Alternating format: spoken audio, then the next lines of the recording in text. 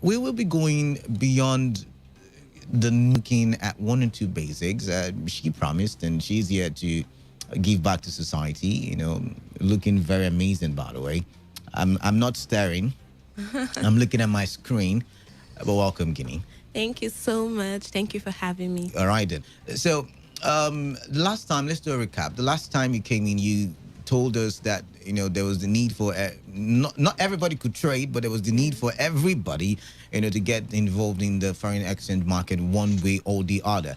And you talked about the fact that it was more profitable for one to trade than for one person to trade on behalf of the person. Yeah. And you gave us a lot of you told us how much goes on the foreign exchange market. You told us that the foreign exchange market was not Ponzi and cannot crash because even countries were involving themselves in the foreign exchange market. Yes. So I guess a lot of people called you, a lot of people signaled interest. We'll get to the fact where people, what they need to do if they need your services and all that. But for now, let's pick your brain. Can you give us the base? Now you've told us the importance of a foreign exchange market. So Canada wants to be a foreign exchange trader. What should he do? All right. First of all, if you want to be a forex trader, one thing you should be thinking about is, how do I stay profitable? All right. You need to be thinking of a consistent method that would make you money in the market, like consistently. Or you have to be creative, yeah? No, not really. You need to look for a strategy that works for you and you stay consistent at it, okay? Because for you to want to trade means you want to make profits. You want to be profitable. So it's very, very important as an individual that wants to go into the foreign exchange industry to look for a strategy that you can master and be profitable with it. I mean, you can have one or two, but then you should not just be, because there are a lot of strategies, okay? And learning never ends. There will be a lot more new strategies that will come on board, but you need to know that, okay, this is what I'm going into, this is what I'm going to be using as a strategy in the market to make money. All right. So that's the first step, right? For Canada. So can you, not your strategy, I don't want you to learn your strategy, but you probably must have tried different strategies when you started the foreign exchange market, when you started in the forex market. So what were some of those strategies, and so that someone out there who's trading can learn one or two from you? All right. So I like simplicity. Okay, there are a lot of them, but if you know forex, you would know that, okay, there are some simple steps you just need to take in the market to know that, okay, I want to buy or I want to sell. First of all, you can use the resistance and support. Like, it can help you well. What's that? Resistance in forex, we call it the ceiling, and the support, you can also call it the floor. All right. So when there's a support, you know that the market is about to buy. All right. So resistance and support helps you determine the trend lines. All right. So you can use resistance and support trend lines, and also price actions. Like, these are simple strategies that anybody can be able to use. I mean, there are a whole lot of them. We have the alligator strategy. We have the parabolic SAR. We have a lot of indicators that help you, like, make your strategy to use in the market. But like I said, I like to use the resistance and support, trend lines, and price action. All right. Before we go into details, because now I'm beginning to I'm lost already. But before we go into details, what's the foreign exchange market like? Is this a good time for someone to buy? Is this a good time for someone to sell? Okay, Really? these things they change daily. All right. These are we have three types of analysis. Okay. Fundamental analysis is the news. All right. So the news, like the day-to-day happening, the events that happen in the world, can affect the market. So it can decide, it can make you have, like, take a decision on what you want to do in the market. So I can't say, like, oh, this is fixed, so I'm definitely just going to be buying this pair. No, we could have a ton of events that will lead to something happening, and maybe a president or maybe somebody making an announcement that will affect the market. So fundamental analysis is also very, very good. And it means you need to be up to date. Like you need to check up with your news and all of that. They usually have this CNN section for stock analysis. All right. So you need to be up to date and all of that to help with your fundamental analysis. How did the Lekki toll gate shooting affect the forex market here in Nigeria? Okay. Basically, right. Naira is not a very strong pair in the market. All right. So strong currency rather. So most people don't usually trade. Most people trade Naira. Most people usually like to trade exotic currencies. Do you get? So as a Nigerian, I believe as a patriotic citizen, whatever happened will literally have an effect on you, on your personal self. Or as for the forex market, there was not much damage done. All right. So yeah. Okay, so for the people who asked you to come back after the first session, yes, you're laughing. What lesson do you have for them today? Because of people will want to know about the financial market. Okay, so I wouldn't want to scare someone that wants to start up this type of business opportunity. So I would just go every movement the market makes is right. If let's say that is what we call a pip in the market. So it helps you calculate the movement, upward movement and downward movement. All right. Yes. All right. So can you explain, because I'm a layman in the foreign, I'm not even in the foreign exchange market yet, and it's really confusing for me. So can you explain, how does this PEEP calculation work? Okay. So if you want to, if you have let me use this same pair, or let me use NZD. USD. All right. Okay, this is a currency pair, New Zealand dollar and US dollar. You want to buy. So now you, like I already said, you want to buy both the. Yeah, you want to pair both of them and buy. Okay. All right. So now, like I said previously, when you're buying, like I said, you buy when it's low. Like you also explained, when something is cheap, you want to buy it. You buy when it's low. So now to calculate your PEEP. Your take profit is how much you get from that transaction in the market. So now to calculate your take profits, you add now as a trade amount of money you get to make. So now if you want to make, let's say $10, you now calculate the amount of pips you need and add to the original value, like the entry value as you're seeing the market now, the face value before you enter the trade. You add that figure to it to get your take profit. All right, now to calculate your stop loss. Remember, stop loss is what takes you out of the market with minimal loss. Like you've already calculated that, okay, if this trade doesn't go in my direction, if I'm losing this trade, this is how much I want to lose. All right. So now the stop loss, you calculate your stop loss, you subtract it from the entry point. Why are you subtracting? Remember, the main thing you want is for the market to add value. Right. That's buying. When you're buying, you're adding. When you're selling, you're subtracting. So now you add this total number of pips you need to your entry point. All right. So now to get your stop loss, you subtract because it's not going your way. Like if the market is not moving up, definitely is moving down. And when it's moving down, you'll be in a loss. So you risk. It also helps you calculate what to buy and when to buy and how to buy. All right then. All right. Okay, so PEEP calculation. I should learn that one already. Yes, and there's something we call lot size. Okay, what people don't understand is that your account determines the type of lot size you use. All right, we have micro lot size, we have mini lot size, and we have standard lot size. All right, so micro lot size is 0.01. 0.01. Each move with a micro lot size gives 10 cents in the market. Okay. Then each move with your mini lot size, which is 0.10, gives you $1 in the market. Now the standard lot size, which is 1.0, gives you $10. So have you seen that now? 3 people can be trading, but the difference between my money and your money there is the kind of lot size I use in the market. Right. If I use the micro lot size, I get 10 cents from 1 pip move. So you get minimum. Yes, 10 profit, cents. Yeah? So now you calculate with your lot size you're using. Okay, I want to make $1. And you know that 0.01 is going to give you, as a micro loss, it's going to give you 10 cents. So you need to know that, okay, you're going to calculate 10 pips. I don't know if I'm making sense.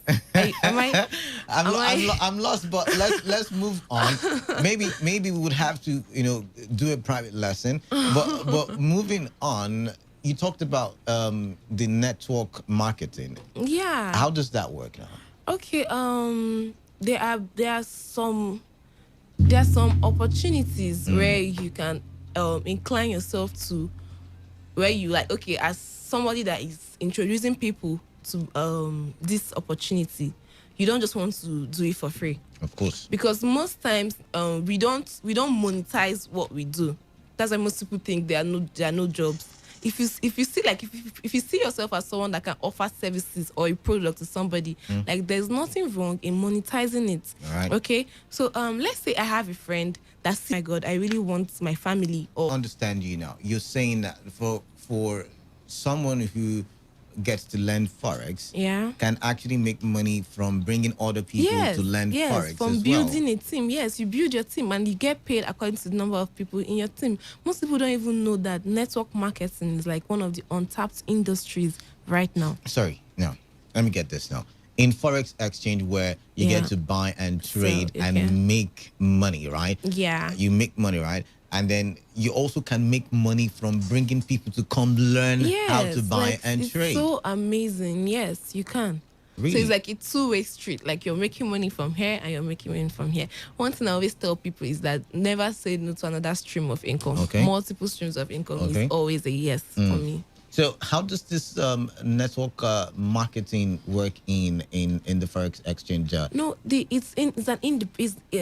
forex market does not have any combination. But you said a team, building a team. That's why. Yeah, building a team to come on board and like, okay, this is my team. I look out for my team. Like, every day you have a routine for your team to follow. Like, do you get it? Is the forex market has no business with what you're doing. It's your personal way of making another stream of income for yourself. All right. So now, what you're doing with those people that you have in your team, maybe probably you have a group chat where you reach out to them and let them know that, okay, this is what is going on today. This is the pairs we're looking at today. You just kind of give them a briefing, do something for them, like, as part your team. Do you understand? And then you get to receive money for the job done. Oh, I see. So if you just strictly want to learn forex, you don't have the the energy, the capacity to, because not everybody is capable of building a team. Not everybody has good people management or good people relationship. Okay, because imagine having a team and then by 12 a.m. in the morning someone calls you, oh, I'm on a trade right now, and like, normally some people will get pissed. Yeah, but if you're not a people's person, you don't really need to go into that. But if you feel like, okay, you can be able to manage or handle people, there is a whole lot of money to gain from that industry in dollars. Like, you get paid in dollars every Friday. All right. Every Friday, yes. For what am I getting paid in dollars for again? Your commissions. Your commission is a one-time payment. Then your residual income. Residual income is something you do once and you keep getting paid for it continuously. Oh, now I get where you're coming from. Yeah. So now, when you set up your theme or your team, you are probably registered to some. Yes. Oh, I get it now. I get it now. So now you get to earn money, like, repeatedly for doing the job once, like getting people to just come on board and do something that will change their financial life. You get to make money every single week. So while you're learning how to trade, you're making money from the forex market, you're also making money from network marketing. All right, but this part of this business is just like, train it in there. It's not compulsory. All right, like I said, people do just want to come. No. I like this part, and that's why you see me so interested. Yeah. Okay. Now, this is it. Now, when you do foreign exchange, we talked about it the last time. Yeah. There is little or nothing to fear, because you said all the countries in the world are involved in the foreign exchange market. Yeah. So if someone is in that market, the person just needs to be very, what's the word now? Observant, very careful as to how the person is trading to make profit. Yes. You said so. So that means it is very profitable to be in the foreign exchange market. But now you're also saying that for those who are willing and want to learn, they can also be making money on the side, because there is a way to it. There's a commission for them if they can let other people know that about forex market. But then again, I asked the question last time, and I'm going to ask you again. If everybody joins the forex market, does it have the capacity? Does it have the capabilities of holding? I mean, we are over how many 7 billion people. And you think? Yeah, I know so. The foreign exchange market can carry everybody. Everybody. If everybody wants to come on board. So why do you think governments all over the world do not encourage people to go into like? Yeah, because most people don't know how to control greed. All right. That's why before, I don't know, people that work in a bank, I believe they go through a series of training. Yeah, of course. Because most people, once they see money, they don't know how to behave when they see money. Okay. You don't just see anybody on the road walk into the bank and start working in the bank. I believe there's a set of procedures you go through. Yeah. All right. Like there's a regulatory body, there are rules to follow that if you break these rules, you'll be punished. All right. But now imagine this is a market where this is an independent market where you know that this money is in circulation. Mm-hmm. If you don't know how to control greed, at that point, nobody's going to you're not working for anybody. Like I said, if in a forex market, you're working for yourself. Yes, yeah. Nobody's there to flog you. Nobody's there to punish you if you steal or if you try to be greedy or try to maneuver or manipulate the market. Nobody's going to do that. People try to steal from the market, like I can say that. People try to maneuver the market, and then at the end of the day, they end up losing their whole money because they did not trade with the skill set. They did not trade with the right mindset. They traded with greed, and trust me, they did not follow the right procedures. Yes, and trust me, greed makes you have emotion in the market. And one thing a forex trader needs to know is that it is very, very, very important that you do not trade with emotions. So that's why you need someone. Don't trade with emotions. That's why the government always, even some banks, don't even want individuals to trade because most people don't know how to be logical about things like this. So that's just. So how then did you guys, discover the emotional skill set to? One thing I say is forex comes hand in hand with mindset training. You build yourself as a person. All right, let's say you want to make $1 million. You know this thing we always tell ourselves that, oh, I want to make $1 million. I want to make $1 million. I want to be this. I want to be that.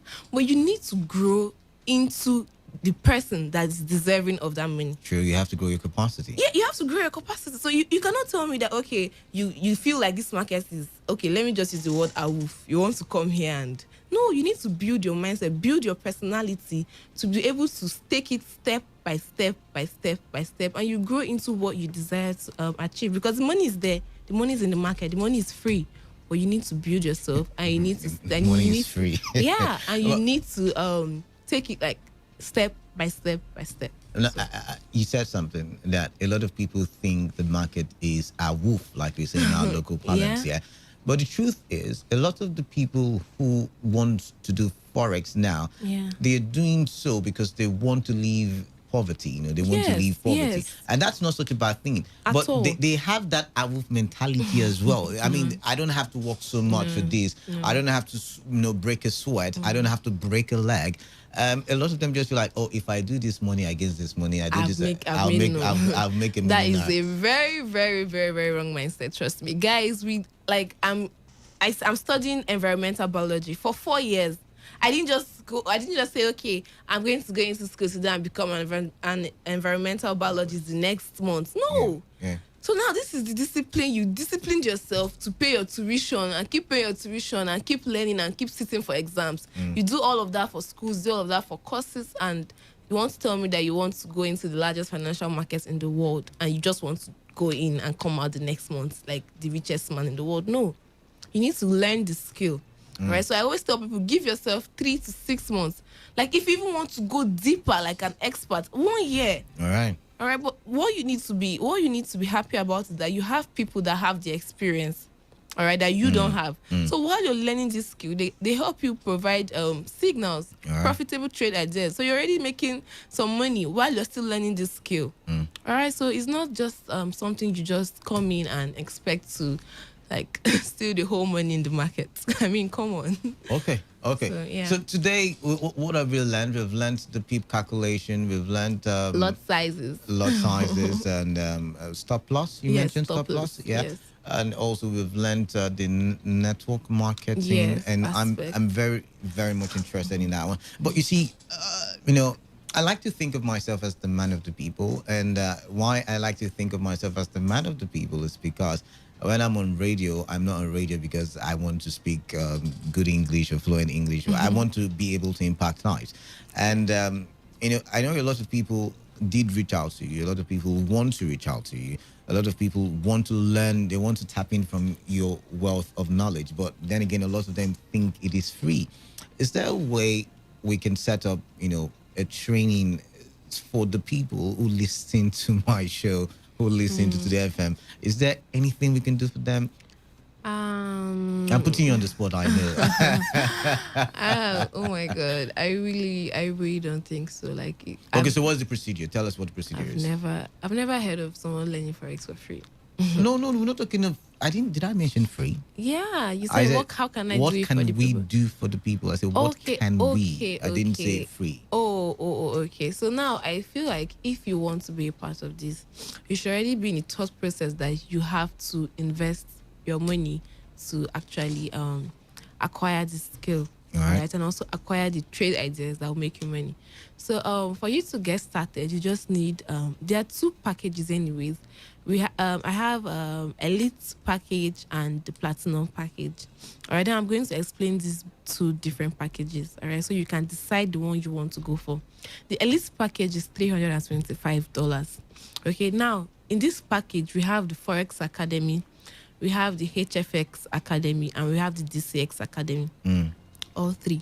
Now the HFX, like I explained before, is high frequency. It's binary. This is how the banks trade. You make money faster. Unlike forex, that sometimes you have to leave your money to the next day before you know if you're hitting take profit or not. Explain. What do you mean? Binary is faster than forex. Like, is it not still forex? It's forex, but it's higher frequency. Okay. All right. So now you can make that money you are going to make in forex for, like, let's say 4 hours, 5 hours. You can make it in 3 to 5 minutes. How does it work? You want to know about it, trust me. So that is like the words, the vocabulary is a bit different from forex. Okay. Ask and put instead of sell and buy. Okay. So now you just ask or put, or that's bid the prices, and then you see your money in front of you in minutes. If you're losing your money, it just happen to you in 3 minutes and you go. If you're making money and you make a lot of money, if you're making money, is that not gamble?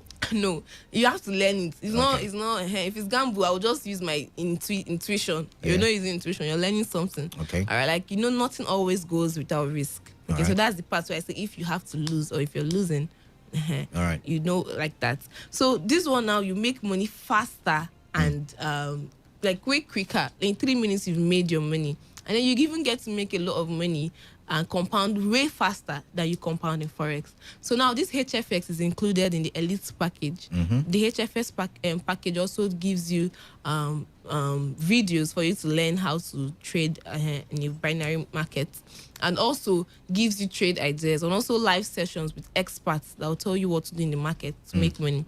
So we have that for HFX, we have that for forex, we have that for DCX. DCX is for cryptocurrencies like Bitcoin.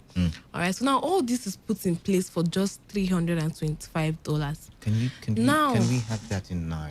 In naira, I think $460 per dollar. So that should be about 149,000. Okay. All right. So now, if you want to say, okay, I think I prefer only HFX, or I think I prefer only DCX, or I think I prefer only forex. Now, if you want to just pick out from these 3, maybe take one of them, you get to register with $235. That's cheaper. But to me, 70. Yeah, $235 should be about.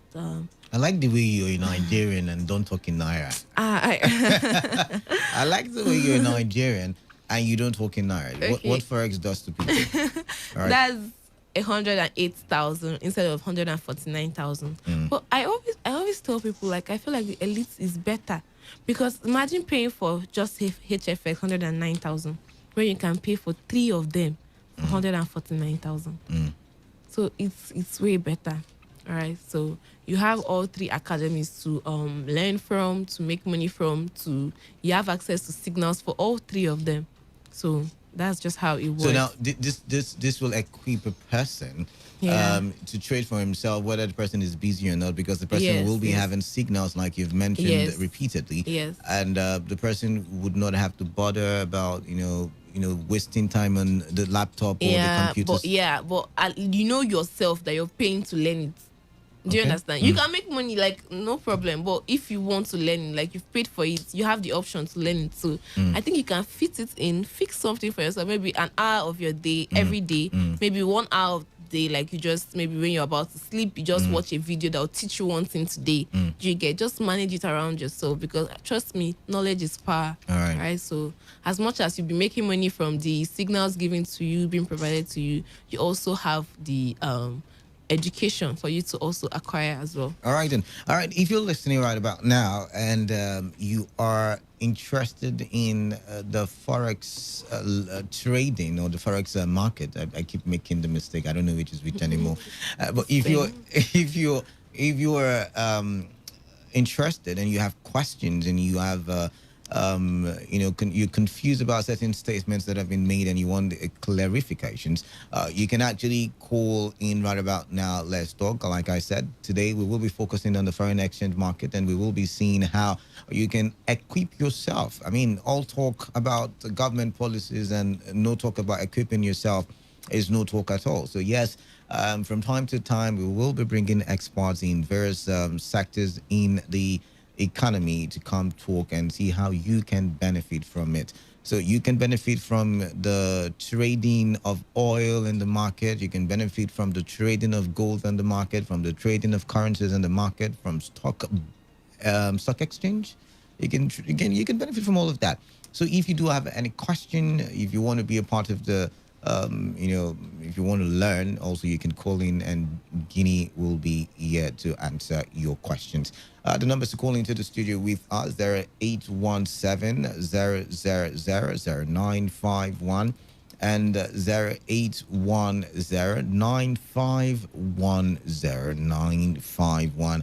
Your text messages, of course, to the number 0701-933-9962. All right, so while we're waiting for the call, and the calls just started pouring in. All right, let's take this one now. 95.1 FM, what's your name? Hey, my name is Nero. Good morning. Good afternoon. Nero, good afternoon. Wake up, it's not morning. Wake up, wake up, wake up. Nero, welcome. So what is making you call into our studios today? Oh, I want to thank that girl. I don't know her name. I want to thank her so much. She's been very explicit. It's very nice to hear ladies go into this kind of market. Yes, and she's been confusing me here in the studio as well. She's been trying so well. Yeah. But I want to ask something. These are indices. I didn't hear anything about that. Yeah, you can also trade indices as well. So on what package does that one fall under? It's still in Forex. Indices can still be in Forex. Okay, you're talking about the 3 packages. Yes, yes, it's in Forex. Okay. Yeah. So if I wanted to trade on just indices, you can just in Forex you can choose to stick to currency pairs or metals or indices or exotics. All right, indices is one of the ways to make faster money in Forex. Indices move faster than currency pairs. All right, like US 30. US Wall Street, like what they literally do there is just trade. So US 30, the stock is put out there for you as USA 30 in Hot Forex or in Hugo's Way US 30. So all of that falls under Forex. These indices moves really fast, gives you more money. But then if you don't know what you're doing, you can also lose a lot more money. So, yeah. Okay. You said something about not being able to learn Forex for free. Yeah, true, it's true. But for people like us that want to get some things for free somehow, we are not probably this is Port Harcourt, I'm not in Port Harcourt, and I want to be able to gain a little advantage from this program. How can I tap in? Okay, first of all, this is everybody has a mobile phone. Mm-hmm. The world has gone digital. So you can learn anything you want to learn from anywhere you are in the world, right? So you have access to all the information from any part of the world. And then you probably have access to you as well? Yeah. What I mean, access to you, I mean, like, call you. Yes, for. Yes.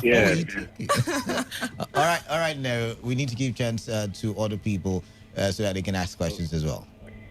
Okay, cheers. Thank you very much. All right then. What were you thinking? Look at you. 95.1 FM. Hello, Kalada. Chima, I want to Chima. Welcome. I want to Chima. I greet you to the resource person in studio. All right, well, thank you. I tried to chat out the other day, but she was asking me some kind of question on the Instagram. I think I tried to tell her Can you imagine? And she's a business person, Chima, and she's a business. Can you imagine? No. She was. I don't know. She didn't. I don't know. Maybe she didn't understand. Later, I explained to her. Okay. But I didn't get reply. Okay, so ask the question now. So in that binary, I'm very interested in binary. That's HFX. Form. Yeah. Okay. Yes. Then secondly, on the issue, this peak calculation, like sometimes I believe that the peak calculation in terms of stop loss and take profit, is this advisable in terms of when you want to modify? Because in our small form, we modify it when we are using. You can modify your entry. Yeah. Yes. Now, so can you modify amount beyond your when you want to modify to stop loss beyond the take profit? Is it necessary like that? Because sometimes the market may want to fall. You understand? Want to an extent. You understand? A lot. It might want to rise again or something like that. Yes. So okay. I understand what you're trying to say. But you know you're about taking this information for free. Yeah. Amiel and Chima. You know you're about taking this information for free. Well, won't you bribe me? All right, so go ahead. Okay, so like you were trying to say, sometimes the market acts as though it's going to hit your stop loss, and then it just gives you. Go ahead, yeah. And then it just gives you like a false breakout, but then it can also turn again in your favor.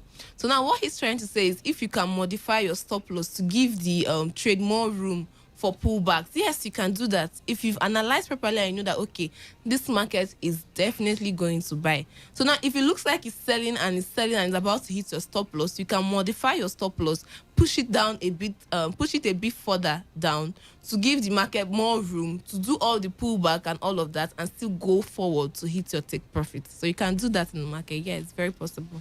All right, then.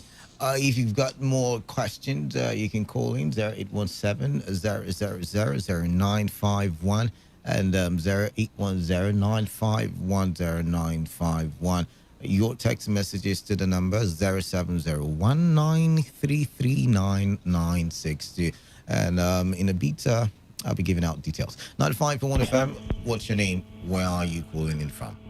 Yes, hello, good afternoon. Yeah, good afternoon to you. I just want to know the difference of Forex and Bitcoin. Can you turn off your radio, please? You've done that? Between Bitcoin and Forex, I will understand more better. Okay. Bitcoin is a currency. It's a digital currency, okay? So what most people do is buy and sell Bitcoin as retailers. You can also do it in the market, all right? But you can also do it as a retailer. What a retailer does is that he buys a amount of Bitcoin. Who knows? But now, if you want to trade it in the market, you can do it and trade it that day instantly and just make, like the way you're trading your currency pairs. Right, that's the difference. Okay, there's a question here. It says, good afternoon. Please, my question is this. Why is it that we are not told during this training that they make money from us, whatever? I don't know. It says, why is it that we are not told during the training that they make money from us? They don't make money from you. Whether we gain or lose. You're trading for yourself in the market. So nobody makes money from your trading. If you're talking about the commission your broker gets, that's the broker. All right. So now if you're trading and you have some money in your trading account and you're trading, like, okay, each trade you make, there's a commission the broker takes. So that's okay. So whether you lose or not, the broker takes. Some brokers are like that. So before you use any broker, you read about their pros and cons. Some brokers don't take commissions from currency pairs, only from indices. Okay. So it's just different. So the broker is supposed to be yet again these forex companies? Yeah, no, the broker is not. There's no. Okay, there are some. Explain Yes, to me, like please, sorry. let's say Hugo's Way. There's a broker called Hugo's Way. There's a broker called Hot Forex. There's a broker called IC Market. Okay. So now, like I said before, what brokers do for you is stand as middleman in the market. Okay, they back you up so you can be able to use something as small as $10 to trade. So in the market, it's not $10 you're actually trading with. They've backed you up. So that's why you choose leverages. Before you open a live account, you're going to choose your leverage. Maybe 1:200 or 1:100, but you need to just choose a very good leverage that kind of relates with the amount you're putting, so that the broker, not each leverage you use depends on the commission you get. So you need to know all of these. There are leverages, and that's between you and your broker. Nobody makes money off your trade, whether you lose or you don't make money. So yeah. Okay. I'm beginning to look at this text message, but I'm just joking. So if you've got, we already know that in this time and era that we found ourselves in, where especially this COVID-19 season, the global economy is facing recession. One would think, how do I survive the times? How do I survive and have multiple streams of income so I can be able to take care of my family? And I, for one, have been able to make you understand that Forex is one way, foreign exchange is one way to actually still make money in trying times like this, because no matter how bad the economy is, no matter how bad the global economy is, there's still going to be a foreign exchange market. Countries will still be trading. And yes, like she has said some 2 weeks ago, you can actually make profits from, just indulging, no matter how minimally, in the foreign exchange market. But let's find out who this person is and what this person has to say. 95.1fm. Yeah, hello, good afternoon. My name is Chris. I'm calling from Port Harcourt. All right, Chris from Port Harcourt, welcome. Okay, thank you very much to the spokesperson in the studio there. I want to ask, the money she mentioned for the learning, does it include what we are going to be funding our accounts with after learning, or just training fee? No, the money you're paying is for your training and the trade ideas, the profitable trade idea I talked about. So you now decide what you want to use to open your live account. Okay, fine. That's beautiful. I think let me just throw more light on what the last person who was trying to find out what most forex traders don't tell us when they are teaching us. There's what they call partners accounts in most of the brokers. That is to say, they charge you. If I register as a broker now, what most forex traders do is they quickly just train people, compel them to fund their account, and when they start trading, they depend on the broker you're dealing with. Most brokers pay you as a partner. They pay you commission, 50%, 40%, 30%, 40%. So what that guy is complaining about is most forex traders, what they just do, they are just interested in luring you into funding your account. Either with a particular broker. Okay, I understand broker. Now. I've heard, yeah. Account, then they start calling out trades for you. These trades they're calling, they don't even mind if you're losing or not, because either which way it goes, they get commission. But I don't think a broker continuously pays somebody from someone's commission. I feel like what these brokers do, I don't know about this. I'm not a member of this or a type of, I don't know how they do it, but I've heard of someone that have affiliation with brokers. What they only do is give the person a one-time commission for making you fund your live account. Because for instance, those brokers are not international brokers, because trust me, how would... Hot Forex is international. Hot Forex doesn't pay you a one-time commission. Oh, they pay you according to what the person is trading? The spread, exactly. Wow. The spread. Yeah, they pay you commission based on the spread. Wow. You understand? Based on the so spread. It's a continuous thing. Whatsoever the person is trading, you keep getting from it. For every trade you make... This is new. I've never heard of this. For every trade you make, either you make a profit or loss, based on the spread that comes out from it, the brokers take 40%, while you, who they register under, takes 60%. That's where majority of these persons who happen to be forex traders or who compel people to fund their life account or call out trade for them make their money. Wow. And I think that's what that guy is actually complaining about. So it's not... Okay. So this is actually my first time really hearing about this. So what broker then? How do you? I don't persuade you to join. I give you a. To you, not to the people who want to learn. Okay. For you, how do you handle your broker? I go straight. Nobody's telling me to fund my account through them or give me a link. So you don't work with a broker? I don't work with broker. I just go straight, sign up, get my live account funded on my own, like straight to the broker. I don't have any independent person telling me, oh, I'm doing this thing with the broker. Okay, sorry. Let me understand. I think these people there's a middleman. This is what I'm beginning to understand. I think these people send their links to people and tell you, okay, fund your account. Okay. That's what this person is saying now. So they lure you to fund your account with this particular broker, so that any money you make goes to them. No. You would rather go straight to the broker. You just go straight to their website. You log in yourself without any middleman, without any link, without any referral link sent to you to fund. So that's a new one for a lot of people. I'm guessing. I'm really amazed. There are a lot of ways to make money. I'm just beginning to find out. But anyways, you get to choose the broker you want. You choose the amount you want to fund your live account with. You go straight to the broker.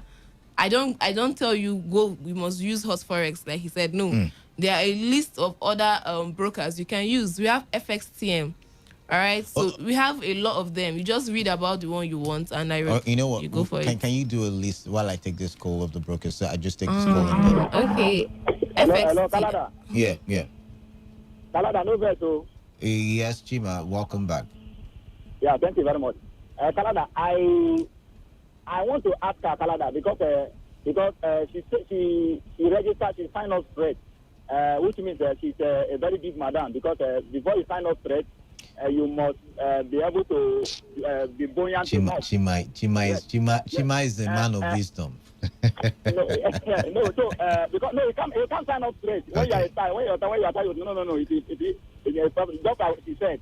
A broker, they demystify the amount. They were able to give you leverage. You understand? For you to be able to have with the little money you have. So she's a big madam. Now, on the issue of what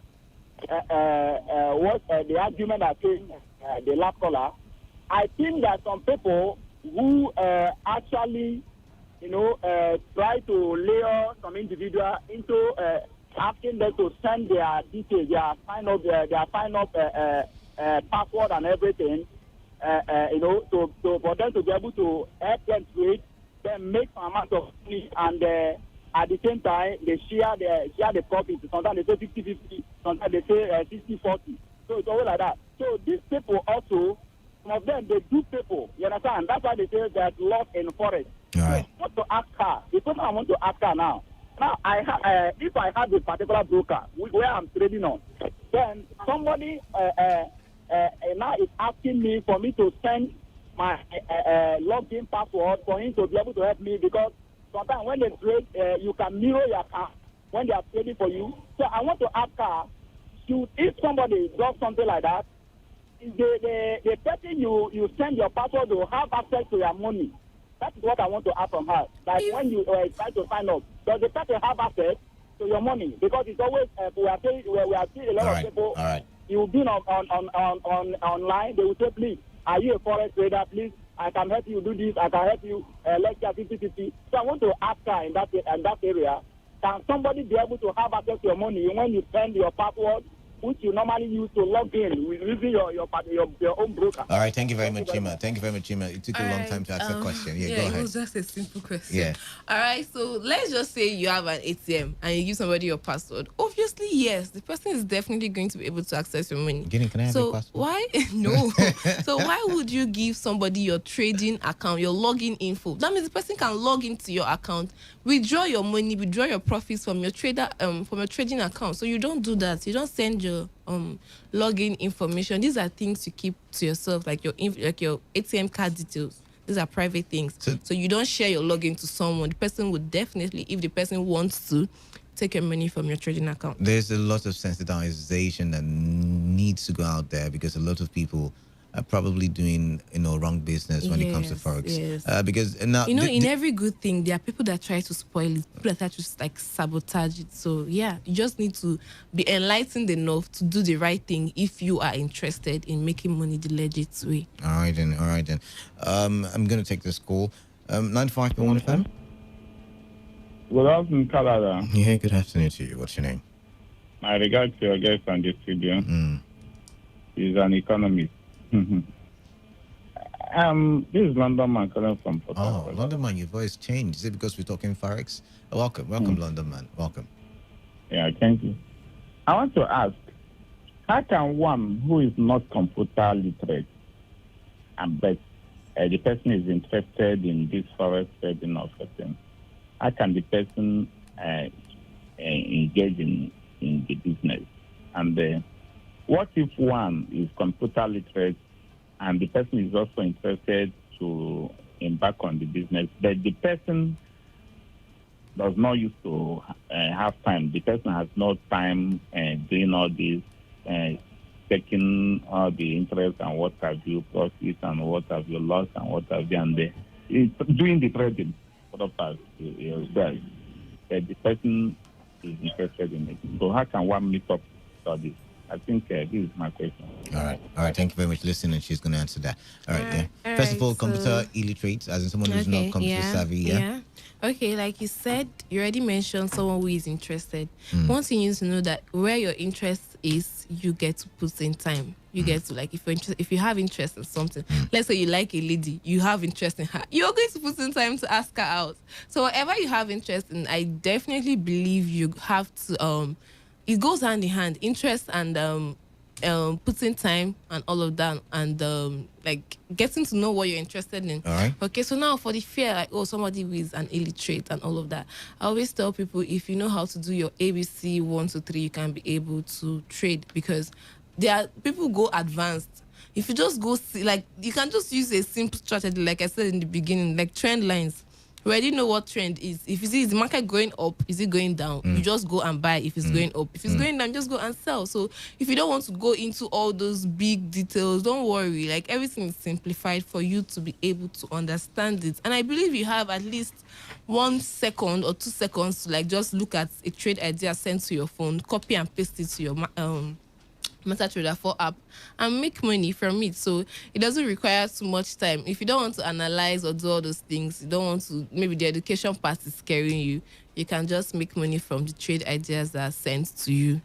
All right, but you have to know that if you show interest in something, you have to show up. Okay, nobody's going to, like, do the work for you if you want to get this done.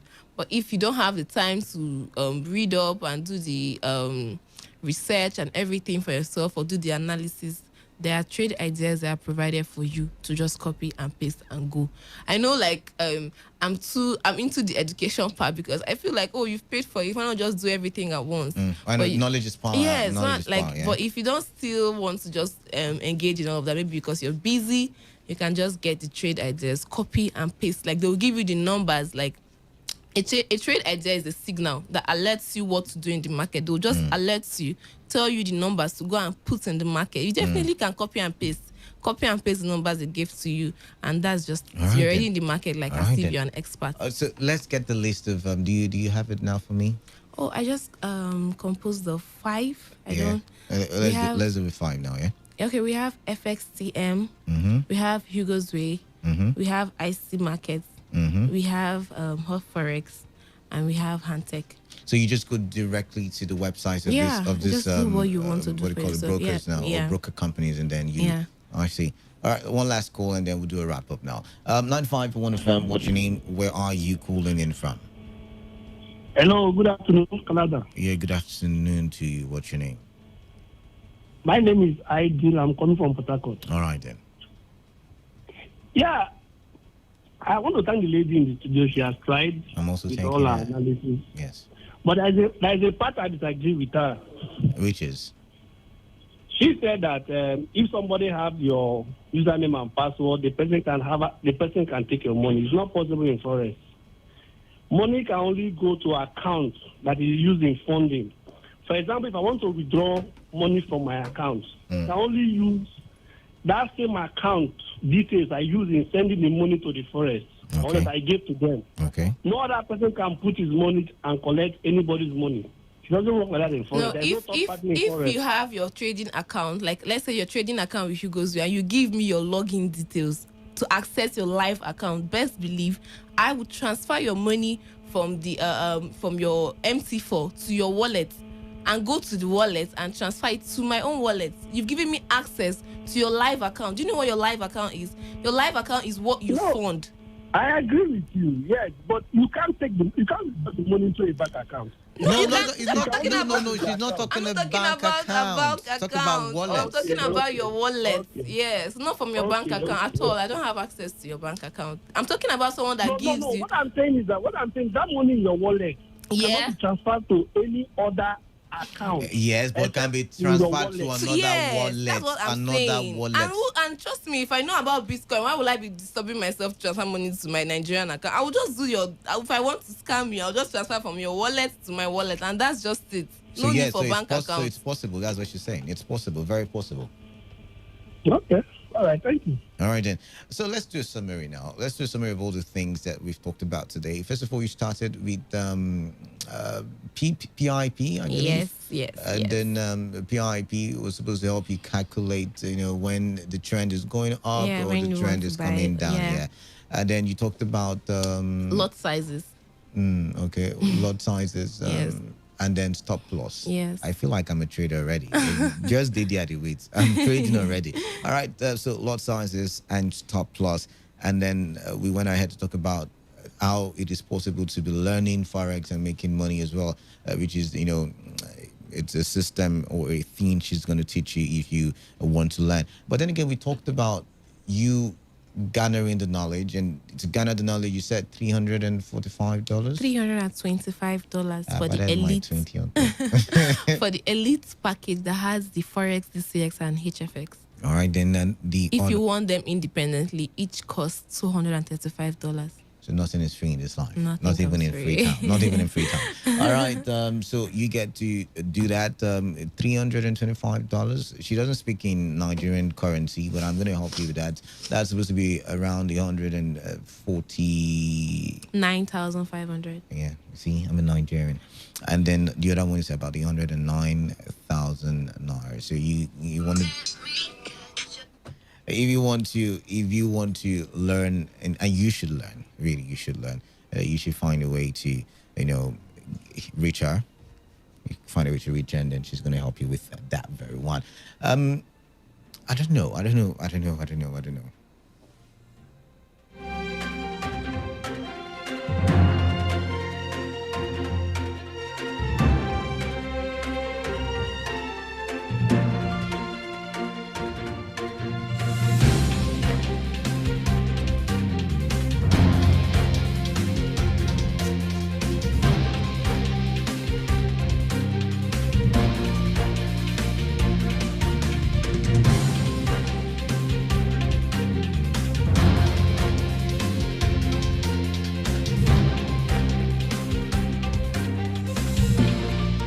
All right, so I'm going to be making it easy for every one of us who wants to learn.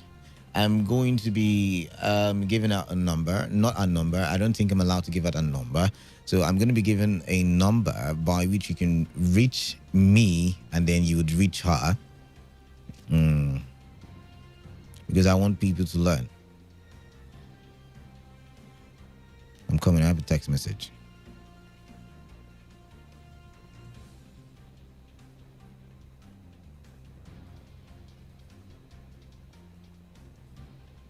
All right, Kelly. All right, I'm going to give out my number, and then you will reach out. It's an official number, so please call with respect. Call with respect. 0802 740 1586. 0802 740 1586. One last time, 0802 740 1586. It's an Airtel number, and you get a call, and I'll find a way. I want everybody to learn. I want everybody to be equipped with knowledge, and I want everybody to be able to. And remember, like I said, and like she has said, do not give anybody your life. What do you call it? Life account login details. Life account login details, yes. And you go straight to the broker, right? Yes, you don't have to use anybody's referral link before you open a live account. Yeah, you just go straight to the broker. And then you don't even have to lose money or pay anybody money. You just go directly. But then again, to learn, you've got to part away with some small money. But we've got to go for the news update at 2. When we return, we will be talking some more, and we will be having another guest in the studio. And this time, we will be looking at flooding in River State. Yet again, the numbers to call 0802 740 1586. Good afternoon to you. Thank you for coming, Guinea. Thank you so much for having me. All right, then.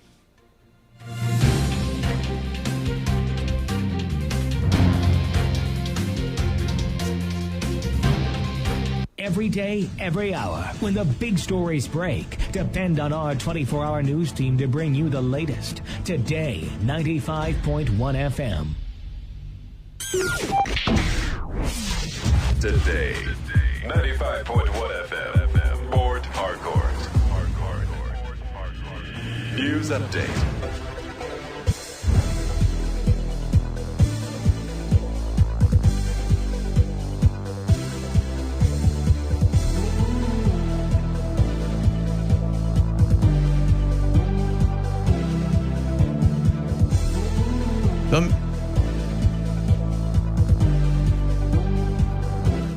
All right, good afternoon. Here is the news update at 2 on Today 95.1 FM. I am Kala Dakaru Batabo.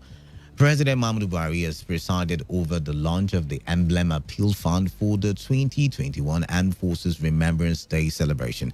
The event took place at the Council Chamber of the Presidential Villa, Abuja. President Buhari announced the donation of 10 million naira for the launching of the emblem. The event holds annually to raise funds in honor of the nation's fallen heroes. The Nigerian Air Force says it has arrested its officials caught on tape flogging residents who flouted the curfew imposed on Osun State. NAF made the disclosure in a series of tweets. In a viral video, some NAF officials were seen flogging and meting out other corporal punishment on the defaulters of the curfew imposed by the Osun State government. The tweet by NAF said the personnel have been identified, placed on close arrest, while investigation to determine their level of culpability has commenced, after which appropriate disciplinary action will be taken. It noted that the Nigerian Air Force, as a profession and disciplined force, does not condone such acts and has zero tolerance for human rights violations in whatever guise, even against suspected criminals, as all suspects are presumed innocent until proven guilty by court of law. The NAF said the acts depicted in the video are at variance with its core values, as it places high premium on the rights of citizens. A Rivers State High Court sitting in Port Harcourt has granted an ex-parte order to effect his service on the Inspector General of Police, the Police Service Commission, and the Nigerian Police on the matter involving the late Ferry Beregbe, who was allegedly murdered during the last governorship elections in the state. Respondents in the first suit include the Inspector General of Police, Mahmoud Adamu, Rivers State Commissioner of Police Joseph Mukan, former Rivers State Federal Anti-Robbery Squad Commander Akin Fakoride, the Police Service Commission, and the Nigeria Police. Our correspondent reports that the wife of late Beregbe, Ronkek Beregbe, approached the court after the same court presided over by Justice Adolphus Enebeli struck out application on the same matter on technical ground. On resumption of the matter, after a fresh application was filed before Justice Monima Danagogo, counsel to Ronkek Beregbe, Lezina Megwa, applied for motion ex parte to serve 3 out of 5 respondents outside the jurisdiction of the court, which was granted before the matter was adjourned to the 14th of December for hearing. Counsel to the claimants, Lezina Megwa, in an interview with correspondent Uchenjo Jawo, explained why his client returned to court over the murder of her late husband. On the foreign scene, the European Union has said that although voting in Guinea was calm, questions remain as to the credibility of the result. It said it had taken note of the provisional results that announced President Alpha Conde's win. The EU also said it supported the diplomacy efforts by West Africa's regional bloc, ECOWAS, the African Union, and the United Nations to restore confidence. A delegation of mediators is in the country and has met various political actors, including opposition leader Selao Dalien Diallo, who has been prevented from leaving his house. There have been clashes between opposition supporters and security forces across the nation since the opposition leader declared himself winner. And that was the news updated too on Today 95.1 FM. Do not forget, please take responsibility. Wash your hands on a regular with soap on the running water. Always have with you at all times alcohol-based and sanitizers. Avoid touching your face and eye contact surfaces to prevent the spread of coronavirus if you can. Work from home. Otherwise, observe social distancing and always have your official mask on when in a gathering of two or more people. COVID-19 is real. However, it's not a death sentence. Good afternoon and stay tuned. Second half of today's also returns after the break. I am Kala Da Korubatsubo. Today's news, today's entertainment, today's sports, today's issues. Today on Today 95.1 FM, Port Harcourt.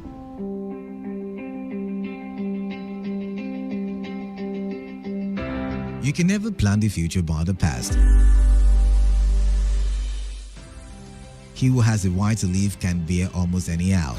Lost time is never found again. It is the province of knowledge to speak, and it is the privilege of wisdom to listen. I don't take life too seriously. You'll never get out of it alive. Educating the mind without educating the heart is no education at all. In the end. It is not the years in your life that counts. It is the life in your years. Make it count with us. Make it count with us at Today 95.1 FM. 95.1 FM. Hold on, Kata. No, don't say else. Just bring 5,000 now. Only. Make the Kata day. Make the code remain. Yeah, they worry. You were not aware you're a thief. Now that you know that your money is coming from a thief, do you not see why you're a thief? All right, still talking about affairs of the federal government. We understand also that the federal government... Welcome to today's edition of Beats and Pieces in the Premium Talk and Newsway. And it's going to be 1-1 Morata. 1-0 is never good enough. That's why we're called the voice of the people. Today, 95.1 FM, Port Act. Here we go.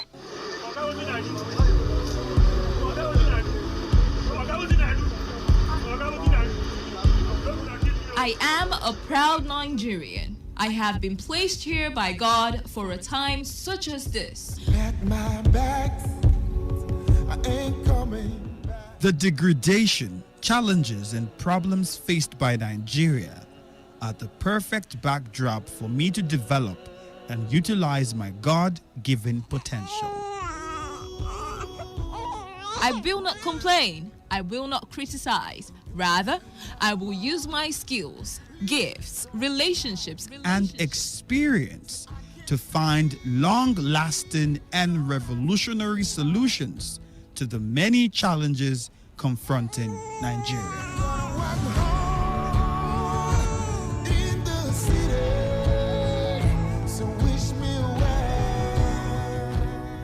Nigeria will rise again. Because I am here, I will leave this nation a better place than I met it. I will work to make Nigeria a praise on the earth.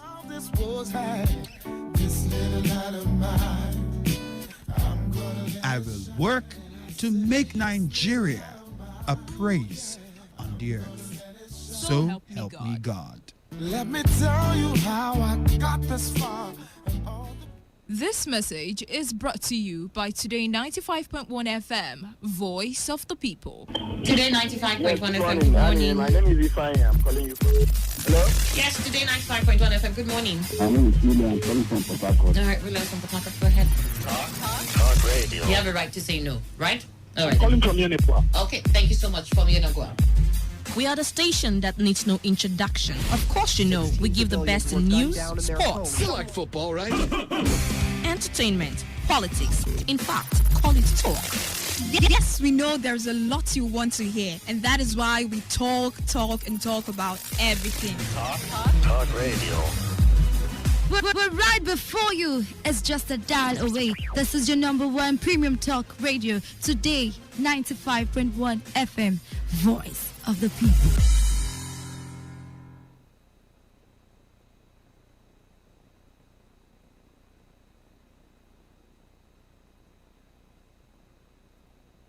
This is today's hustle.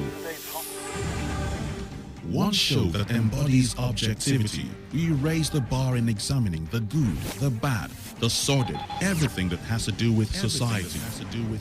In America, you buy a big house and you pay gradually for 30 years of your life. That is politics. In Nigeria, you carry all your salary and go and rent one room. Bad politics. Everything that has to do with you society. must negotiate. If we don't negotiate, when a man is pushed to the wall, he bounces back with double levels. We have been pushed to the wall.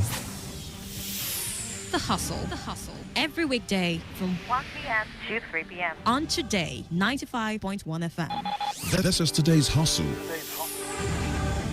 One show that embodies objectivity. We raise the bar in examining the good, the bad, the sordid, everything that has to do with society.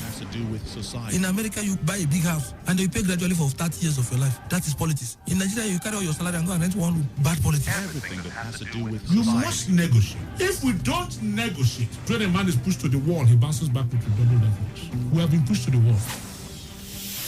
The Hustle. Every weekday from 1 p.m. to 3 p.m. on Today 95.1 FM.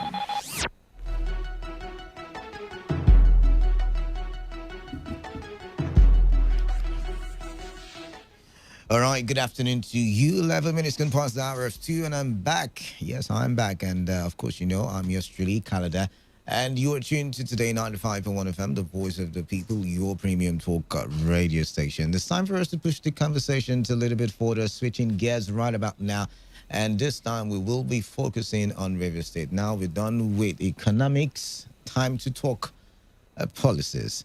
A couple of months ago, to be precise, I think at the beginning of the year, sometime around February, March, April, May, thereabout, the government came out and one of the agencies, or two of the agencies of the federal government came out with predictions that certain states will suffer from flooding. And we talked about it. And at one time, we even had the River State coordinator of NEMAR in the studio to talk about the challenges that, you know, they get to face when it comes to flooding, because we were singing the song then, the rains are coming. The rains will soon come. How are we prepared for, what do you call it now, the flooding season? Some of you said it's as a result of the blockage of drainages. And then I said that time that some floodings are natural, and we see the bank of the river overflowing. You know, we've seen it on several occasions. And we asked the question, what can the government do? Now, this is a major concern for me because it happened last year. It happened the year before. And in each of the times it happened, we saw situations where people had to sleep on the median of the road. We saw situations where, you know, people at the riverine axis of these communities struggling, getting to the what do you call it now? What they call that place now? Trying to get to the high grounds so that they could survive. You know, schools were overwhelmed by the flood, crops, houses, you know, a lot of things destroyed. And a lot of these people managed to build their life, and then the flood comes to take it all away. Now, inside that report, River State was amongst the people, or amongst the states rather, that would suffer from flooding. A few local governments were, you know, mentioned, and still yet, we did not see any response from the government. A couple of days ago, if you look at the Punch newspaper, you would see that River State government and NEMA were even, you know, apportioning blames as to who is responsible for, you know, for palliatives, so to say. Permit me to use that word, palliatives. But I have people guests in the studio. They will be introducing themselves shortly, because I couldn't catch their name because of how we're trying to hurriedly start the show. We will be looking at the flooding situation in Ngeni Kingdom, because if you're listening to the 12 o'clock news, I'll play the soundbite again. They seem to be suffering from flooding. It seems to have taken over their area. But then again, I have Okay, do the introductions. I'm not going to bite my tongue this afternoon. Do the introductions. Yeah. Ruben is a junior. All right. From Ngene Kingdom. All right. And a chairman, Niger Delta Non-Violent Agitators. Okay. And with me here on the studio is Jikume Bethlehem. Jikume Bethlehem. Very that's strong. not hard. Jikume Bethlehem. Jikume, please. Yeah, Jikume. All right. It sounds like Ijo. So, when it comes to my head, I want to pronounce the Ijo, but then again, it might not be the same pronunciation, so it's confusing for me. All right. So, Ngeni Kingdom comprises different communities, right? Yes. Can you give us a list of the communities? We have about 20 communities that comprise of Ngene Kingdom. All right. Coming from Ogbogolo, you have Pobogolo, you have Kala Ogbogolo, you have Igbama Ogbogolo, you have Idoda, you have Ikunusha, you have Igovia, you have Ikodi, you have Okparake, you have Okake, you have Akibulugbo, you have Agbo, you have Imbiama, you have Ishai community, you have Akioniso, you have the JK1 Academa, you have JK1, JK2, JK3, JK4, and as well as the Oshi community that makes up the Ngene Kingdom. Okay. This name I was hoping to. Sorry, correct me. Orashi is also. Orashi is a region that comprises of 4 local governments. Talking about Onelga. Okay. Abua Udwa. So it comprises. It's still. Okay. Yes. Okay. So the report that we got here in the studio. I'm looking for the report. As at some days ago, it said that one person had died, and the schools, almost everywhere, had been overtaken by flood. Totally. What is the situation? Can you give us an on-the-ground assessment of what is going on, especially in the Ngene Kingdom, which is where I'm going to be using as a case study to other Russia regions. The whole of Ngene is totally submerged. In fact, the only dry land you could see if you go around Ngene Kingdom is just the east-west road along Imbiama community. Now, if you stand at the east-west road going towards Akinima Joinkarama, there and then on the east-west road, you see the heap of water flowing down. And that water goes straight to Joinkarama, which is where you have Isua, Ususu, Oda, Eda, Burizi, JK 1, 2, 3, and 4, as he counted. Yes. Now, from this other side, which is the left, if you're coming in from Port Harcourt, from this other side, the left, this is where it leads to this other communities he mentioned also. You can see the water level, and it's like that down to the end of Ogbogolo.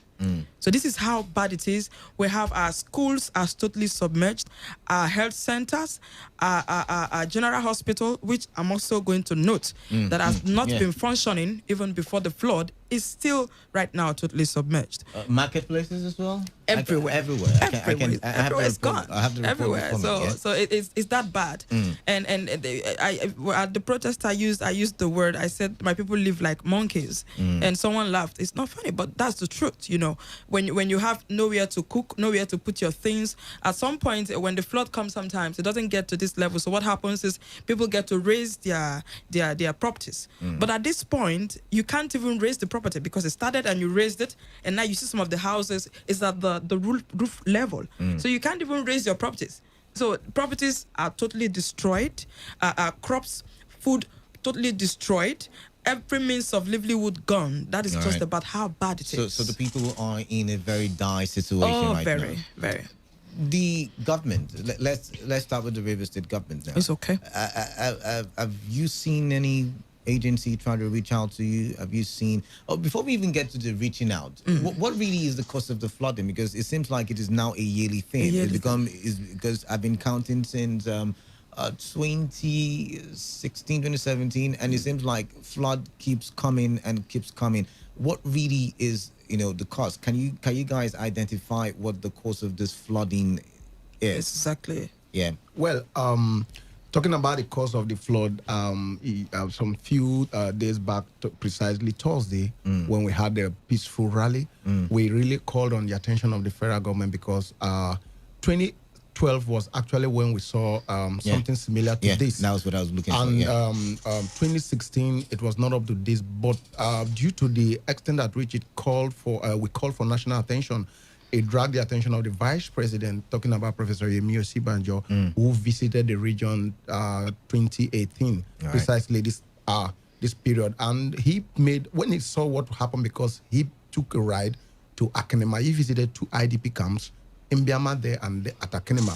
He drove along the major road to the LGA headquarters situated there at Akenema, and he saw what the people are going through. And he issued out some strong words in promise to us, talking about that the issue concerning the flood has to be a solution that will be long-lasting. And he knew that the Orashi region, actually the Orashi River connects from, is to an extent connected to the River Niger. And when there is an overflow from the River Niger, then all communities or LGAs along the Orashi will definitely be submerged. Because I remember 2012 very well.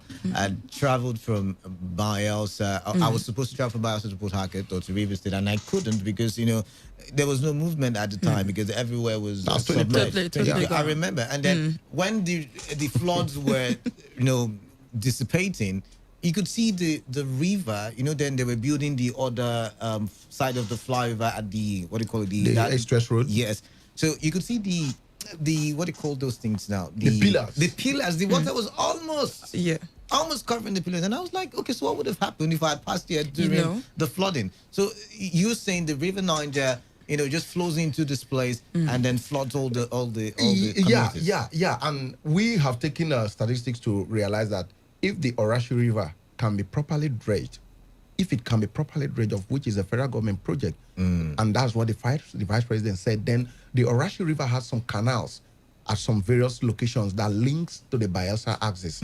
Like specifically between, before the bridge, if you're coming from the Onelga axis, you will see a canal that passes through the Akenema Imbiama road, goes to Igbogene, down to the major river in Yenagoa. You know the funny thing, that flooding also affected Igbogene because a lot of people were flooded during that period. So I remember that very well. The volume of water that comes into Orashi, if the Orashi River is properly dredged and the canals are also cleaned up and probably building new ones, I guess they can contain the level of water that comes into the river. And to that extent, it might not overflow to the point where living houses, like I'm talking to you now, Okake community is the, if you talk about topography, Okake is the highest. And it's submerged. It's submerged as I'm talking to you. That's my community.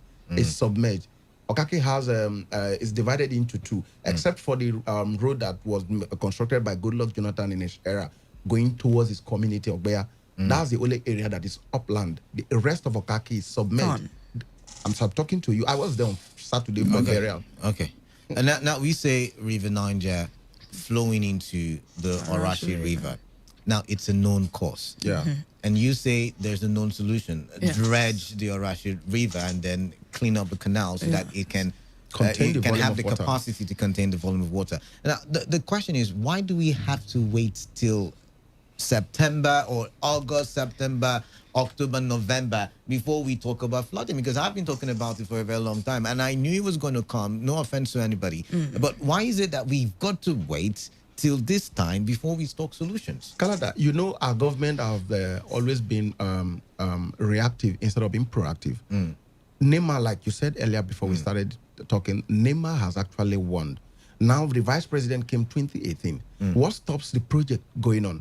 There is no, if I'm talking to you now, let's leave, that is even something a little difficult, talking about the dredging. We are talking about preparing IDP camps and talking about relief materials. Even those ones are yet to be done. But then again, the people, I will get to the IDP camps, I'm coming. The people, see, this is your right. You have a right to an habitable environment. You have a right to, protection of your properties. I mean, the primary function of every government, every tie of government, local government, state government, federal government, is to protect your life and your property. And here's a lot coming to threaten all of those. So what caused the federal government? Because you can't wait to suffer before protesting. Well, the demands, like you've said, the demands have always been there. Okay. Almost every year. It happens again that everywhere just stays that way until the flood comes again, and then everybody start running head to scatter, and it's as if we never knew that what the flood was coming. Was supposed to come or was already coming, knowing that these projects that could work on the long run has not been done. So since the Orashi River has not been dredged, the River Niger, the canals that the Vice President mentioned has not been actually touched. The project not even started, no committee set up, nothing done. So we are actually expecting this. So why are we not doing these things? That is the problem. That was why we went out on that protest that day. Do we always have to wait until it happens? Okay, now, we went for that protest on Thursday, and I can categorically tell you that on Thursday, there was no reach out. NEMA had not even gone. There was no president, nothing like state government, NEMA, anywhere to just go and assess. Thursday last week. That's Thursday. Now, it was on Friday that movement was made. And trust me, on Friday, I can tell you that on Friday morning, the flood has started pulling back bit by bit. Now, the people had been submerged for more than 3 weeks.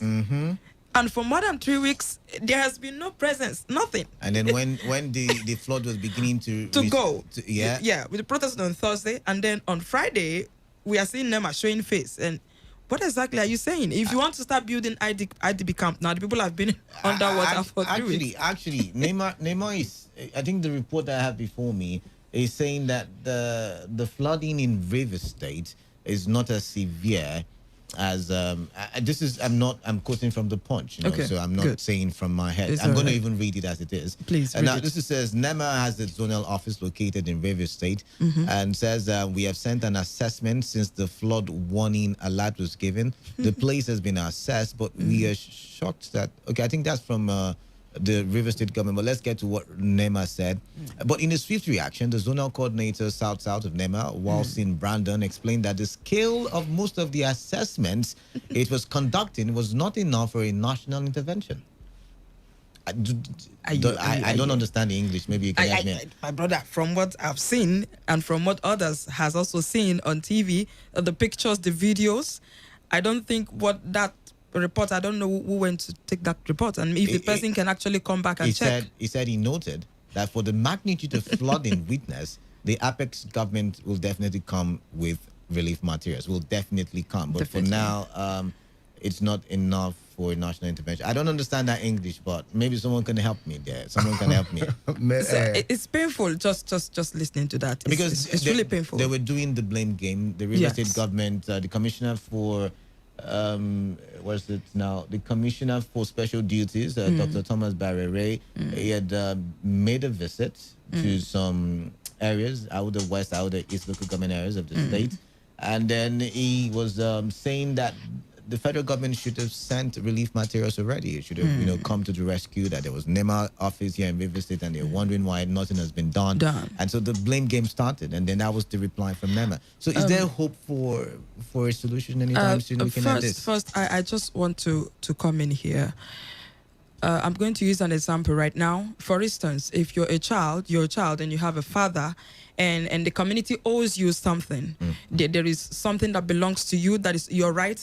That the community owes you, but you have a father who at this point in your life, you can't really reach out to the community head. Your father sits at that position of decision making that will speak for you. All right. Now, what happens is you cannot go to where the elders are seated. And so your father is always there. Your father is the one to bring forth your issue and drag your rights to you. So you're saying that is what I expect of the River State government. I know you were going to say that. Yes, that is what I expect of the Rivers. Before we are Nigerians, we are first Rivers people. You understand? And if we are going to be throwing blame games and start looking at, if federal government hasn't done what they should do, then what can we do? So much could be done to ease the pains of the people. While you're trying to look up there, you should try. These are your people first. Before you call the River State government into the mix, what about the local government? I mean, this two local government chairmen now, Awuda West, Awuda East, correct me if I'm wrong. West precisely. Precisely, okay, for you, Awuda West, precisely. Yes. All right, so what is the local government chairman doing? Because I remember vividly, Okay, let's leave it. Canada, respect yourself. But what is it? What is it? Let's leave it. I'm not in the mood to look for trouble today. But let's leave it. I am going to stretch back a little bit. Back 2018 when he came into power, and we know this flood has been coming since 2012 in this manner. And it's not as if it just started happening. I remember as a child in 1998 and 1999, it was that bad. I remember paddling cane with my mother at the time in Joinkarama, and I also heard from elders that it was in 95 or 96. So what happens was before now it comes in this volume every 6-7 years. It was, so it had that time that people could gain their businesses back, be able to build their lives back before that surge comes again. But since 2012, it's been happening yearly, So at this point, when he came into 2018, I'm talking about the Ahoda West local government chairman. When he came into 2018, he made some very frank efforts, which, as is noted, brought about the vice president or the presence of the federal government, that they had to come assess the level of the flood themselves, which he saw, and he was actually shocked. And then he made those pronunciations that they didn't know it was this bad, that for this reason, and he used the word immediately. He said immediately these projects will be started in Orashu. But then again, did the local government chairman just sit back and wait for immediately to come into play? Now, 2019, I also know that 2019 last year, when the flood came again, it was still very high. It still entered communities. Now, the local government chairman, I still remember, was going from radio to radio, going back to those TV stations, trying to, according to him, he was already pushing out letters, reminders, and all of that nothing had still been done. Now we are in 2020, and we were also forewarned again that this is happening. Could the local government chairman have built IDP camps? Could he have built safe houses? Could he have been able to store grains and gari, because we like gari in this part of the world? That's what we eat. Could he cassava, to be precise now? Could he have been able to, store all those things so that the people can fall back to something? Because we want to blame the River State government and then go to the federal government. But then what about the local government first? Because I was going to say, when we had the COVID-19 emergency, I was at Imbiama, and I saw how proactive they were. They were catching people, and people were going to mobile court. I was there. I even pretended to be one of the people that was caught until I brought out my ID card. So the point is, I saw how proactive they were. So why can't we? That's the trouble I was trying to look for. I was trying to mind. No, it's a good trouble. It's a very good trouble. The point is, why can't we see them being proactive in setting up? Because this is for the people. We can't stop the flood. This is natural disaster. But what about making sure that you cushion the effect of these people before Rivers and federal government comes to your rescue? Yes. On this note, I am also going to blame the local government chairman. Okay. Yes, he's my father. He's our leader. Because I was a bit disappointed seeing that it was on that Friday that these assessment people had come in. I had expected that, knowing that we have this issue and these warnings have been there, but I am not also going to take away the fact that we are just coming out from the COVID-19 pandemic, and also that the local government also had to share food and store up things for the people because Imbiama market was actually closed and the people's means of livelihood was gone. So at some point, I can't even push so much blame on him. But of course, because he's the executive chairman, he also has to share the blame. Okay, let's move to the River State government now. So let's move to the River State government. People of Outer West voted in 2019, and I cannot remember what the results were like, but I want to believe that they voted for the governor or they voted in that direction. So they are Rivers people, whichever way it is. This is the 5th year. Is going to the 6th year. This is the second term of the governor, and since he became governor, we've been having flooding. So what has it done in all of these years? What has the River State government done? And I do know you guys have representatives both at the federal level and at the state level, but let's stay with the State House of Assembly. What have they done for Awuda West people when it comes to flooding? Because every year I read news based on flooding in these regions. Same thing. On this, thank God you said the Ahoda West State Assembly. On this, I'm also going to say that I am not happy. I am not happy with the turn of events because if you're in a position of trust and your people had sent you there to represent them, the first thing you do is to make sure that their needs are met. You make sure that their voices are heard. You make sure that whenever they have whatever kind of problems coming in, you are like the bridge between the people and the government. Before we even start shouting, oh, the state government or the state, we have someone there representing us, or we have. Yes. So what has this person done? Has this person even visited? I've not seen any visit of any kind from him. And he's supposed to be a representative of yes, that region. Exactly. So I'm trying to keep all sentiments aside because if I'm going to be sentimental, then I'm not going to speak on this. So I'm trying to make sure I keep all sentiments aside. Okay. But we no do well. No do well. You know do well. So we can't keep lying to ourselves. All right. These are your people. You are supposed to speak up on this issue. You're supposed to raise bills. You're supposed to be like the middleman, the voice of the people out there. Before we even come out to radio to talk, we should already hear you saying something, standing up for the people. But my brother, I've not heard, I've not seen. I had an argument some time ago.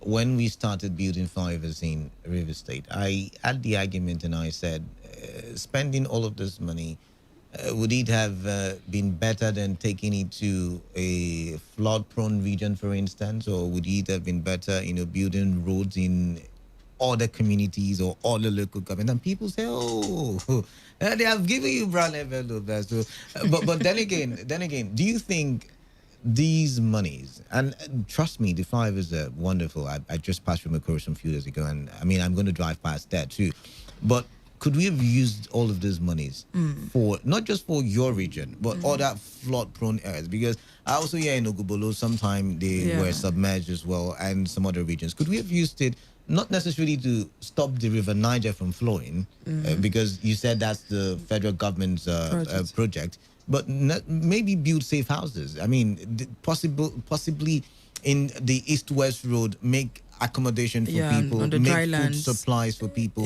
so that when times like this come, the River State can say, this is what we did. Federal government, what did you do? I mean, look at it from that angle as well. Yeah, that is why I said the blame game should stop and let's just start working already.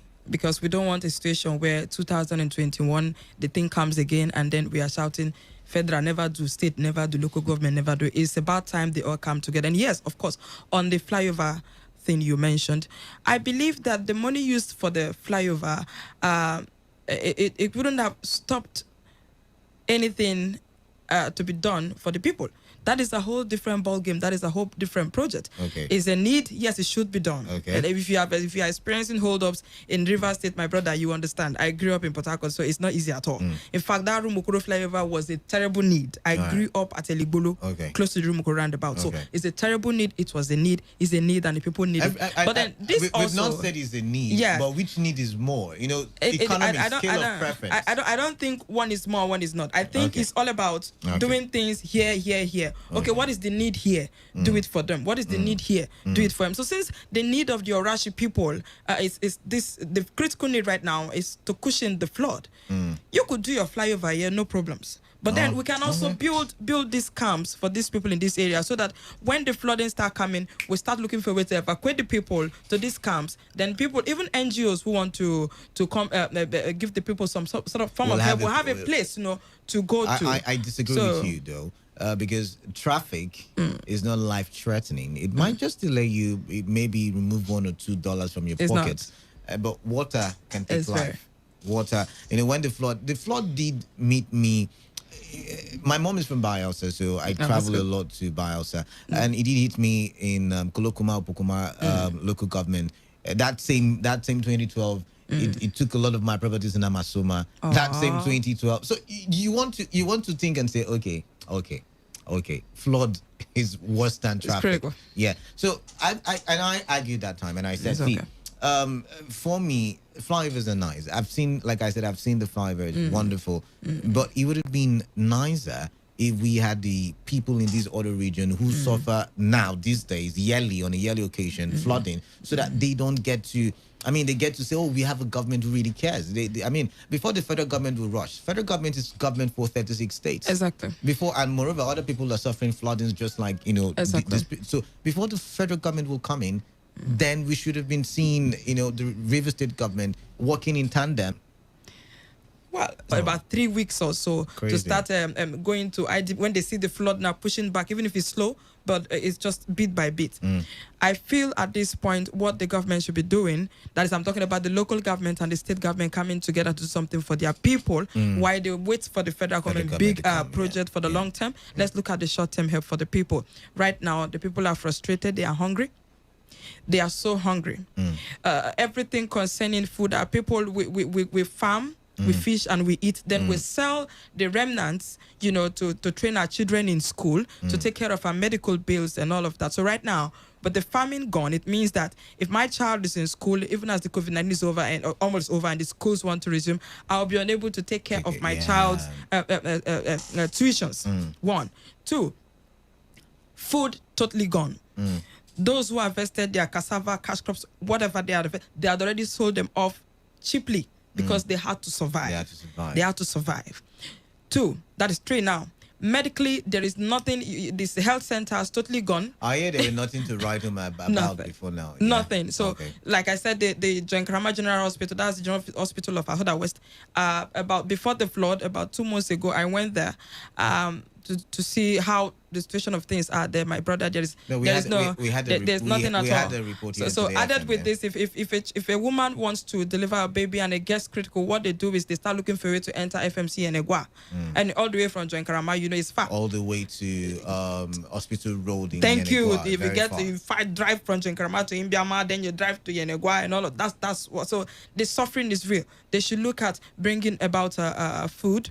They should look at healthcare for the people, free medical care, whatever they could do, to ease the pains of the people. They should look at starter packs, There are also many businesses like, what do you call them?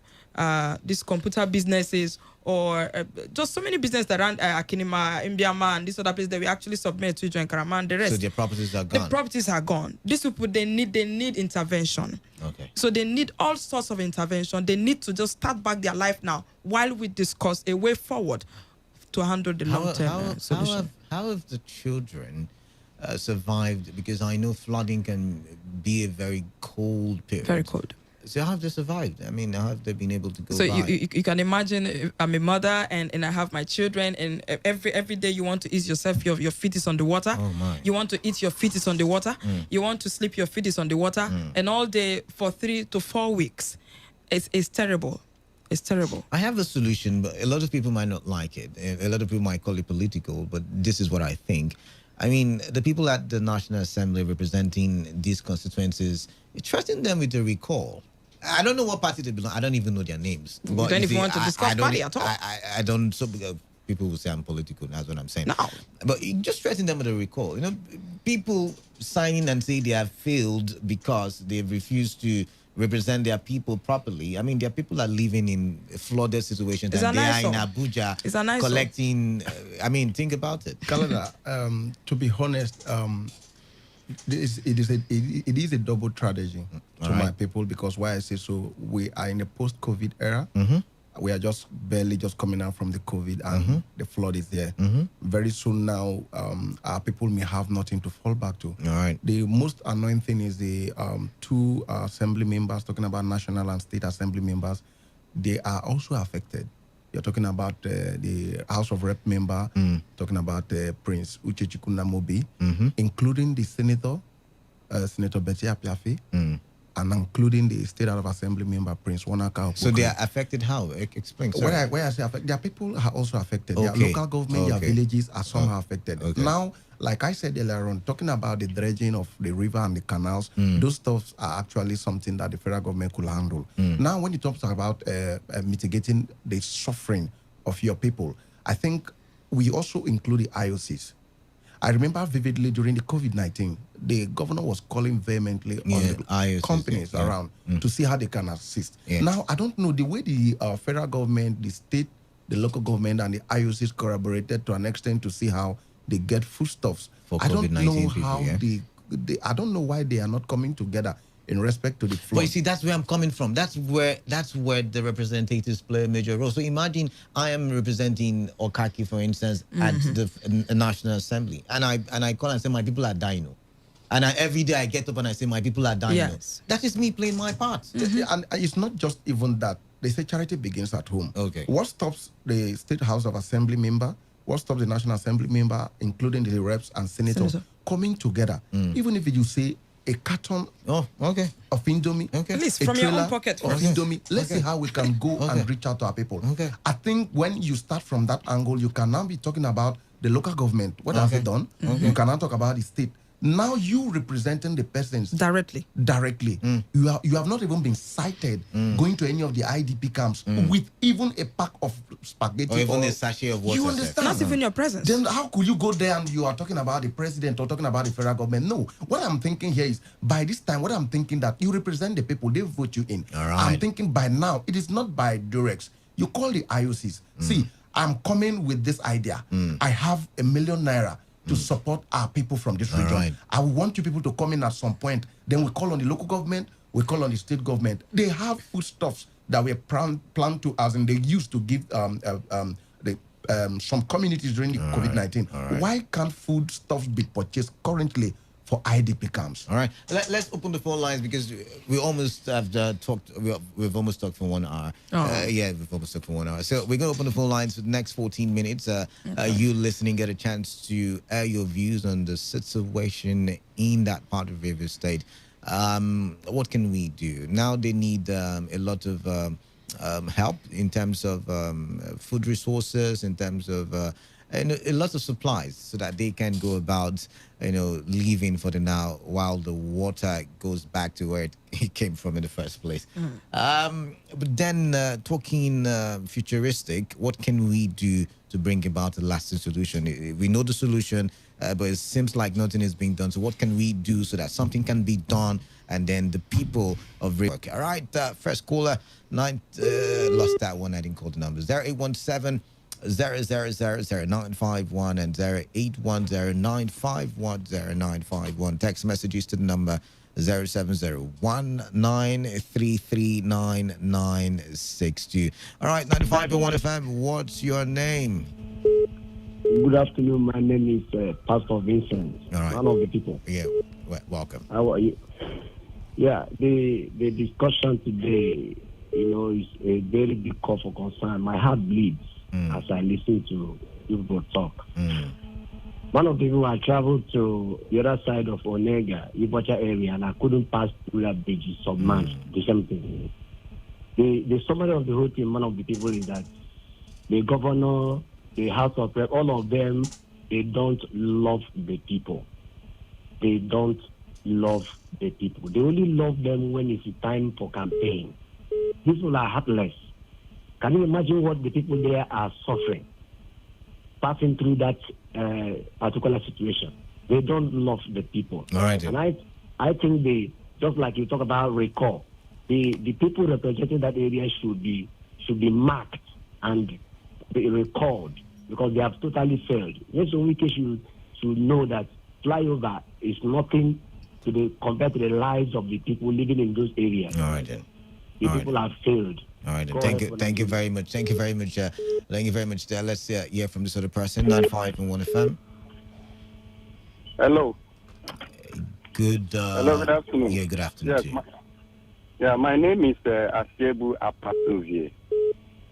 I am from Okaki. Okay, I think I've seen your message. All right, go ahead now. Yeah, go ahead. Yes, I am from Okaki, and just like your guests have said, it's a really pathetic state. If you have not gone there to see it yourself, you will not really understand the magnitude of damage that this has done to the entire Ngene people. Now, I want to digress a little. The local government chairman, I don't want to talk about the state and the federal because they are colossal failures. The local government chairman would have intervened in certain ways that at least would have helped in, raising the plight of the people. The JK people are cut out entirely. What personally I expected the local government to do is to provide ferry boats that would have been able to convey people from Indiama to the JK communities. Now, from Okaki down, after Okaki, those from Okparaki down to Ogbogolo are totally cut off. When I mean cut off, they have no means apart from the waterways.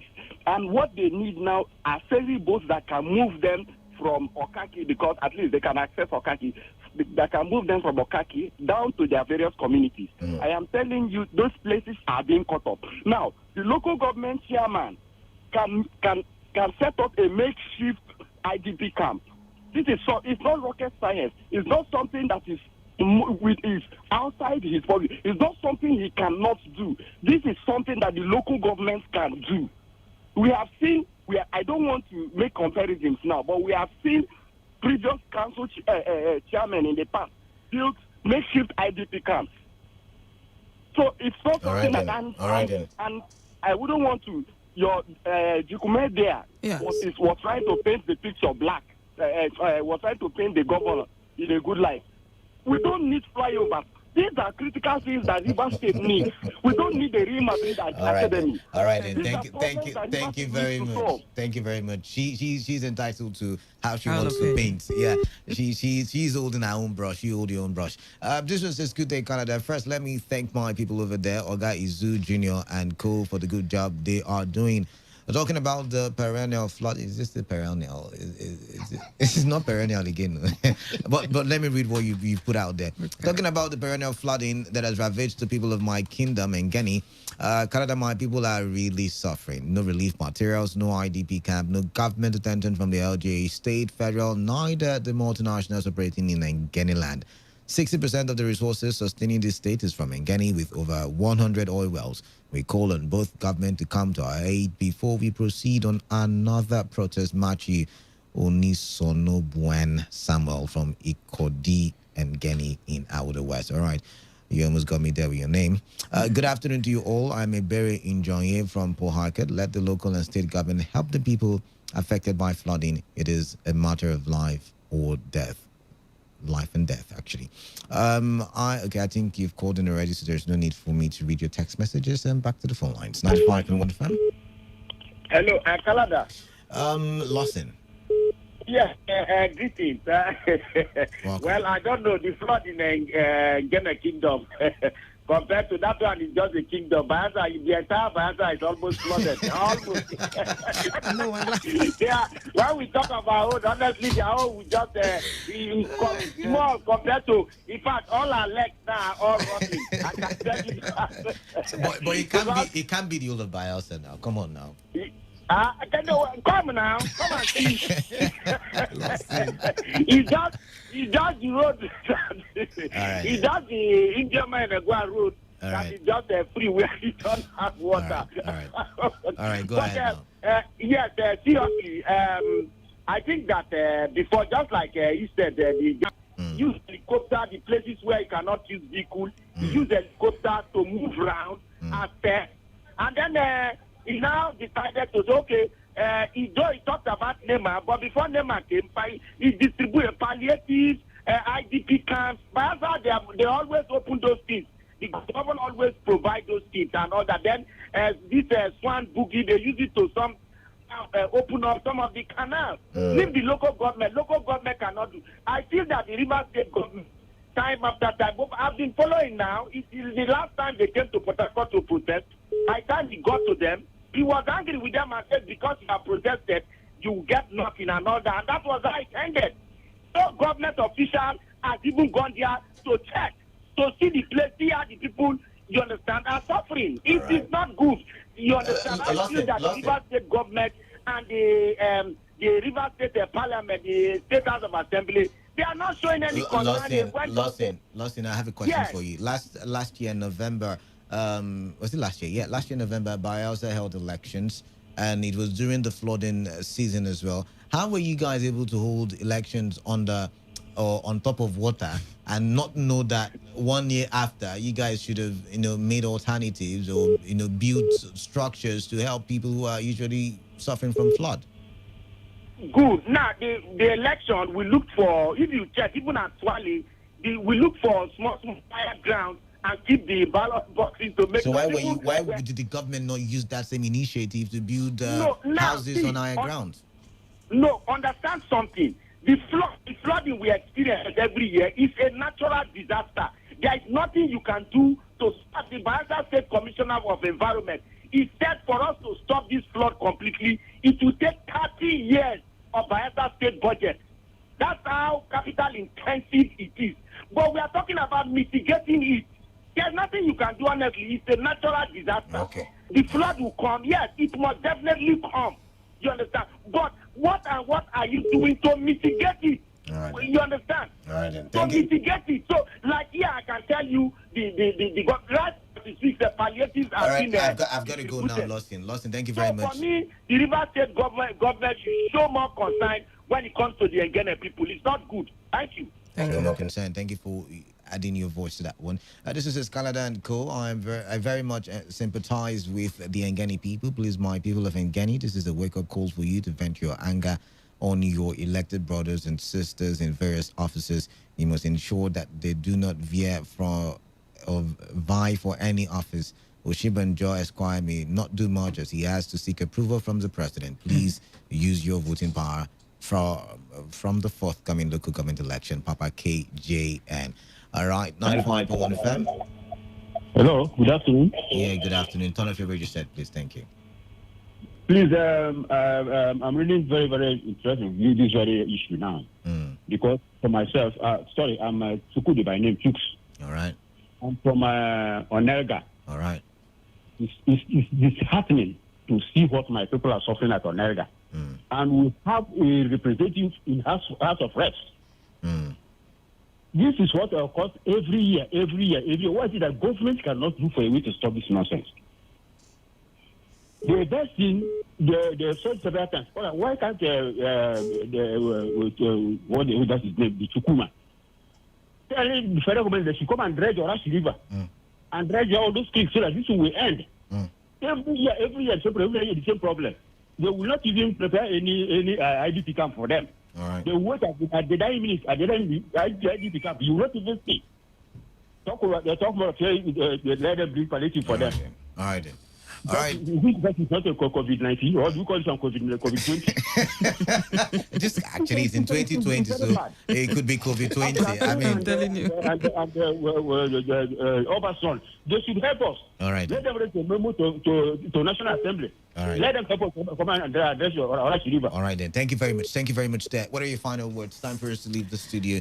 Final words, please. Okay, I'm just going to use this medium to call on the state government again. I'm going to call on the local government chairman who has already come to the people to assess, but just recently, whatever they can do to ease the pains of the people, like I mentioned, on the areas of health, starter packs, food, when the flood has totally dried off, how to bring the children back to school, help with school materials, everything they can do to help, because the people has actually suffered with the COVID-19 issue that has just happened. Also, because of the COVID-19 problem, those who also have people in cities where they usually go to, they're unable to go because people are still afraid. This care is still there. So people are like, why will I go there? I can't even allow people into my house. No, I can't even go to the city. I heard it's so much there. So that scare is still there. So they should please do all they can. Enough of the blame games. Let's come together and help these people. That is what I want to say. All right, Thank then you. Your final words? My final words goes to the IOCs, goes to our rep members from national down to the state, our local government, and as well as the state. All right. After the flood, if we don't hear from them, I made this statement even on Thursday last week when we went for the protest. If we don't hear from them, including the IOCs, they will hear from the youths. I think the time the Ngana youth became silent is gone. It's no longer. We are back on our feet, and they will definitely hear from us. That's what I have to say. All right, then. So, Bethlehem, yes. And Ruben Izu Jr. All right, thank you very much. I'm Kalada, and together we're signing out. Thank Time you. for today's Sports Live and reliable reliance. Is it reliable enough? I don't know. It's not playing. All right, then. But we are playing tomorrow. And we are still playing now. Schoolboy championship. No problem. Victory. All right, then. And thank you very much. I'll see you on the platform already. I'm not gone yet. Stay tuned.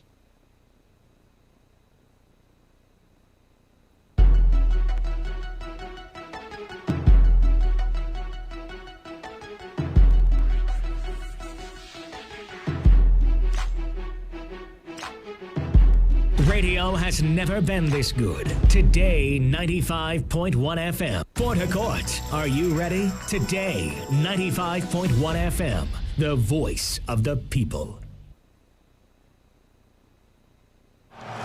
You know, there are a few areas that define a man, like sports. I think we can live with that. My name is Gianni Infantino, FIFA president. For the best of sports, always listen to Today Sports Live on Today 95.1 FM, Port Harcourt.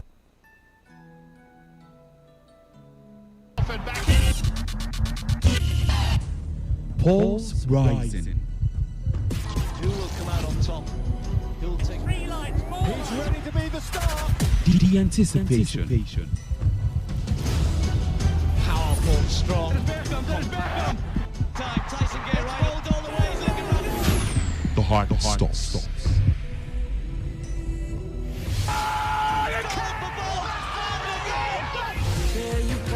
Catch the sports game on Sports Attack Mondays through Fridays, 7:30 a.m. and Today Sport Live, 3 to 4 p.m. and also on the weekends, 1 to 6 p.m. Only on your premium sports radio. Today, 95.1 FM. For stories, always listen to Today Sports Live on Today 95.1 FM Port Harcourt. Feel the magic in the air. I love it in my all air. Ale. Feel the magic in the air. I love it in my all air. Ale. Feel the magic in the air. Magic system. Everyone, shout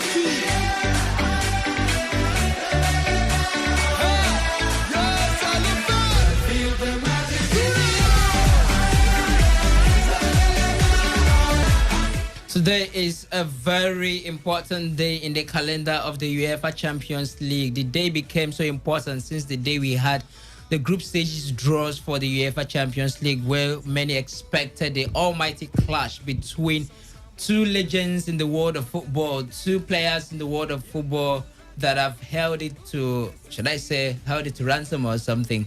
But it's quite unfortunate because we're not going to be seeing these two clash together later this evening. I'm talking about that anticipated football matchup between Juventus and Barcelona. One legend, one GOAT of football will be a part of it, but the other GOAT, unfortunately, due to COVID-19, will not be a part of it. It's good to have you join us. Good afternoon to you. Officially welcome to the midweek edition of Today Sports Live, reaching you from this frequency, Today FM 95.1. Of course, we are covering and talking to you from the city of Port Harcourt, Nigeria. Thank you very much for always tuning in. And of course, you're hearing the voice of the usual suspect on radio, a reliable radio spokesman, the classical gentleman. My name is Reliable Reliance Odonyin, set to take you around the world of sport this afternoon, starting up from athletics to football, from the domestic scene, and I'm sure it shouldn't be any more news that the Nigeria Super Eagles have a new media officer. Hopefully, he'll be joining us live on the show this afternoon, but we are going to talk about Champions League as well.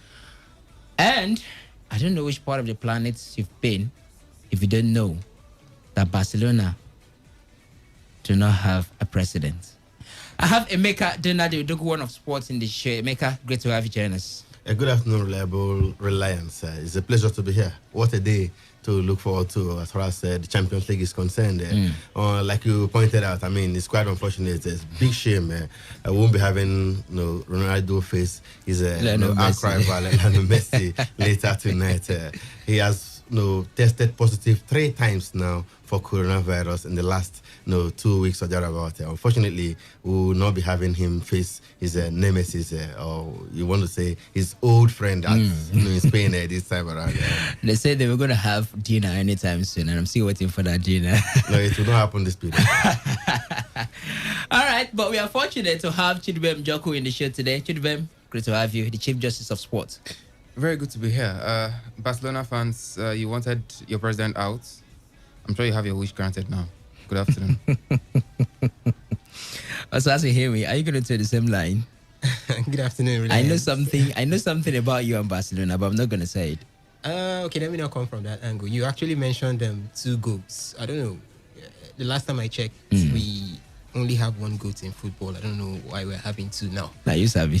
It depends on where you're coming from. You can even have as many as 4 goats right now in football. Plenty.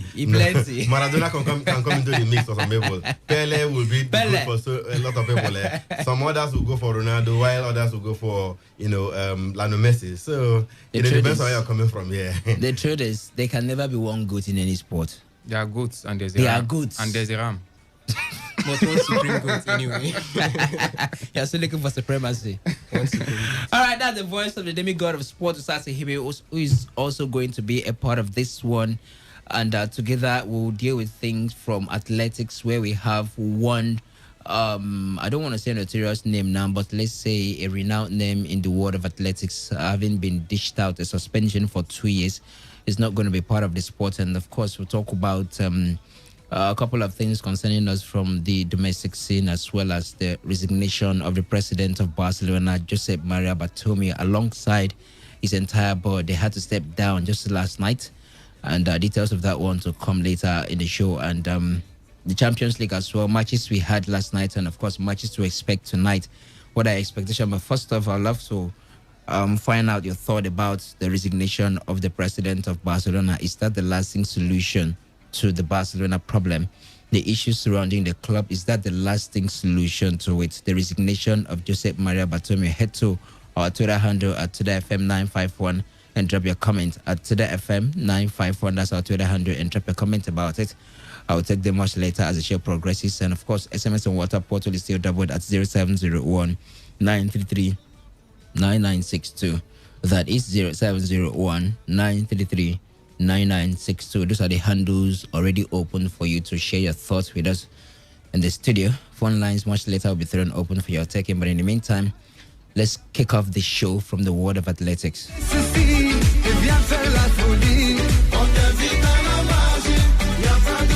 All right, we can report to you that World 100 meters champion Christian Coleman has been banned for 2 years after missing 3 drug tests.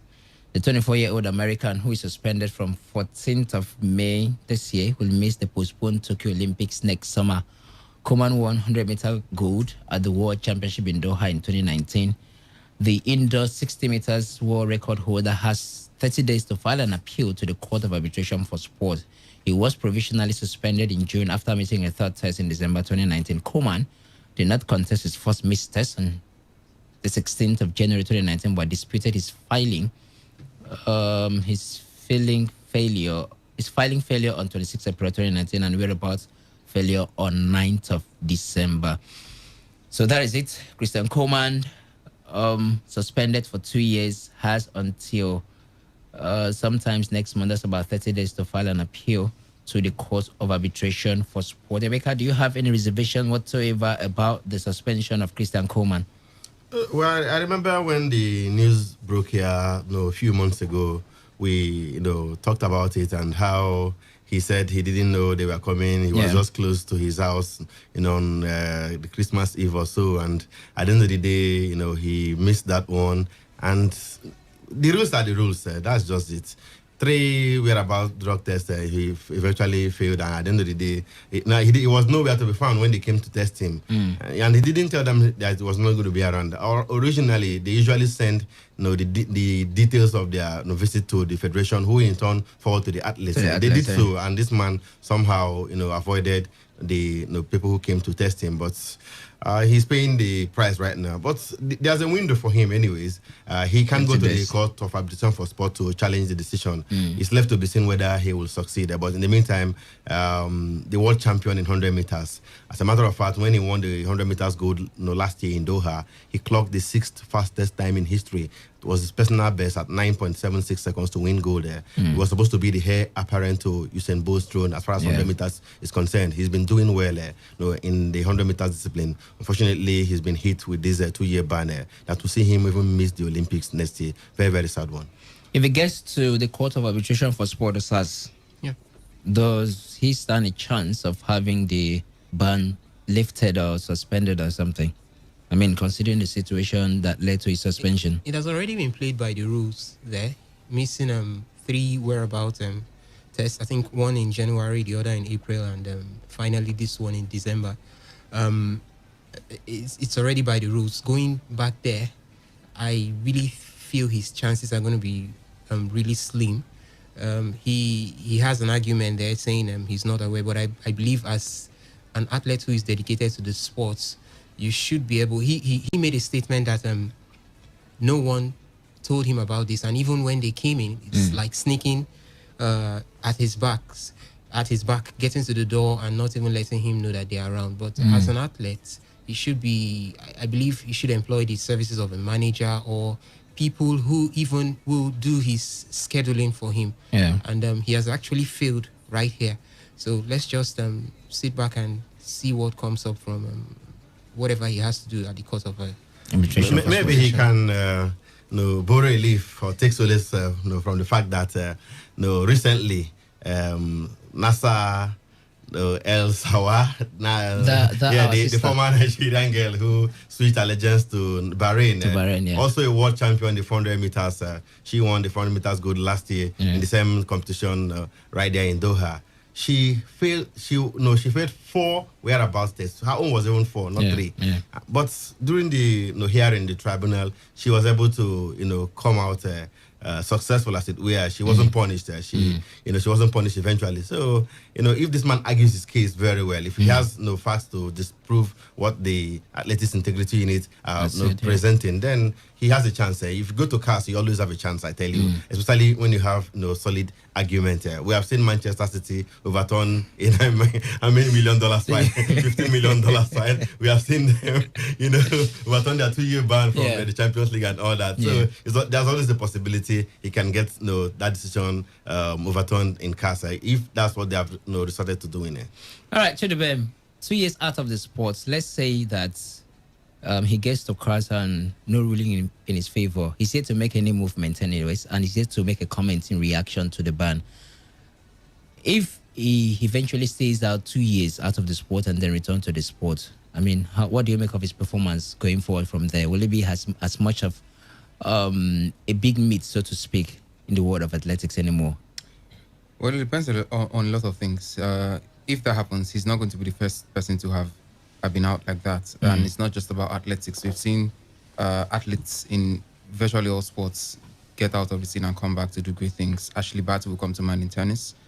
In boxing, we've got a certain Tyson Fury. Went out, came back with a bang. In football, we also see players who go out injured every other time. Aguero, for instance, come back with a bang as well. So I don't think it's so much of an issue if he gets out and then comes back again. And like you said, it's just probability. There's nothing certain that if he goes to CAS, he's not going to get a ruling. We've seen athletes in the past go to CAS and get favorable, results from CAS. So I think for now, he should just, if he's sure that he's not culpable and he didn't do anything wrong, then go to CAS, challenge it. But if it doesn't work out, it's 2 years. He's still a young man. It's 24, I think. Yeah, so, exactly, 24. After all, Justin Gatlin has failed drug tests twice in the past and still came back strongly to win medals even in international competitions. Exactly. So at 26, he's still got a lot of time to run. So it's not like he's 32 or something. He's still at the right side of age. So I think 2 years shouldn't be so much of a problem if that persists. All right. Emeka, certainly missing the Tokyo Olympics, very big thing if it happens, especially to his country where he runs for. So they're already missing a medal in that aspect. Well, but they have other athletes who can even win the same medal in his absence. Whereas the other young man that usually wins 200 meters, what's that his name now? His rival, he also does 100 meters at times. So these are potential, winners. But it will be a big blow. But of course, we know that whatever they will lose, even if in the 100 meters, they have the potential of winning it in other events. America is blessed, with lots of athletes who excel in different sporting disciplines, not just in athletics. It's not a one-man show. If we have someone like Christian Coleman here in Nigeria, he will be like a god. But that's not the case over there in the United States. They have so many other brilliant athletes, male, female, in different disciplines, who win medals. whenever they go to international meets. So I don't think it would be a very big miss for him. He thought he was in the doldrums, and when Usain Bolt was doing his thing, he was nowhere to be found. So it wasn't like he was on top of the world before this time. Yeah. Okay, so that's what we have for you. Christian Coleman being banned for 2 years, yet to go to the Court of Arbitration for Sport. What do you make of that development? And do you think he's worth it? And then if he eventually goes out of from the sport for 2 years, what are the likely possibility of him maintaining his shine in the world of athletics? Send your contributions coming to us via our SMS and WhatsApp portal, which is double at 0701 933 9962. 0701 933 9962. On Twitter, we are at Today FM 951.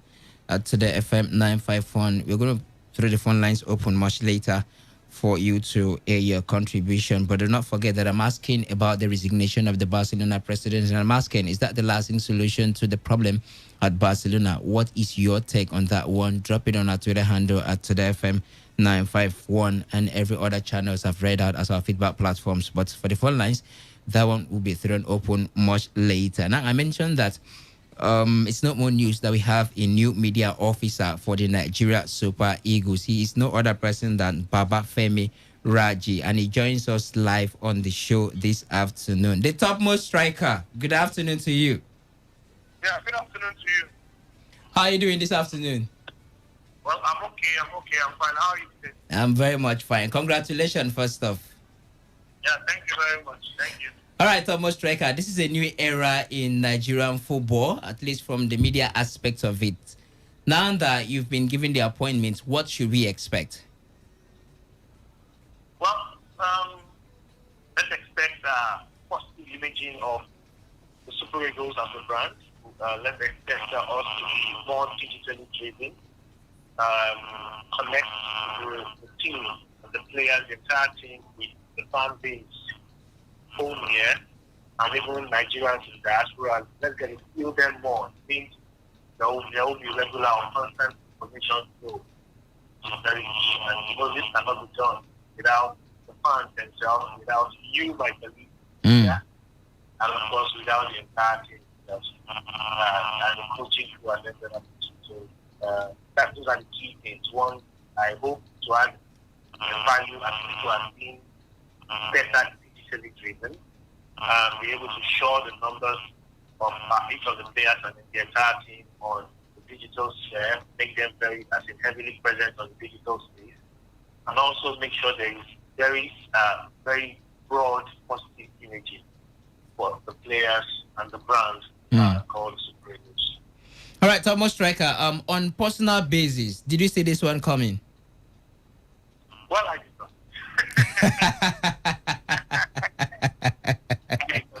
I did not. I've always liked my also going about my because my colleagues here, if they know me, I just like for 17 years I've been around personality. I just like facing my beat, doing my work, and then load the energy, just download the energy.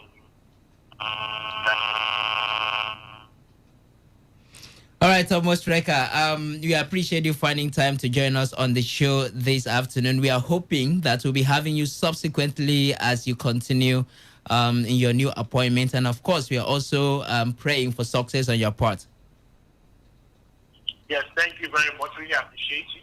Please, I will make this opportunity to say a big thanks to the Nigeria Football Federation under the leadership of Star Marginal Phoenix, the executive committee for considering me for this job. And I promise I will serve dutifully and diligently. I want to thank my predecessor, also in Vitoria, as well, for the good words and kind words he has said to me via the phone. I will always reach him to indeed get a lot of notes from him. Been there for 5.5 years, so I have to be able to deal with him. I want to thank everybody, everyone as well, and I'm counting on your prayers and support. But surely, can't wait to meet up with my bosses there, Dr. Debola Olajile, the Director of Communications, Ayo Ibidapo, and every other person in the NFL. I hope we are going to have the Super Eagles in Rivers State, Port Harcourt, precisely anytime soon. Just say it. Like you said, I'm a media officer. So mine is just to positively indeed protect the image of the team. Yeah. As a whole, and by taking each of the components, who happen to be the players, the coaches, and everything, make sure we have wonderful image. If my gas is the administrative arm, say, okay, yes, who am I? Who am I? My own is tells me your servant is willing. That's me. I'm just a servant. Yeah. All right, Thomas Striker, thank you very much for joining us on the show this afternoon. And once again, congratulations. Yeah, thank you so much.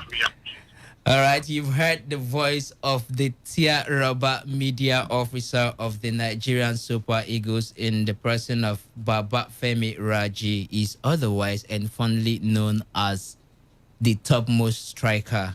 We have the top striker and we have the topmost striker. Wonderful. All right, the show remains today. Sports Live. You don't want to hear about the history of the top striker, the topmost striker. Do you want to hear about that history? It's okay. I certainly want to hear about it, but for want of time, let's keep that. No, I will tell you off the mic. Yeah, I'm very interested. All right, keep your contributions coming to us via our feedback platforms, SMS and WhatsApp portal 0701 933 9962. On Twitter, we are at Today FM 951 at Today FM 951. Let's switch our attentions from athletics and maybe talking to the media officer. But before then, Emeka, there's a report in the Punch, that I just come across about some person disputing the resumption date of the MPFL. Some saying they were part of the meeting and it was an inconclusive meeting. And I wonder if that is, although the person spoke on the condition of anonymity, because there's this belief that he wasn't authorized to, say something in that regard or speak about it. But I'm wondering if it was inconclusive. I mean, why give us a date? Is it something we should, have worries about? They haven't given a start date, as it were. Okay. The NFF only approved a recommendation from the LMC and the clubs that the league can start anytime from the 15th of November. Yeah. Anytime from the 15th of November. And from what we heard, they are proposing, SAG was on the show yesterday, he said they are proposing 22nd or the 29th of November. Okay. There is no fixed date yet. Even the 22nd and 29th, they are both tentative dates. So as it stands right now, there's no official statement regarding the start date of the league. So we still wait for that to be ratified by the league body. That's why the clubs are still busy talking about preseason and what have you. Some are even postponing theirs and what have you. So we'll just wait until they are done with their consultations, their meeting and all that, and come up with the start date. But I think we should have, put all that to rest by this time. All right, surely that was very emphatic and clear enough. The clarity was as clear as possible as you could get.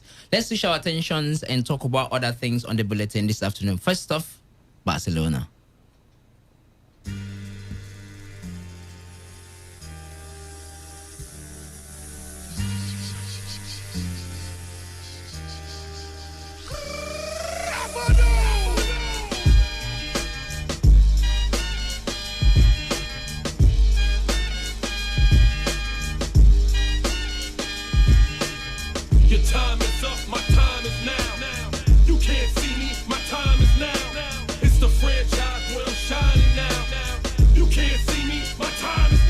The time of Josep Bartomeu was up as at yesterday evening because he called it quit. He resigned as the president of the Catalan club FC Barcelona. And he didn't do that just alone. His entire board resigned with him. Well, we can report to you on good authority that Barcelona president Josep Bartomeu and the club's entire board have resigned from their positions with immediate effects. Bartomeu announced the decision at a press conference yesterday evening at the Nou Camp following a board meeting in Catalonia on Monday after the 3-1 El Clasico defeat to Real Madrid. As a matter of fact, he called for that meeting. Bartomeu said on Monday that quitting the club has never crossed my mind, in quote. So it represents a remarkable change of events. The pressure from supporters towards Bartomeu intensified this summer when Lionel Messi threatened to leave the club. Despite staying, Messi accused Bartomeu of lying to him and criticized the club for not having a project. And I ask, is this the lasting solution to the issues rocking the Catalan club? That's the question I've thrown to you. And I'm expecting your comments via our SMS and WhatsApp portal, which is doubled at 0701 933 9962. On Twitter at Today FM 951. Before I take your comments, I want Chidubem Joko to tell me, is this the lasting solution to the issues rocking Barcelona at the moment? Well, you can never tell, because one thing with top leading leader is that sometimes most times you don't know what to expect from the next person coming. When there's a dissatisfaction with the leader, everybody just is thinking about getting that leader out. Most times, successional planning is not really made. It's not really planned for.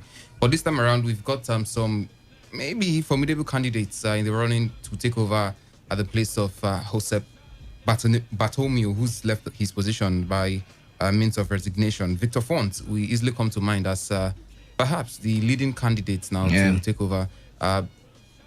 Maybe primarily for the reason that he wants a certain Xavi back in the side. He's promised to bring Xavi back into the saddle of leadership when he comes in, as president of the club.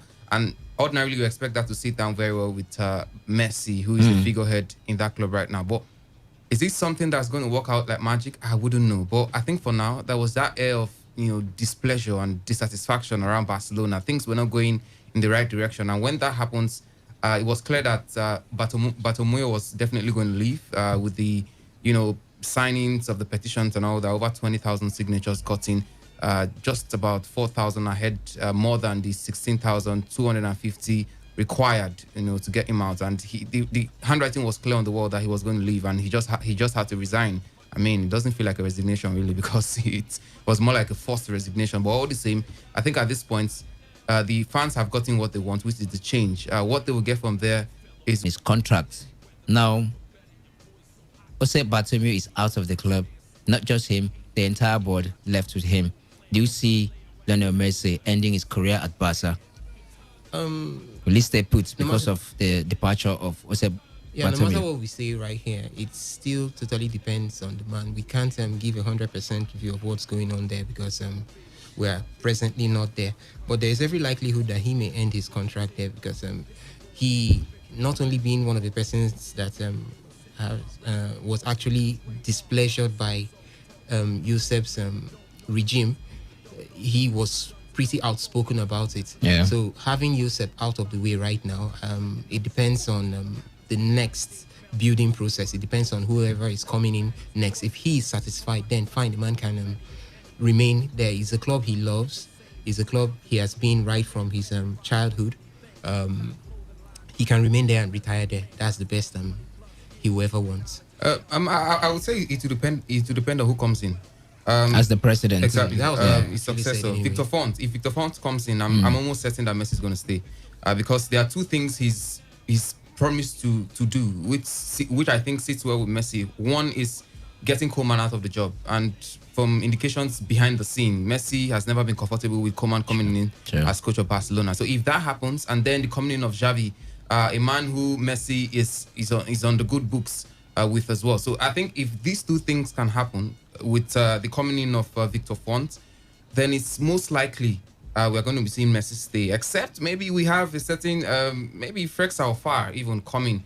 If those two come in, then I don't think, because those two fancy the man Koeman staying put, and Xavi's not going to be coming, by the way. So I think it's all about making Messi comfortable at this point. And the man who can guarantee Messi's comfort is Victor Font. So I think if he's coming in as president, then it's likely Messi is going to stay put. Yeah, more than who is coming in, I think what they do when they come in is even more important than who is coming in. Yeah. In terms of business, who are you bringing in? No, look at, they lost some of their finest players.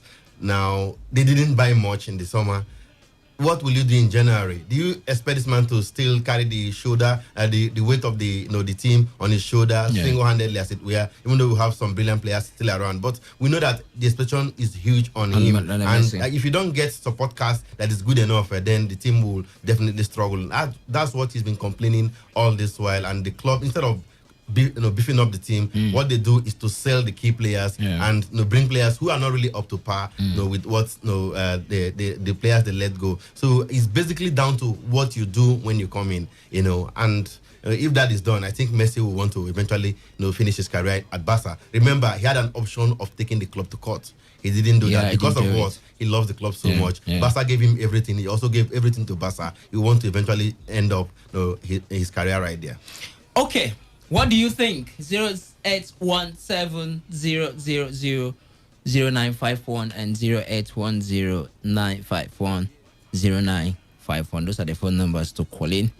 0817, I'm taking them again. 000-0951 and 0810-951-0951. Your take on the resignation of Jose Maria Bartomeu, the president of Barcelona, and his entire board. What does the future hold for Barcelona? Your take on the suspension on Christian Koeman. It's likely going to be missing the next year's Olympic, Tokyo 2020, but we're going to have it in 2021. You know the reason, don't you? Let's talk to our first caller. All right, we lost that one. Do well to call us back if you can. The phone lines are still open at about this time. Let's have your contributions.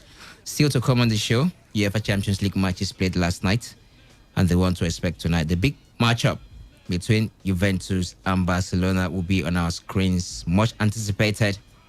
And right now, we're going to be having it. But the absence of Cristiano Ronaldo. 95.1. Hello, my brother. Good afternoon, name and location. Yeah, this is Mr. Shidrak again, calling from Boleno local government. Let's hear you, Mr. Shidrak. Go ahead. Yes, they said in the rap, they said if one hand, one finger will make you not to enter the kingdom of heaven. Cut it off. Yes, cut it off so that you can enter with the other ones. So if one man is going to make Barcelona, that is my club. He's going to make Barcelona not to be playing as before. The man has let him go so that not the other people will be at rest. All right. So thank you very much. Thank you, Mr. Shidrak. 95.1. 95.1.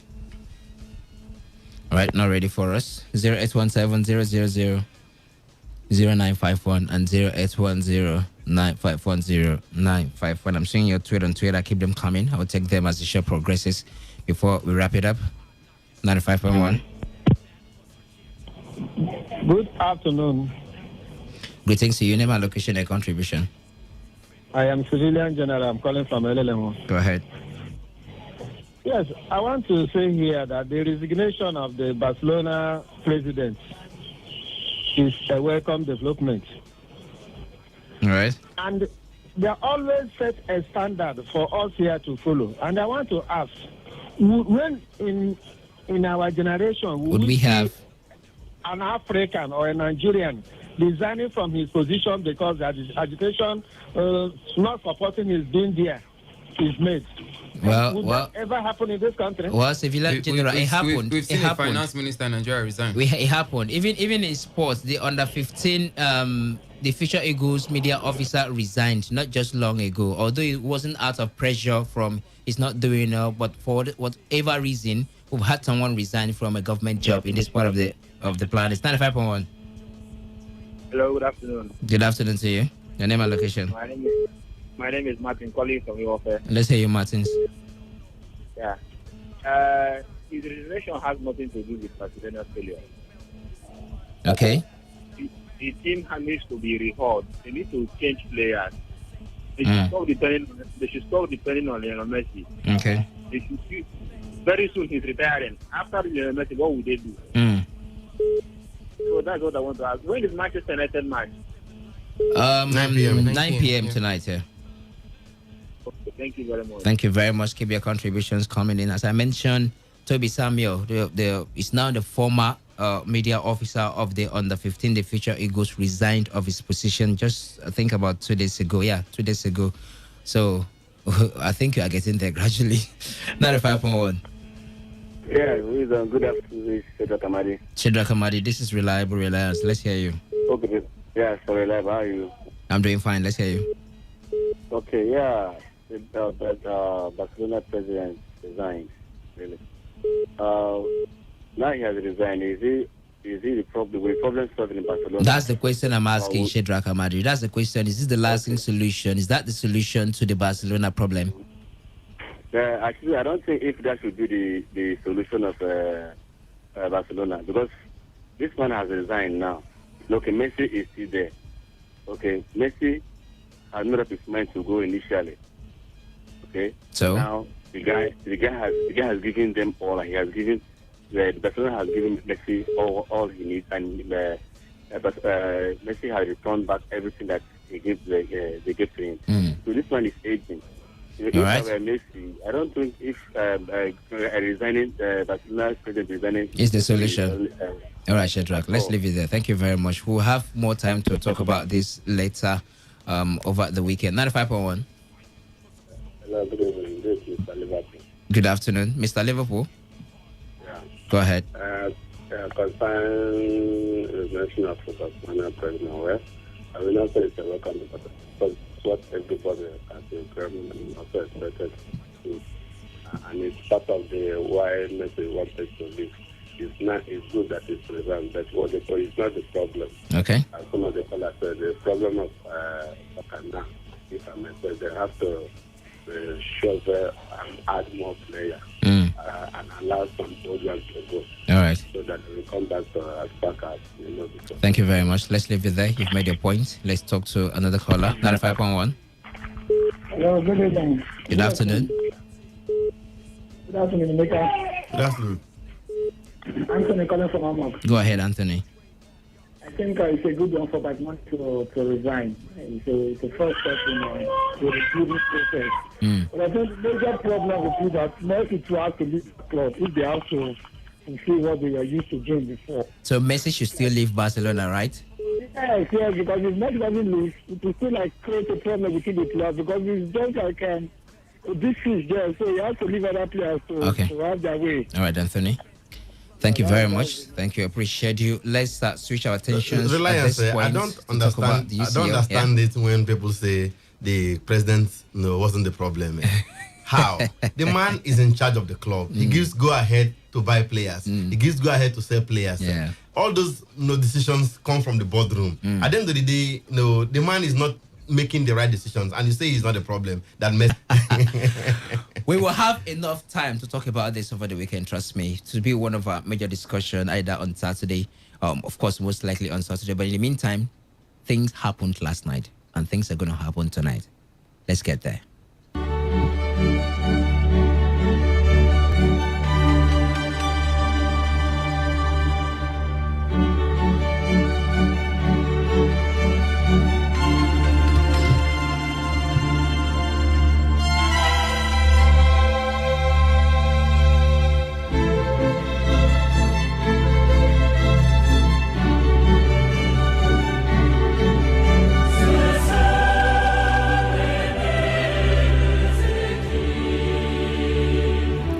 I'm seriously wondering, will there ever be an anthem in football, be it club football or national team football, that will beat the UEFA Champions League anthem? It comes with a different vibe, sends you to a different land entirely.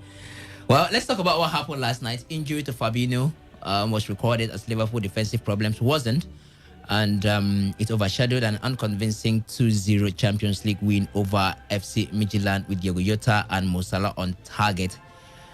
Our own player, Frank Onyeka, was also part of the setup for FC Midtjylland, but he couldn't prevent former champions, or defending champions, of course. Former champions, I beg your pardon, defending champions are Bayern Munich of the UEFA Champions League from getting a 2-0 victory. With centre-backs Virgil van Dijk and Joe Matip already out injured, Fabinho's latest injury poses more problems for Liverpool's defense, and their manager, Jurgen Klopp, is worried about the situation. Here is Jurgen Klopp on the show. The players who are now injured, we cannot use them on the first day of being fit again, let me say like this, or not injured anymore. So they need then like a proper build-up for the rest of the season. That's what we try. And it's this juggle all the time between the fit players, how much can they play still, and when can we use the others again. But we are really interested in that fact. So you can imagine we try everything to make everybody fit as quick as possible.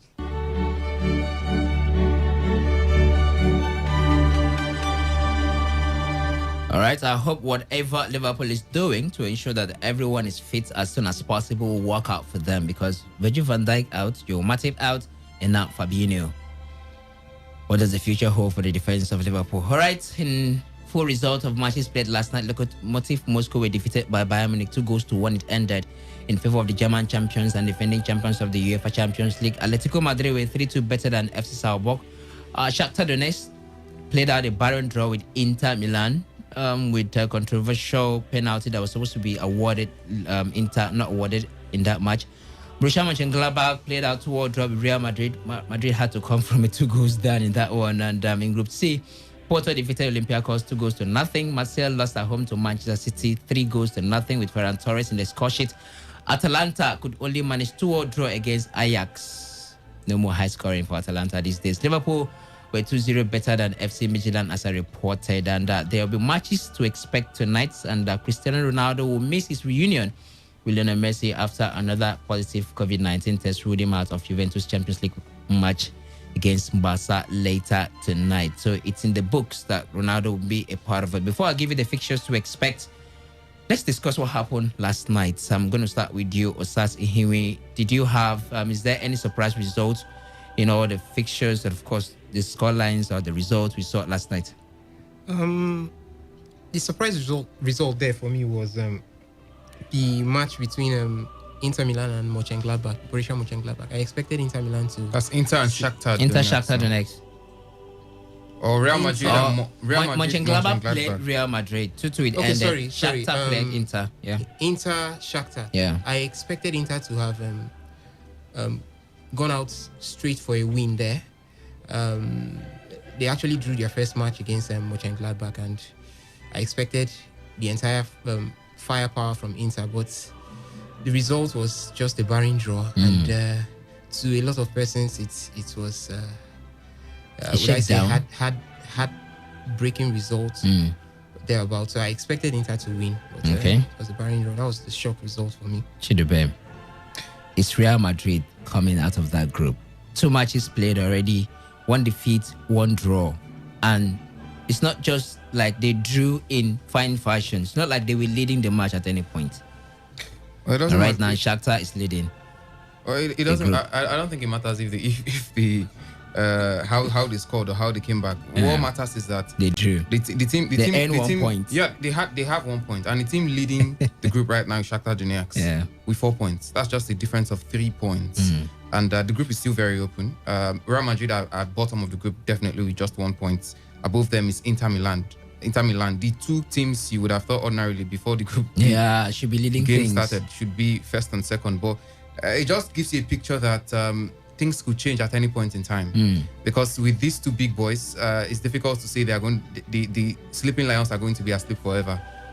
They should wake up at some point, and the fact that I thought that point against Borussia Mönchengladbach was a very huge one, in the sense that it limited Borussia Mönchengladbach as well. If Gladbach had gotten the 3 points, they would have been on 4 points as well. That would have been a 3 points, difference between Real Madrid and Borussia Mönchengladbach, as well as Shakhtar Donetsk, which would mean those 2 teams are ahead of them with some margin. But they limited that and to their own advantage as well. So I think at some point it's too early to call. Real Madrid can swing back. Last season they had similar challenges. They only managed to finish second in that group, if you remember. That's why they had to face Manchester City.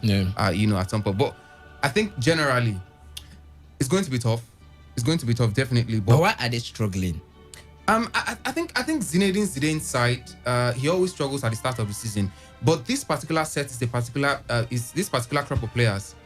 They are peculiar because this is a transitional phase for Real Madrid. I mean, look at the players that are persecuting games for them.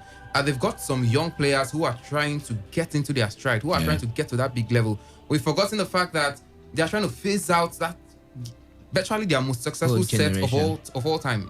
Ronaldo set, Ronaldo has left himself. Marcelo these days is no longer an integral part of that squad. Modric is going to leave at some point. Ramos, well, he's Ramos. That's why it's there. Carvajal is being eased out as well. So the mainstay of that team, they are being eased out gradually. And when you have a phasing out phase, it's always difficult. It's not easy to get the results during that kind of period. And you have to give credit to what Zidane has been doing, despite the fact that he's not had the kind of quality he has had in the past. he still managed to grind that result. I think Real Madrid will get back to where they belong just in time. Emeka, where would Liverpool go from here? Defense line in shambles. Pretty disturbing if you're a Liverpool fan and even a purist. You don't want a team to always turn out without their best players. Such a big shame that they are without the best central defender in the world, Virgil van Dijk, and to add insult to injury, the man who deputizes for him is now injured as well with the hamstring injury. The extent of his injury is not even known. For Virgil van Dijk, he could be out for the rest of the season after undergoing surgery on his anterior cruciate ligament. That being said, they have started well already. I see them qualifying from the group quite easily. They have 6 points maximum from 2 matches. Win 1 or 2 more matches, you are through to the round of 16. Yeah. But unfortunately, they will still not have Virgil van Dijk back, even throughout the season from the look of things. Most likely, they will have to make do without him. They are considering getting another central defender in January, and that might be the most likely option for the Liverpool side there. But up front, whatever they lack now in defense, you're very sure they have in the firepower up front. Mo Salah, Sadio Mane, Firmino, and now Diego Jota doing quite well. Yeah. So you wouldn't fear too much for them, especially going forward. All right, I did tell you that Cristiano Ronaldo will not be part of the Juventus side when they take on Barcelona, didn't I? But that's not the only news. The other part of the news is that will not be the only match to expect tonight. There are other matches. In Group E, Krasnodar will take on Chelsea. Sevilla will play host to Rennes, while Zenit St. Petersburg will travel to Germany to take on Borussia Dortmund. Club Brugge will play host to the Italian club Lazio. And then in Group G, Ferencváros, that was dismantled 5-0. I think 5-1 out there. 5-1 by Barcelona. Will seek redemption for themselves when they take on Dynamo Kyiv. And Juventus in that same group will play host to Barcelona without Cristiano Ronaldo. Istanbul Başakşehir, the Turkish side, will play host to the French champion Paris Saint-Germain. And Manchester United, there is a Nigerian there. Good. And by the way, this man, Sanedu Saidu, featured for... Saidu Sanusi, FC Porto. Okay. So before I mix up the name, Onyeka also for Midtjylland. So that's it. And Manchester United with their new boy, in whom the manager was busy talking about, or of course questions were thrown to him about basically the new boy Van der Beek during the pre-match presser, will take on Rasenballsport Leipzig. They were up to, I think, the semi-finals of the Champions League last season. Let's see what they can do this season. Let me start with you once again, Emeka. Manchester United, Rasenballsport Leipzig. Would you say that the draw they had against Chelsea has somewhat diminished that run of form that Manchester United, were developing at some point as they are going to take on Rasenballsport Leipzig? Coming after that 2-1 win against PSG in France, they came back home to draw against Chelsea. I remember the build-up to the match against Chelsea. Some fans called into the show and they were like, we're on fire now. Man United are on fire. But they fired blank that the drawing goalless with Chelsea was a tough game for them. No two matches are the same. Let's not forget, even before the PSG win, they were pummeled 6-1 by Spurs in the Premier League. So I think this is a different scenario. It's the Champions League night, not Premier League, not FA Cup and what have you. They will definitely want to turn up in style against an impressive RB Leipzig side. We saw them last season in this competition. They did quite well, no doubt. They have also started well. They did beat Istanbul Başakşehir in the first match. They have 3 points already, just like Man United. So there's everything to play for in this one. A battle of top spots in that the group is at stake right there, and we are looking forward to a very impressive encounter. Talk about Barca and Juventus. How much of an impact will it be for the absence of Cristiano Ronaldo? Even if he's absent, we've also got players there that can do the business, and we've got a certain Alvaro Morata. He's there. He's been scoring also. So he's going to be missed. He's actually an exceptional kind of player, but they just have to do it without him. All right. What other match stands out for you, Chidubem? Krasnodar Chelsea. That should be an easy win for Chelsea, right? Yeah, no, it should be. But I don't know. It just that Manchester United Rasenballsport Leipzig match. Yeah, Leipzig game. It has to be something to watch out for, because I don't think Manchester United will pay as much respect to the Leipzig side as they did PSG, and that will affect their chances in that game. Yeah, because the Leipzig side, it's very easy to underrate them, despite the fact that they finished in the semis last time. A lot of people are still thinking it was a fluke, but this is a side that has grown to prominence in just less than 2 decades of existence. Surely. It's phenomenal what they've been able to achieve in a short span. But I think it's going to be really tough for Manchester United. If they get the victory today, then you just you can't look past them qualifying from this group, because I mean that would be 6 points from a possible 6, and with a PSG in the side as well, it's going to be quite difficult. But I think if they are able to get all 3 points against Leipzig today, then I think they are going to make it out of the group. If you underrate RB Leipzig, you do that at your own peril. Ask Julian Nigelsmann, the coach of the side. All right, time is upon us to take your reactions once again. 0817 000 951 and 0810 951 0951. Let's talk to you at about this time. 95.1. Hello, greetings. Greetings to you too. Yeah, good afternoon. Thank you, bro. Ronaldo or no Ronaldo, Juventus will win by 2-0. All right. Come to Chelsea. We are claiming our first 3 points this night. Okay. Irrespective of whether it's home and away. As for Manchester United, they will not only lose tonight, they will not even come out in that group.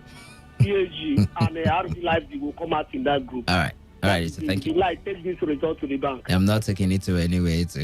I'm not taking a result to anywhere. Thank you very much. Let me take some tweets before we head to the SMS and WhatsApp portal. This one says, okay, Odrak Emmanuel with the handle at Udesima says, I think it's the honorary thing to do. When you lose the confidence and trust of the entire fans and major shareholders, pray our administrators here in Nigeria can learn from this. All right, that's a tweet coming in from Oduak Emmanuel talking about the resignation of Joseph Maria Batomi. All right, do we have some messages, Chidibem? Let's take them. Yeah, this one says, I enjoyed Babafemi Raji on Brila FM Abuja via Lagos. One most exciting sportscaster in Nigeria. Congrats to him. He deserved the appointment. That's coming from Godwin Brown from Ahuda. And this one says, Bartomeu resigning is not the only problem in Barcelona. The players that enjoyed his regime should take some blame too. They were the ones that were humiliated by Bayern, not Bato. We, the fans, and Bato himself were disappointed. Though I'm happy he stepped down because the change was necessary. That's coming from Young Junior. This one says, Bart leaving Barcelona is a good news. At least Barca can make good signings, not selling 23-year-old and buying 30-year-olds. That's coming from Collins from Port Harcourt. And this one says, Meko on club. Barca is not just a football club. That's what that means, by the way. That's the headline on the Barca Stadium. It says it's an institution, therefore it's bigger than any one individual. Bartomeu has been making bad decisions for a while, including holding Messi against his will instead of letting him go and start a wholesome rebuilding project. And says he is great from he says I am great from a Neka. Okay, I thought he said from a Neka. All right, 95.1. Good afternoon to you all. My name is Stella West. Go ahead, Stella West. The Barcelona president resigning is not the problem of Barcelona. The fans have failed to understand that there is time for everything under the edge. Okay. Barcelona is passing through crisis. It's not the problem of the president and his board. So even though the another people come on board, the problem continues. All right, Stella West. Thank you. Let's leave it there. We just have to make it quick today. We'll have enough time to talk about it. 95.1, your name and location. Good afternoon, Lion. Good afternoon to you. Name and location, please, and contribution. Hello? I want you to tell that, please, from Trevor, please, I want you to tell that last caller that he should go and mind his business. Why? Manchester United defeated Paris Saint-Germain last week, and they are going to win again this week. Okay. Tell him to go and mind his business. Okay. He should go and play. So he has heard you. He has heard you, Peace. Peace is angry. When peace becomes war, 95.1. Thank you. Good afternoon once again. Good afternoon to you. Civilian, go ahead quickly, please. Yes, I want to quickly say here, Manchester will carry the day. Okay. And then using their match against Chelsea to judge them. You know, they have beaten Chelsea over and over and over again. And they failed to beat Chelsea again. Because they changed the timing because they didn't want to lie low and allow them to beat them again. That's why we saw what we saw. But all right, with the performance I saw my Manchester with, they will collect the 3 points today. Thank you very much, Civilian General. Okay, we lost that one. I'm trying to take up as many calls as I can. On Twitter, Poseidon Maximus with the handle at King Max the Virus says, saying Messi should leave is so funny, but to me it's the real problem of Barcelona. Check all his transfer deals both in and out. It's absolute madness and silly. The January transfer window will determine a lot about Barcelona's season. I still doubt how it will end. Back to the phone lines. 95.1. Reliance. Lawson, you need to make it quick, Lawson. Yes, of course, he has to be Manchester United, right? Yeah. At Old Trafford. Mm-hmm. Yes, I don't know where the Leipzig people, maybe it's a one-season team, because some of the teams they did, people think that. It's okay. Yes, so, but it will be Manchester United, no doubt. We'll talk about it tomorrow. Yeah, surely. We'll talk about it tomorrow. 95.1. Go ahead. Your name and location. My name is Peter. I'm calling from PH. All right, Peter, go ahead. Anybody that is saying Manchester United is not going to win PSG, and I really read we are going to shock them today. Oh, okay. We are going to beat Rizzo again. No, Allah. Now you get your mouth. 95.1. Hello, good afternoon. Name and location and contribution. Go ahead. Okay. We give to Manchester United. Tell us to, when you reach tomorrow, make him call. Okay. All right, thank you. Appreciate it. 95.1. Relax. You failed to tell them that Harry Maguire become a wrestler. Okay. Their captain, Bye-bye. Bye-bye, Eto. Bye-bye. 95.1. Hello? Good afternoon. Go ahead. Name and location, contribution. Yes, this is Ihain from Wigwelele. Go ahead, Ihain. I want to use this media to congratulate Liverpool, my people, for trying so far to winning their matches. Okay. That's Van Dijk. Okay. And they got injured yesterday. They will continue to win. Okay, thank you very much. Let's leave it there, Ihain. 95.1. Yes, sir. Good evening again, once again. Your name and location, contribution, straight up. Good. Shadrach about it for Begalege. Shadrach, quickly. Yes, Mayu today, I believe Mayu will triumph today. All right. Mayu has gotten their own 3 points, while Chelsea is still battling for 1 point. Bye-bye. On Twitter, Askifu Pero with the handle Askifu_Pero says Barcelona have been solved. Barca will destroy Juventus tonight, while Chelsea will lose. I see Man U drawing tonight. Let's take some messages further, Chidibem. Yeah, the WhatsApp platform, this one says, I don't know why they are building football around Messi. He doesn't have more than 3 years playing. This will really hurt the club. They better learn how to do without better for the team. Okay, that was quite confusing. That's from Poski.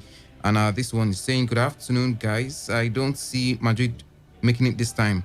That's from Sachima from Rumaholo, yeah. This one says, good afternoon to you all. Barcelona president quitting his position is a welcome development. As for Barca match tonight, I see Barca winning. That's coming from Skillful Peru. And this one says, Emeka, you're right. The Barcelona president is the problem of Barcelona, but many Nigerians don't like Messi. Emeka, how a typical Nigerian behaves. From Anthony from Rumosi. Thanks. All right. He said you are doing a nice job. By the way, the name is Emeka, not Emeka. Okay, thank you. We can take more further reactions, but trust us, by tomorrow we'll take more further reactions about it. Lastly, on Twitter, Ejim20 with a handle at ode_Ejim20 says, hope Woodward follows suit. MPFL might start in February. That's where we'll draw the curtain on today's edition of Today's Sports Live, reaching you from Today FM 95.1. You've listened to the voice of Chidubem Joku, the Chief Justice of Sport, Emeka Dinado Dogos for the demigod of sport, Sasi Hiwi, and of course, Reliable Reliance Udonyan remains my name. Up next is the news update at 4 p.m. Stick around.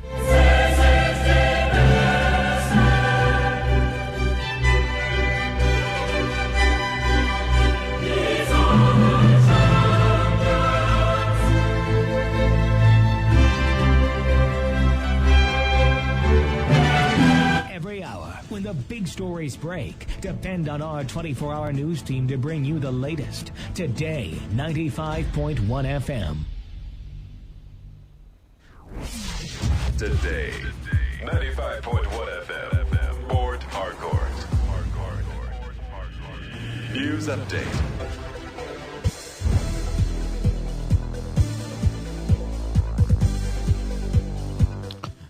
Good evening. Here's the news update at 4 p.m. on Today 95.1 FM. I am Kala Da Kurubatubo. President Muhammadu Buhari has appealed to Nigerians to desist from actions and comments that could jeopardize the unity and progress of the nation. The president made the appeal in Abuja during the launch of the 2021 Armed Forces Remembrance Day emblem and appeal fund. President Buhari said this year's occasion should remind Nigerians of the need to guard jealously the unity of the nation, which was won at a great cost. The president also paid tribute to men and women currently engaged in internal security operations, particularly the ongoing fight against insurgency, terrorism, and armed banditry in some parts of the country, praising them for remaining steadfast in the difficult task of restoring peace and security despite the coronavirus pandemic. On security operations in the northwest and north central zones in the country, President Buhari expressed delight at the return of normalcy in some of the areas that previously witnessed security challenges. The president, who restated that his administration will continue to forge useful alliances with neighbors and friends in the international community for the total defeat of the security threats affecting the sub-region, promised to ensure timely provision of adequate resources and necessary logistic support for the armed forces. Nigeria's former finance minister Ngozi Okonjo-Iweala has emerged as the Director General of the World Trade Organization. Okonjo-Iweala polled 104 votes from 104 member countries to defeat South Korea's Minister of Trade, Minister Yo Myung-gi. The official announcement is expected to be made later today by WTO. She has experience working at international governance bodies as a former managing director of the World Bank and as a chairman of the Global Alliance for Vaccines and Immunization.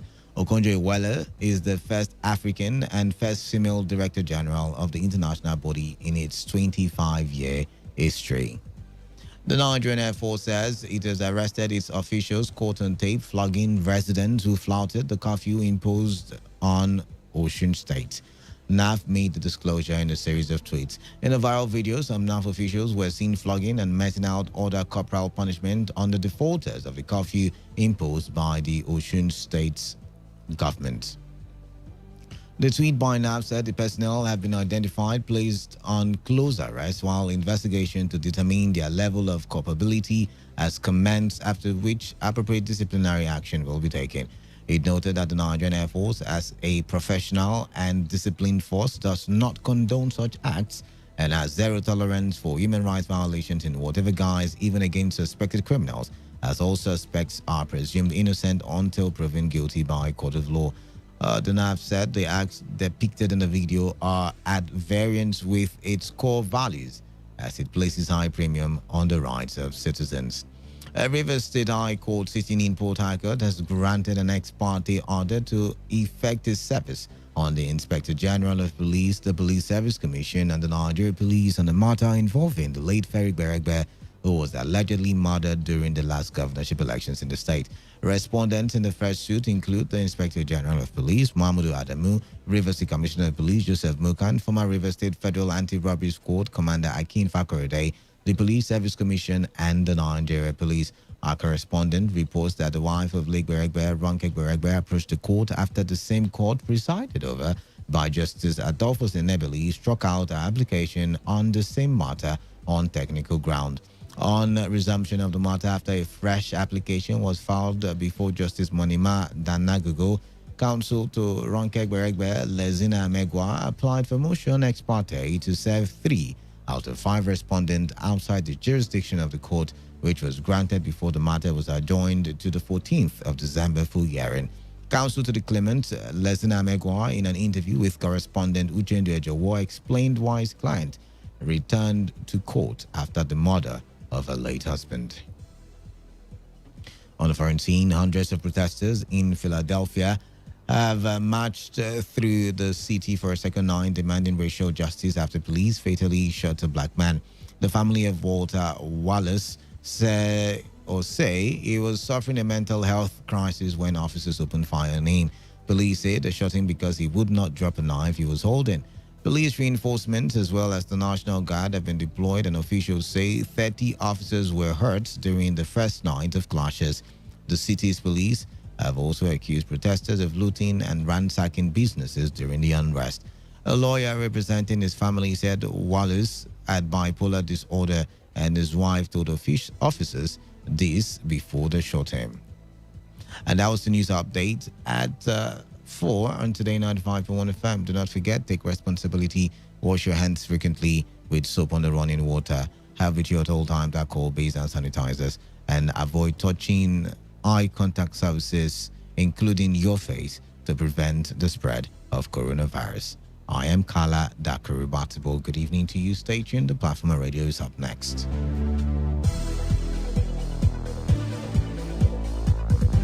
Today's news, today's entertainment, today's sports, today's issues. Today on Today 95.1 FM, Port Harcourt.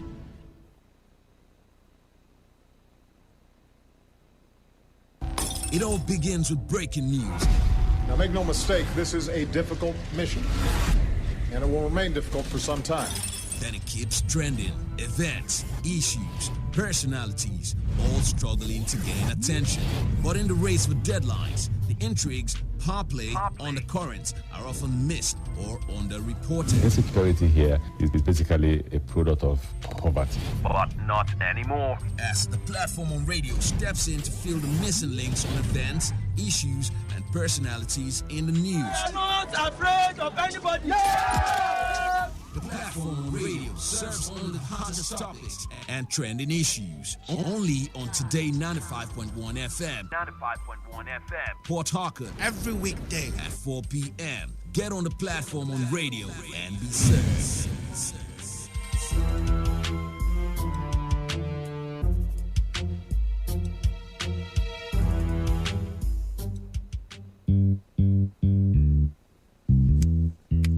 All stands, greet. Good morning, sir. Good morning. You're welcome to Jagbajantis High School. My name is Sound Sultan, your new mathematics teacher. By the way, do you understand Pidgin English? Yes, sir. Okay, now what we go use henceforth? Okay, carry your paper. Them for my class. People of this world, them plenty. Sins of this people, many, so many. Many times plenty, multiplier. Many times plenty, multiplier. Multiply the answer you get now waiting, they make poor man they cry. The answer you get now waiting, they make rich man they mess and leaders they lie. The answer you get now waiting, they make young boys and girls join party gang. Answer you get now waiting, they make innocent man rot inside the jail. Get it, and then agree to grant and bail. Get it, oh. Everybody, oh yeah, join Jamba-Jantis, make we solve mathematics. We did our continent, so Oyinbo say about mass, we go use take solve mathematics. So follow Jamba-Jantis. So ya carry by be for brotherhood. Love your neighbor as yourself, Oh, for objectivity. Be objective, generally. Be for democracy. Democracy. Now M for modification of our behavior, let's stand to the savior. A, accountability. If you've been a chop money, I beg you take them easy. S for solidarity. Not every time divided, oh my shell. We enter new millennium. Nigerians like 120 million. One population of 6 billion. 6 billion. Divide that 1 by 120 million altogether. Oh yeah. Altogether. The answer you get now waiting, they make people they jar.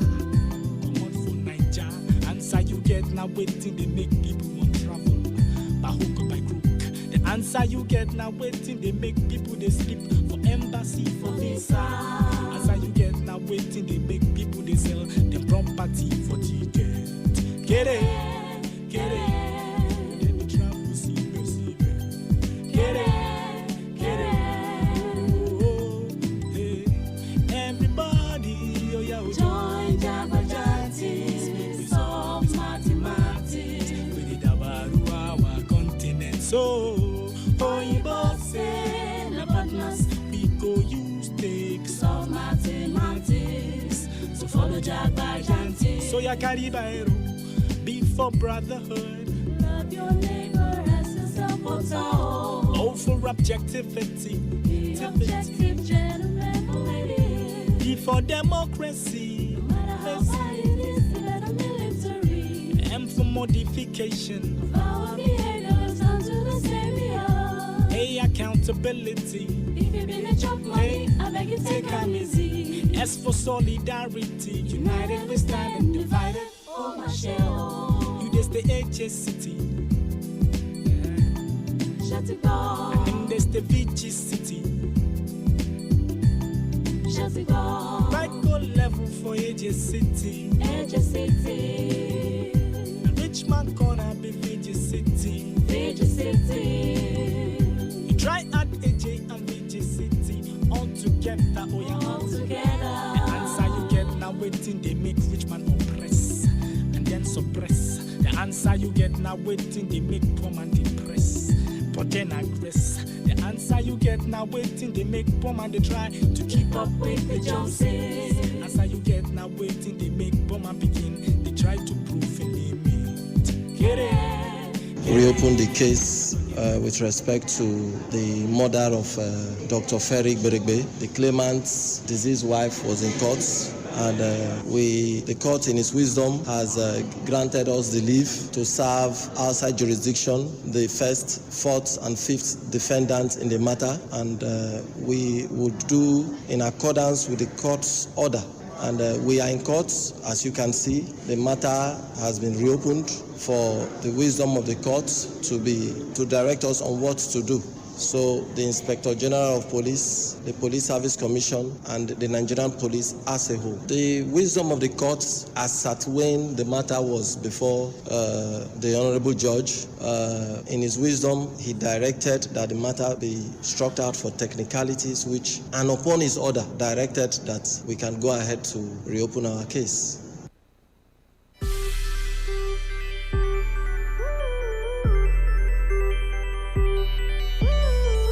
All right, there you heard Lezina Megwa, counsel to the claimant, explaining why his client returned to court over the murder of her late husband, Ferric Beregbe. Time 13 minutes gone past the hour of 4, and you're welcome to another edition, the Wednesday edition of the Platform Radio on your premium talk radio station, Today 95.1 FM. I am Khaled. Right about now, my job is to anchor the Platform Radio. What is the Platform Radio? It's a radio program where you and I come together, look at trending issues alongside correspondent reports, because our correspondents are out there on a daily basis, sourcing reports from the field. And on this program, we get to hear them give their reports, like where it happened, how it happened, why it's happening, what the people in those areas feel about what is happening. And we get to get the entire details of what is happening. All right, stay tuned and you get to find out what is on the menu for today. All right, Rivers State High Court grants ex parte order to effect service on Inspector General of Police, Police Service Commission, and Nigeria Police on the matter involving late Ferric Beregbe. Also, Amnesty International releases timeline of Lekki shootings following on-the-ground investigation. Nigeria's former Finance Minister Ngozi Okonjo-Iweala emerges Director General of the World Trade Organization. Stay tuned, conversations will start in a bit.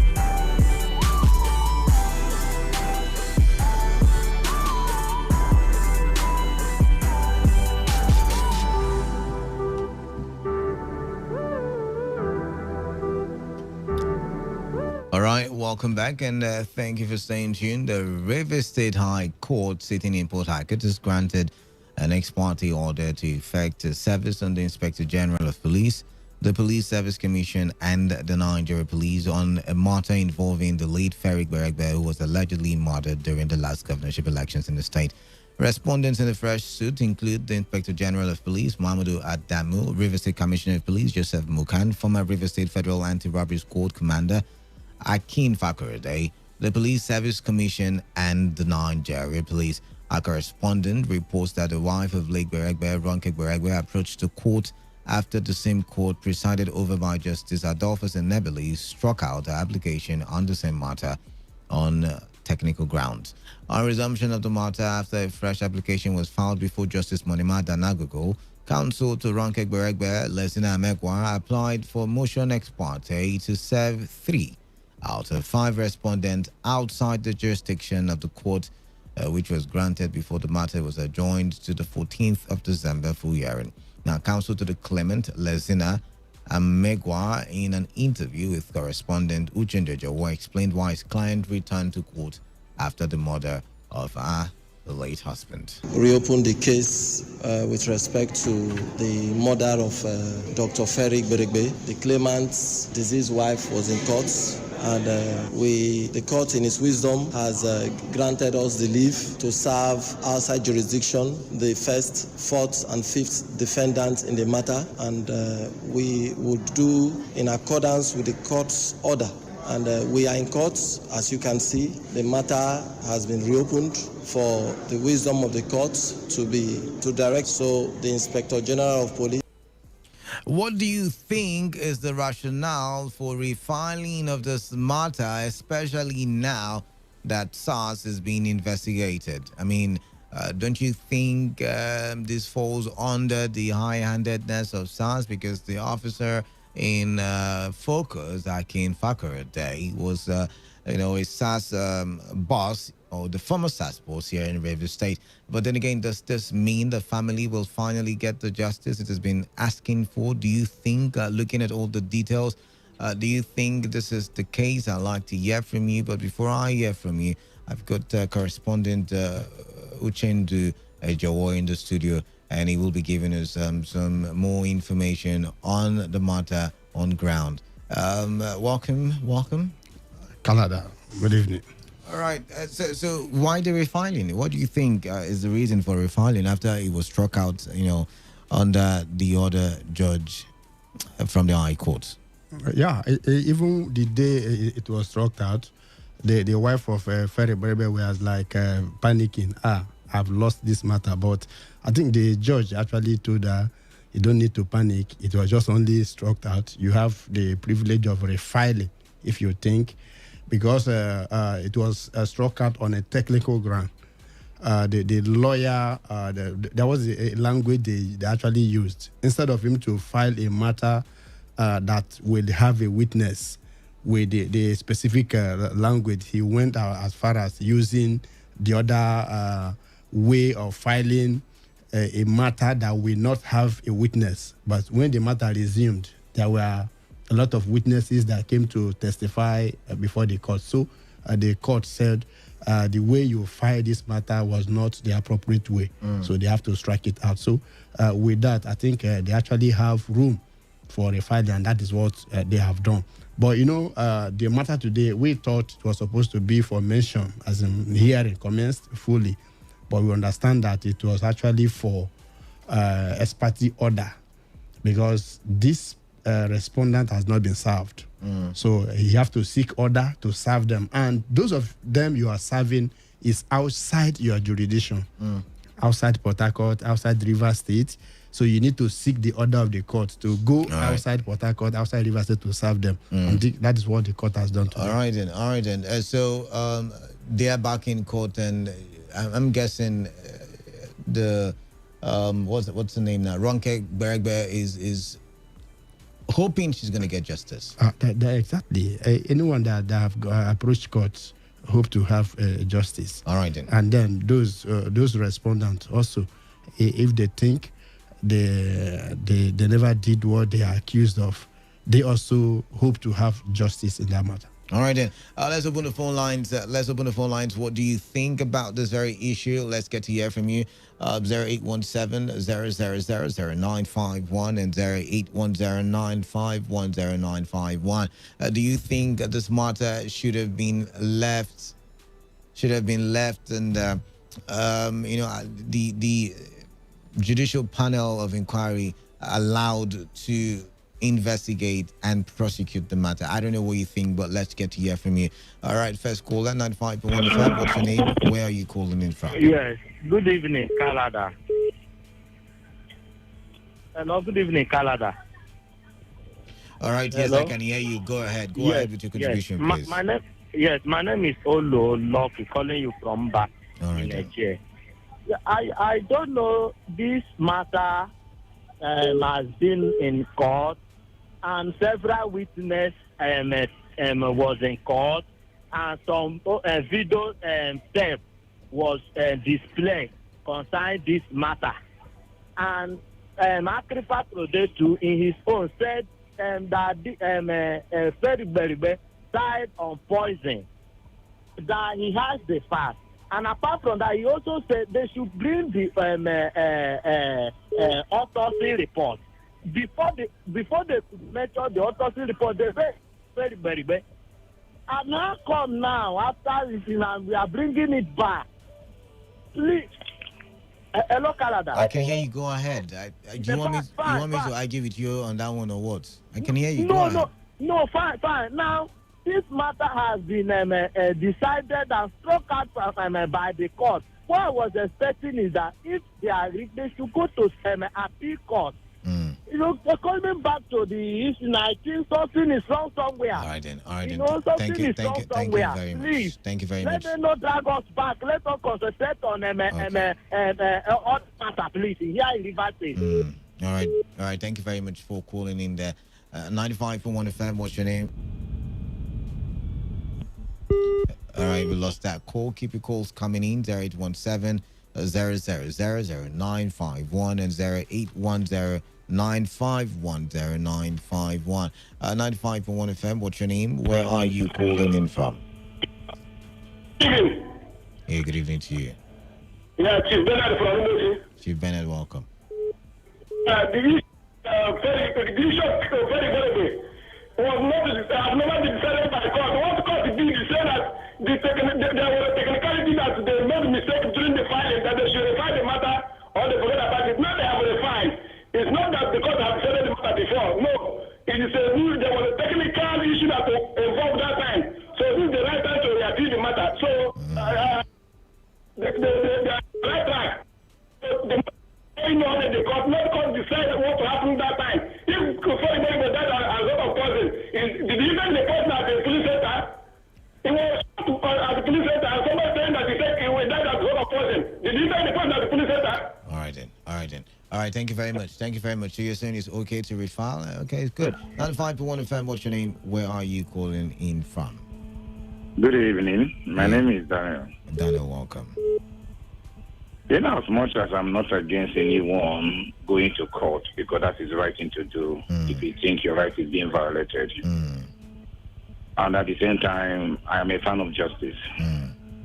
But I hope that the reason why they are going back to court because the name Akrim Fakode is involved.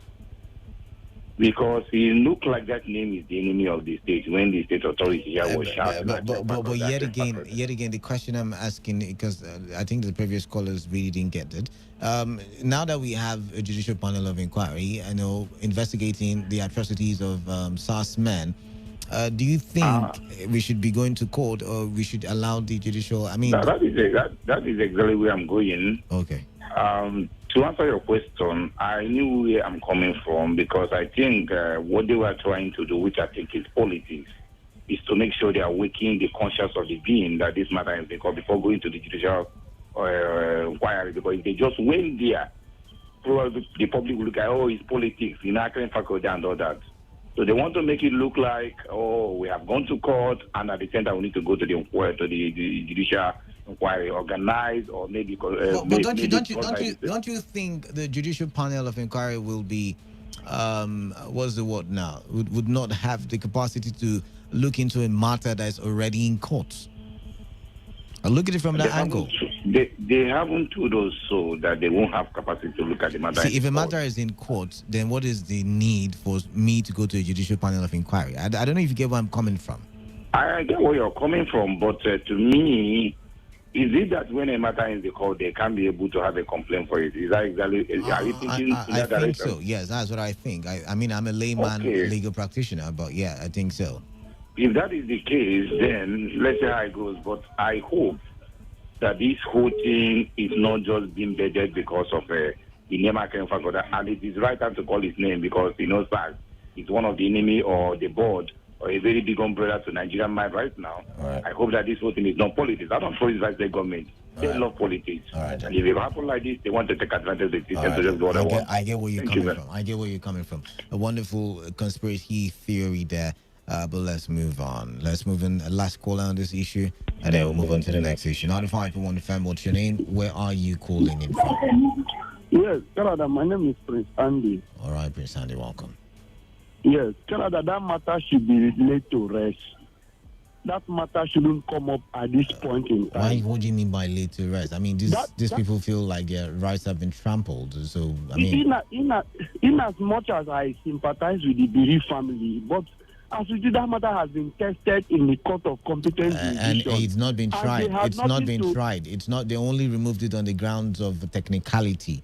Technicality. And they were told that they can actually go back and they can actually go back and what's it called, and refile, and that's what they've done. Canada, no doubt. But there are other matters River State government could pick up. There are other matters in respect to the 2019 election. So many persons lost their lives in so many local villages. Even 2015 elections. There are matters that are obvious that they can even win. You know, they should go and but it's not the River State government that is going. It's the wife of the family. Yes, the family. Yeah. River State government should advise the Attorney General should call the wife and advise her properly. Are you serious now, Prince? Advise her properly. Okay, look at Canada. Let me not drag you back. Look at the current Commissioner of Energy was involved in my own LGA. Let's assume something funny has happened to him. Today, he wouldn't have been compensated as Commissioner of Energy because he scaled through successfully. I don't understand. What do you mean by scale through? I don't understand what you're saying. This very death, with respect to the family, very death is what to be is a kind of a lesson for people to learn. During election, sometimes you just vote and go home. Don't be involved in it. I don't want to go far so that it don't look as if I'm insulting the dead. But don't be involved. There are things where you shouldn't be involved in electoral malpractice on the field. All right then. All right. Thank you very much. Happen there. Thank you very much. Thank you very much. If someone's live, I disagree with you, Prince Andy. If someone's life, was cut short, illegally, then whoever, no matter what on what grounds you said it was done, the person has to pay for it. But then again, we're not going to argue. It's bottom of the hour. It's time for us to move on to the next story. And the next story is Amnesty International coming out to say that they have released the timeline, for the Lekki shootings, which it said follows an underground investigation into the incident. In the timeline published on his website, the rights watchdog said it uncovered how soldiers from the Nigerian Army's Bonny camp opened fire on protesters. Now, while the army initially denied having a hand in the incident, it said on Tuesday that it got involved because the Lagos state government invited it to restore order. Now, the new timeline of the incident chronicled from how the protest was peaceful through the firing of gunshots and up to the statement from Babajide Sanwo-Olu, Lagos state governor, that the army was responsible for the shooting. Now, Amnesty International said its investigation has confirmed that the Nigerian army and police killed peaceful protesters in Lagos. It said the timeline collates video and photograph footage to confirm that army vehicles left the Bonny camp, a military base approximately a 7-minute drive from the Lekki toll gate at 6:29 local time on 20th October. According to it, the vehicles are tracked to the toll gate, and at around 6:45, the Nigerian military opened fire on the protesters. Now, a country director in Nigeria, Osai Ojigo, accused the government of attempting to cover up the shooting at the toll gate.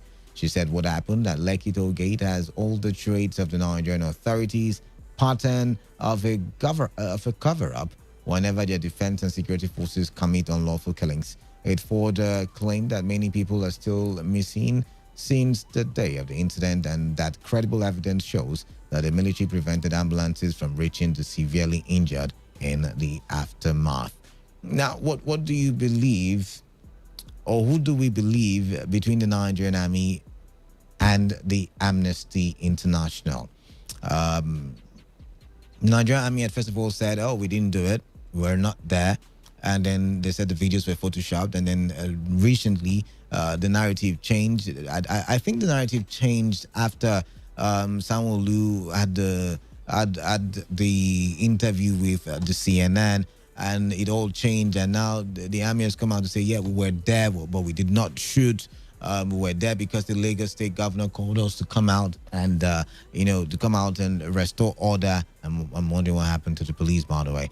But let's go with the army now. And they said they did not shoot. But I'm wondering, how could the army have been there and then men in camouflage had come in and then shot, and then the army was not able to resist, or the army was not able to counter, or the army was not able to kill or arrest anybody? And that's the question in my head. But who do we believe?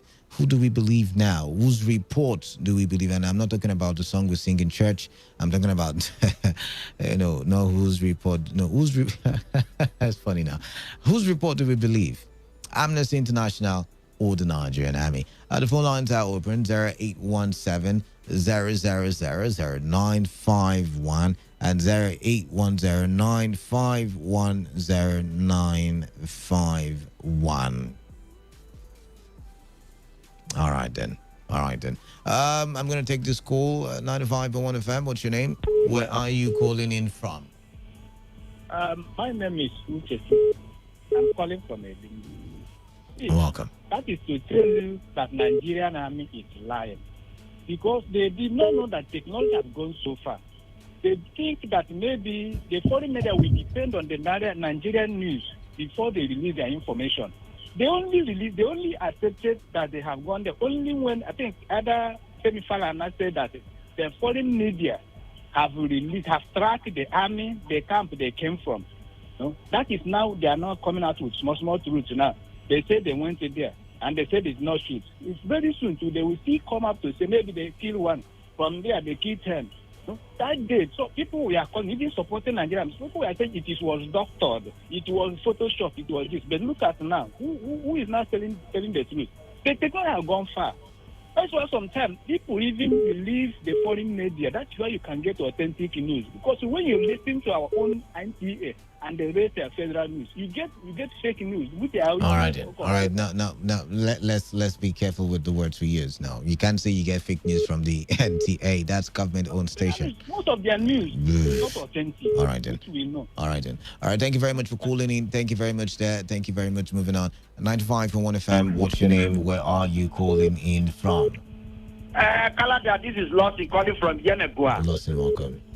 Yes, I'm not surprised now. Amnesty International, they've been having running battle with Nigerian military. You understand? But the military has changed their words or statements. Nobody has changed any word. The army came out. Wait, Lossin. The army came out and denied. Wait, now, let me tell you, I'm the one reporting, right? The army came out. Okay. Then you can't say the army has not changed their words. I mean, they changed their statement on 3 different occasions. The army has not changed their words. The army simply said, they came out because the Lagos State governor invited them because of the curfew that he imposed. When there is a curfew, who do you think maintain law and order? You think it's the police? It's the police. It's a curfew. It's a curfew. It's the police. It is the police. It is the you can't even the military. Even the military spokesperson said it. He said it, and we played it here. He said the military does not come out in an internal security. In Nigeria, the police can invite the army. So you think that the army can never come? Even in America, the army can come out if the police invite them. I've not said now. I agree with you. The army will come out. But you cannot say. In fact, you cannot say. Wait, listen. You can't shout. You're having a conversation. You cannot say the army will come out in a what do you call it, internal security issue. Now, what you said. The army, wait, the police can invite. now the you're army talking. To I agree on that one. I agree on that one. I agree on that one. Yeah, go ahead. But the police can invite the army. Bullseye said the army will continue to assist civil authorities to maintain law and order. But in they Nigeria. have no right to come out even in a coffee situation except they are invited. And that's the point I'm trying to make to you. That's what I am saying That now. was not what you were saying at first. Go ahead. Invited them. The Lagos State governor invited them to come out and maintain law and order. But that they shot at the protesters is not what even the Amnesty International has not proved that. They just come, make a blanket statement, mention the name of the officers that come and mention the commander, that you come out and make statement. When you say the army shoot at the protest, the army is not denied. They were out there. No, that's what you don't get. They first of all denied it. They said they were not there. And then Sage Musa on live television said the presence of the army you saw there were photoshopped. We had that conversation. So what are you saying that did not change their words? The truth of the matter is that it is people who say the army was there. Now, the army only when the curfew, the Lagos State governor decided to impose the curfew. Did you hear the part where I said that the army said they were never there, that they were not deployed there, that those were not their men? The army said they were not the one that shoot at the protesters. No. They were never there. Lawson, I will, because of this thing you said, I'll go look for the photo, the sound bite, and I'll play it for you. But thank you nonetheless for calling in. 95.1 FM. What's your name? Where are you calling in from? Hello. All right, nobody's home yet. Keep your calls coming in. 95.1 FM. What's your name? Where are you calling in Hello, from? Canada. Yes, welcome. There's one thing this senator said in the House. Anything about it? He said anybody that lives by propaganda will die by propaganda. I listened to the loss in said what happened to. Can you leave what Lawson said and go ahead with your own contribution, please? I follow this. No. Go. Let me make my own point. Thank you very much. Thank you very much. Now I have changed mouth. Then what is he arguing now? What is happening now? Anybody that live with propaganda will die by propaganda. And repeat that. What happened in Letty is Photoshop. Now they change mouth. This country. Wow. All right then. Thank you very much. Thank you very much there. Let's read some text messages. Let's see. Okay. Why that's loading? Let me take some WhatsApp messages. This one says, "Man of the people, we should believe the amnesty report. You can see how hasty the Lagos state government and the military rushed to refute that people were not killed from recent back and forth revelations. Why can't we believe the amnesty report?" God's gift, Port Harcourt. All right, God's gift there. Let's go to the text message portal. I do not have text messages there. Let's move on. Let's move on to another conversation now. Now, Nigeria's former finance minister, Ngozi Okonjo-Iweala, has emerged the Director General of the World Trade Organization. Okonjo-Iweala polled 104 votes from 104 member countries to defeat South Korea's Minister of Trade, Yoo Myung-hee. Now, the official announcement is expected to be made later today by the WTO. She has experience working at the international governance bodies as a former managing director of the World Bank and as a chairman the Global Alliance for Vaccines and Immunization. She is the first African and also the first female director general of the WTO. Now, what does this mean for Nigeria? Is this good news for Nigeria? Do you think it's a welcome development? Are you happy that this is happening? I'd like to hear from you. 0817-000-0951 and 0810-951-0951. All right, talk to me. Let's find out who's on the line. 95.1 FM. Yes, my name is Olo Loki, calling from Bakalada. You are aware that police is we have moved on from that conversation. We've moved on. Please listen and call back. 95.1 FM. Hello, what's your name? Where are you calling in from? I'm Chima, calling from Port Canada. Chima, welcome. Canada, congratulations to a woman of substance. All right. Honestly, I think she's the very first woman to have attained such position. Congratulations to her. I think it's a very a send clear message to the whole world that Nigerians, we have potential. You understand? Nigerians are intelligent. Nigerians are normally come out, clearly in terms of when they have to do their contemporary. You understand? So I think it has given Nigeria a new name, and it has put Nigeria in a very good spot. What the position of this woman. So it tends to undermine some statements, people saying that nothing can come out of this country. It means that this country, we have great men and women. Right. What has suppressed them and bring them down is because of the leaders who are bereaved of the economic idea to be able to portray this country in a very good way for the betterment of all. So in terms of personalities, Nigerians are well to do. Thank you very much. All right, thank you very much there. Thank you very much there. 95.1fm, what's your name? Where are you calling in from? Hello, good evening. Yeah, Bright from Remigo. Welcome. Thank you. You asked what it means for Nigeria. Yeah.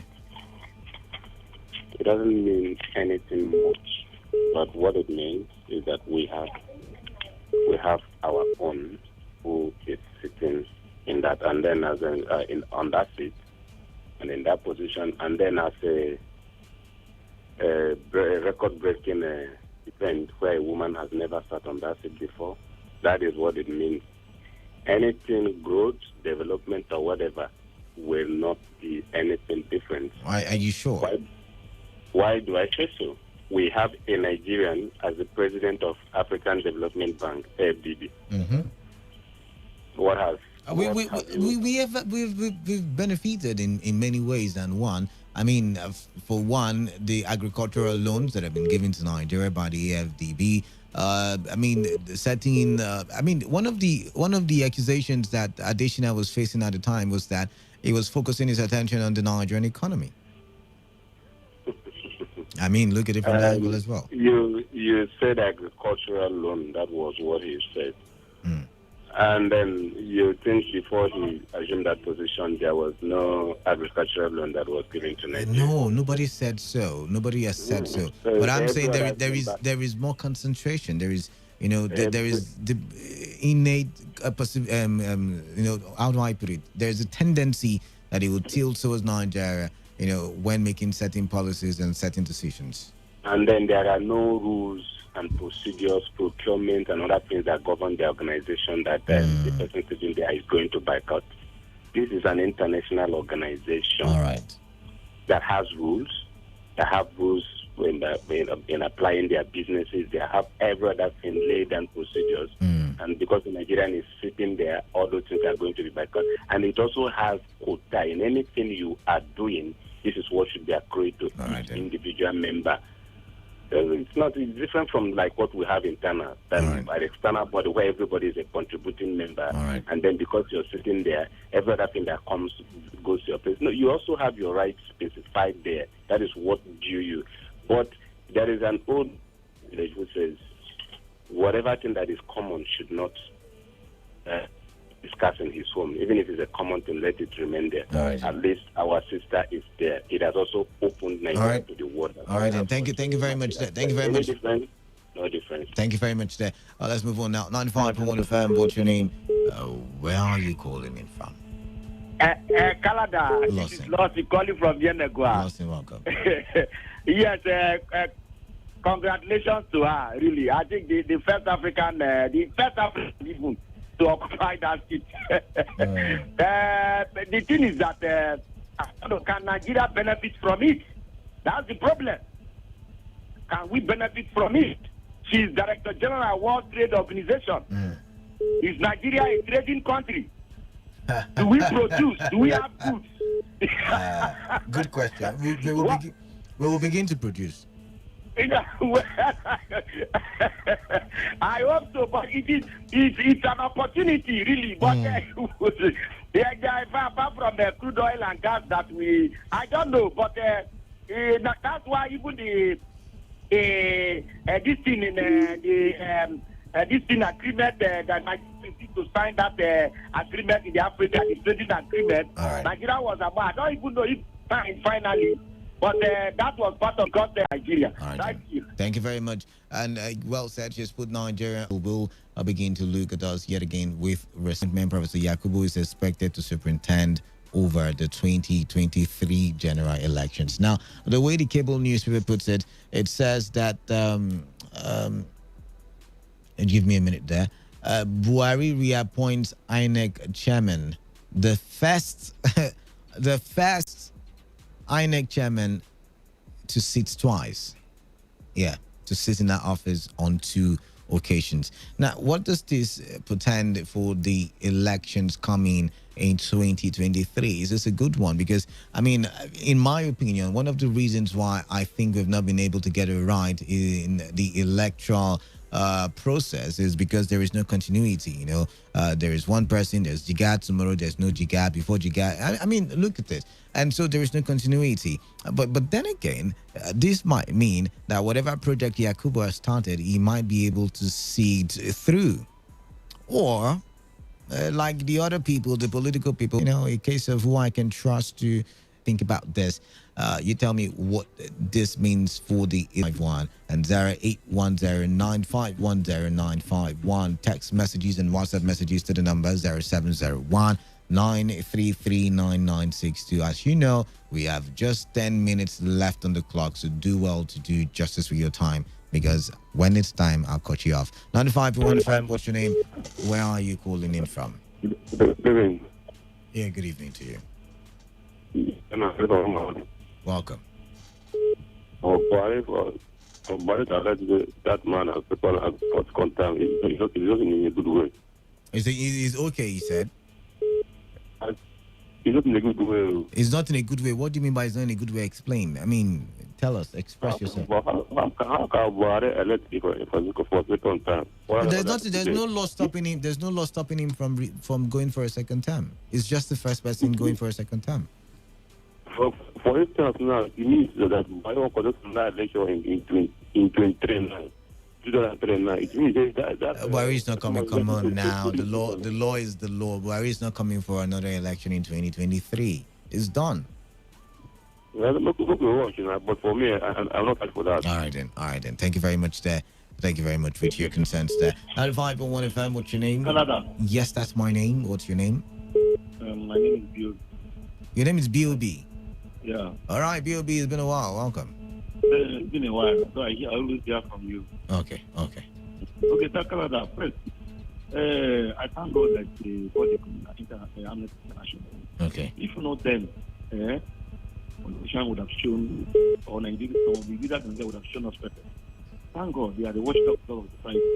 Truth is coming out, because they can't grab the truth. I thank God that only them. They have been accused of being political, yeah? Anybody who is doing the right thing may be accused of accusation, but they keep doing the right thing. They are penetrating or doing to this matter, giving us some real truth. I thank God for them. Then concerning this woman, I also give the credit to Jonathan, who projected her first by appointing her Minister of Finance. And I thank God that. Was it Jonathan that did it first? I thought she was a minister under Obasanjo. Okay, yeah. The administration is getting relevant. Jonathan was first given an appointment as a peaceful man who lost election, and there was no fight. This one again has come up. That is that Jonathan is a good person. Let's also see what the administration will project after their office. People, they can be connected this thing. For the appointment of that man, we all need to pray. He's still a human being. That they can conduct the election peacefully. All right then. Thank you. Thank you very much for calling in. Thank you very much there. Let's do some WhatsApp messages now. This one has a 3-in-1 message. Says, good evening, Kalada. It is right that the Rivers State government goes to court to...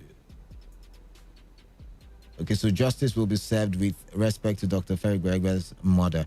The powers of the judicial panel of inquiry set up by the Rivers State government is limited, but then of the court, it is not. The court is in a better position to decide issues surrounding the killing of Dr. Ferry Gregor. But then again, it's not the Rivers State government that is going to court, just so you know.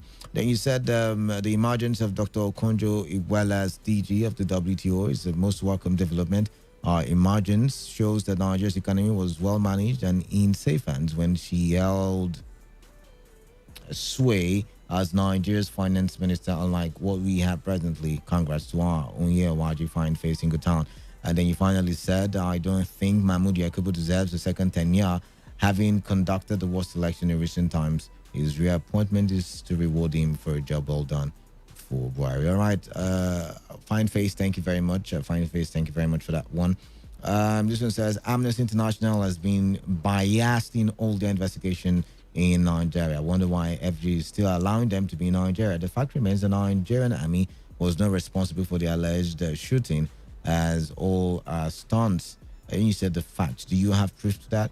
Now, Ngozi Okonjo-Iweala was in Nigerian government for years, nothing to show for it, rather than looting and a bartered economy. This is a waste to Nigeria, just as it was when she was here. Okwandu Obin. All right, you said so.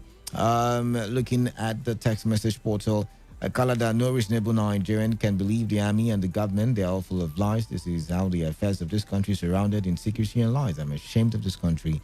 Ben from Port Harcourt. Hello, Mr. Kalada. I am Vinazo Cletus, Cover Border City.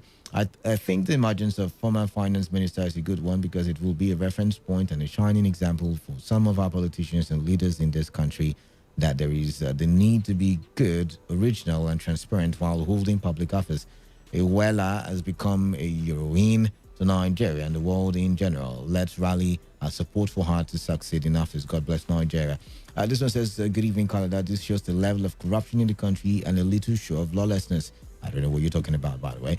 Canada, it is a welcome development. Congratulations to Nigeria. It shows that Nigeria is growing. Christopher Inandim JP from Umoye Eche.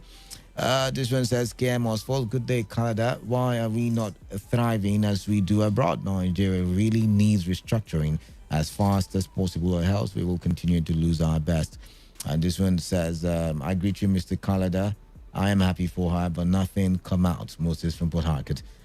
This one says, Canada, there is no two ways about it. Amnesty International is saying the truth, not the army. The old truths will surely surface as time goes on. From Onyesam Romunduru.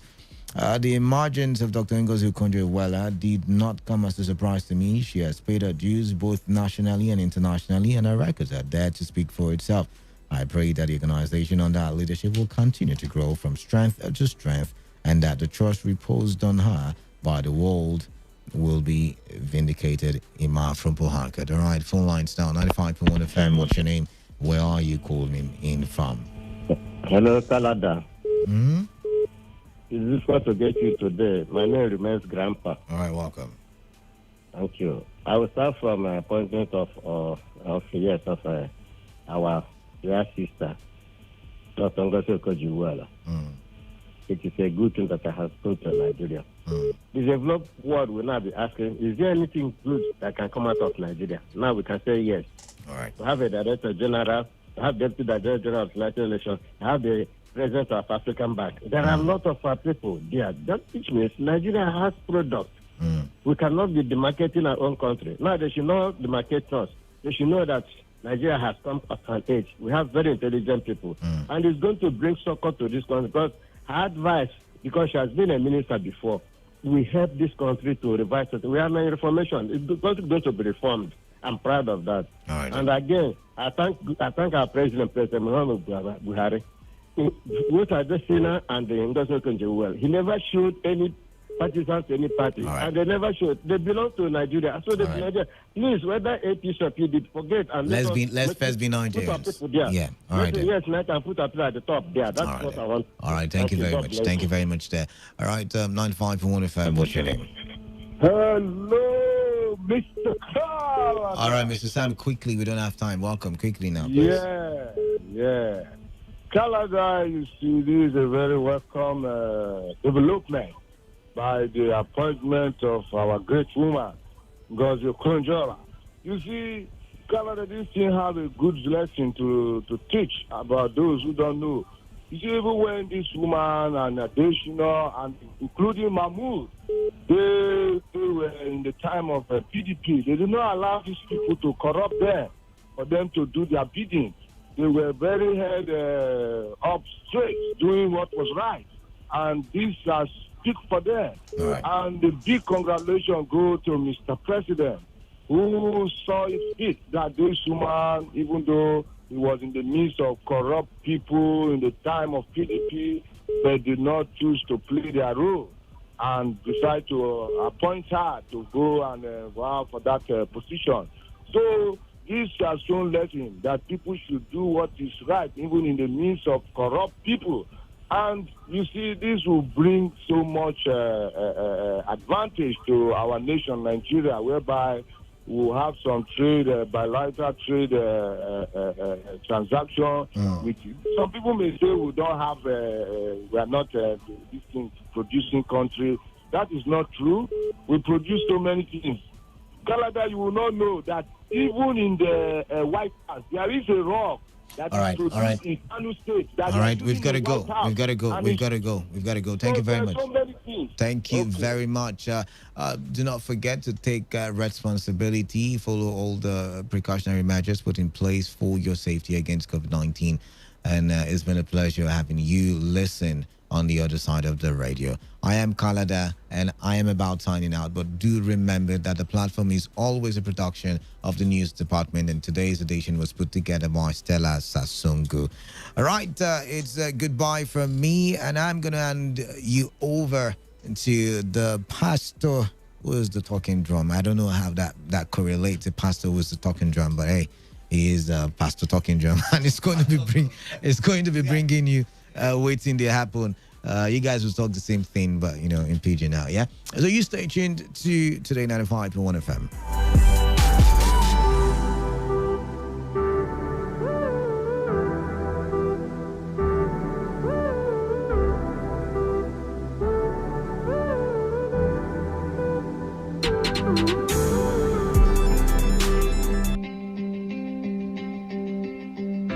You can never plan the future by the past. He who has a right to live can bear almost any out. Lost time is never found again. It is the province of knowledge to speak, and it is the privilege of wisdom to listen. I don't take life too seriously. You'll never get out of it alive. Educating the mind without educating the heart is no education at all. In the end. It is not the years in your life that counts. It is the life in your years. Make it count with us. Make it count with us at Today 95.1 FM. 95.1 FM.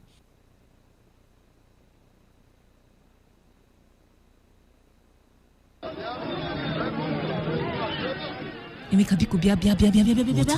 What is it? How come Chukwudi, that guy, Chukwudi, how come he's making more sales than us? And we are in the same line of business, eh? Relax. Cool down. Are you sure he's not using something? Eh? Ask him so that whatever he uses, we can use it. I'll do something. I'll meet him. Ask him now. Wow. I'll meet him. He's my brother. Calm down.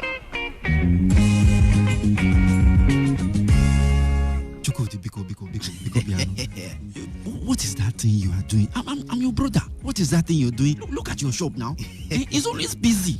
Look, my friend, it is very simple. I don't tell you this thing before, but you know the. I am willing to go anywhere, any length. Just what is it you are doing? What is the secret? It is very simple. See, just take your business, okay?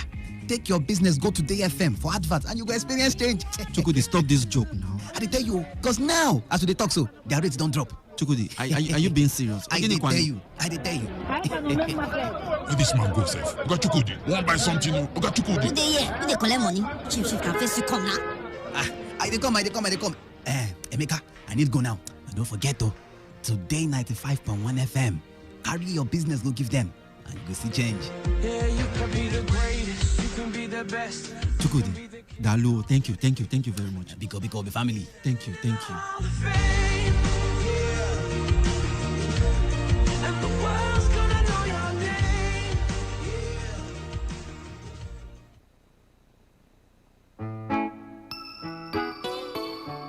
Yeah.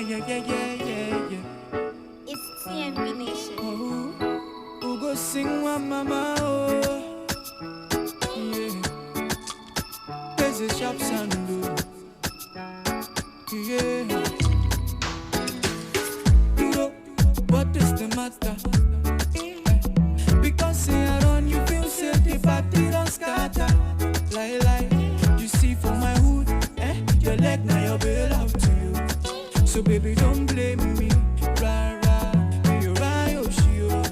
Cause if we don't say, me I get the power, I for fight like a soldier, defend your love like a keeper. And if we don't say, me I get the power, strictly from my heart, emotions no go fall, and we go move together to the top. So baby don't judge me, my baby don't judge me. Say last you supposed to judge me, my baby don't judge me. See, you breaking up, you look into my eyes and say it's over. I'm a how I want to come off for this matter. You go back, say you know they were the hammer. Cause baby, you're one of a kind. And deep down I know you are mine. And I can't let you out of my mind. Cause soldier, defend your love like a keeper. And if we don't say, me I get the power. Strictly from my heart, emotions no go far. I'm gonna go more.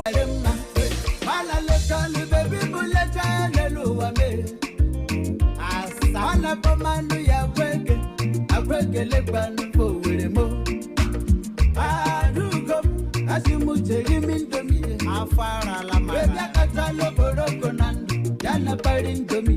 Shingie. Wako jiwanga hujola na nyanuloya. Besi maboma nunda karo. Lakaro shimo barabiama. Masuto shuchereli. Wane wana sofo ule kachola. Mana lodo na ya. Baby mulege television. Awe ninja kamero mwemi. All right. Make you good evening. Inside this evening, anywhere where you did hear our voice. Welcome. Today, now say Wednesday, the 8th day, the 28th, Wednesday, 28th. Remember of October. All of them are balanced inside 2020. Like I tell you, in case you never see, you know me say no happen. If you never also hear, no also me say, you know they happen. Now, Baba God. Now in the couple me and you, the internet baby. Aye. Boom. All right, Emba. Moko Karaba, they move forward. In case you just join me for the very first time, the voice where you hear, now the one way, and then they call Pastor Talking Drum, the Lord of the Mic. Is a Buruburu. One of today 95.1 FM. Dibaye, I am at an anime studio.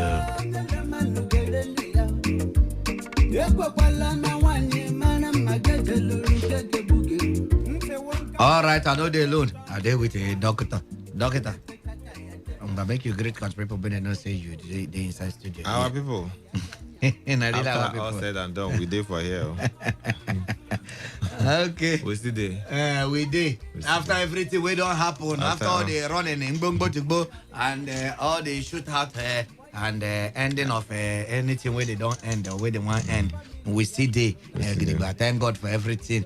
Okay, Alex Ajie 52012. He dey greet live and direct on top of Instagram. I dey greet you too. Okay, this evening time no really there because they get a market where they in between. But before we go enter the market, Moko see how we take touch this matter. For more than 2 weeks now, you know, a lot of things don't they go on, a lot of things don't they happen, and we say okay, fine. Moko just use this evening. Moko take see how we take marry this whole things we don't happen about the protest, about the shootouts, about the alleged shootout, because right now they never confirm and say there was actually a killing or anything. So about everything, we don't all the looting, we don't happen of warehouses, even like the one we happen for our own locality here, for inside the Oyigbo, all the massacre and everything. So we say, okay, fine, Moko see how we take carry this matter, take joint body to also how it take affect our health, or how it take affect our mental health. And so we did inside studio here, me and Doc, and we say, okay, fine. Moko look at how this is, because I'd always share the experience when I get that night. Like that night, Doc, that night, me and for the very first time, me, my wife, and two of my children sleep on top of one foam. You know, and I don't talk this thing, we sleep on top of one foam that very night. That's that 20th night, because of the panic and the fear and everything. Even up to the point, my wife, where they breastfeed, can't be say the thing can't even make the small picking. I don't know, all of them can't begin run temperature and all those things because of panic and fear and all those things. So I can't say, okay, fine, make doc actually try help us, because I can't imagine like person will get maybe one maybe hypertension or those high blood pressure and all those things, how they will take cope for this period. So doc, make I throw the button, make it not come be lesson and make on they give the lecture. Why? No. Make I throw the button to you now. This condition of things now, it gets any way it take the affect us negatively or positively. You get the way this whole situation, like if you enter WhatsApp, like enter social media, you will see different types of video of killing, or where police they shoot, or in fact a lot of things will fly up and down. You get how these things will take affect the health of a person.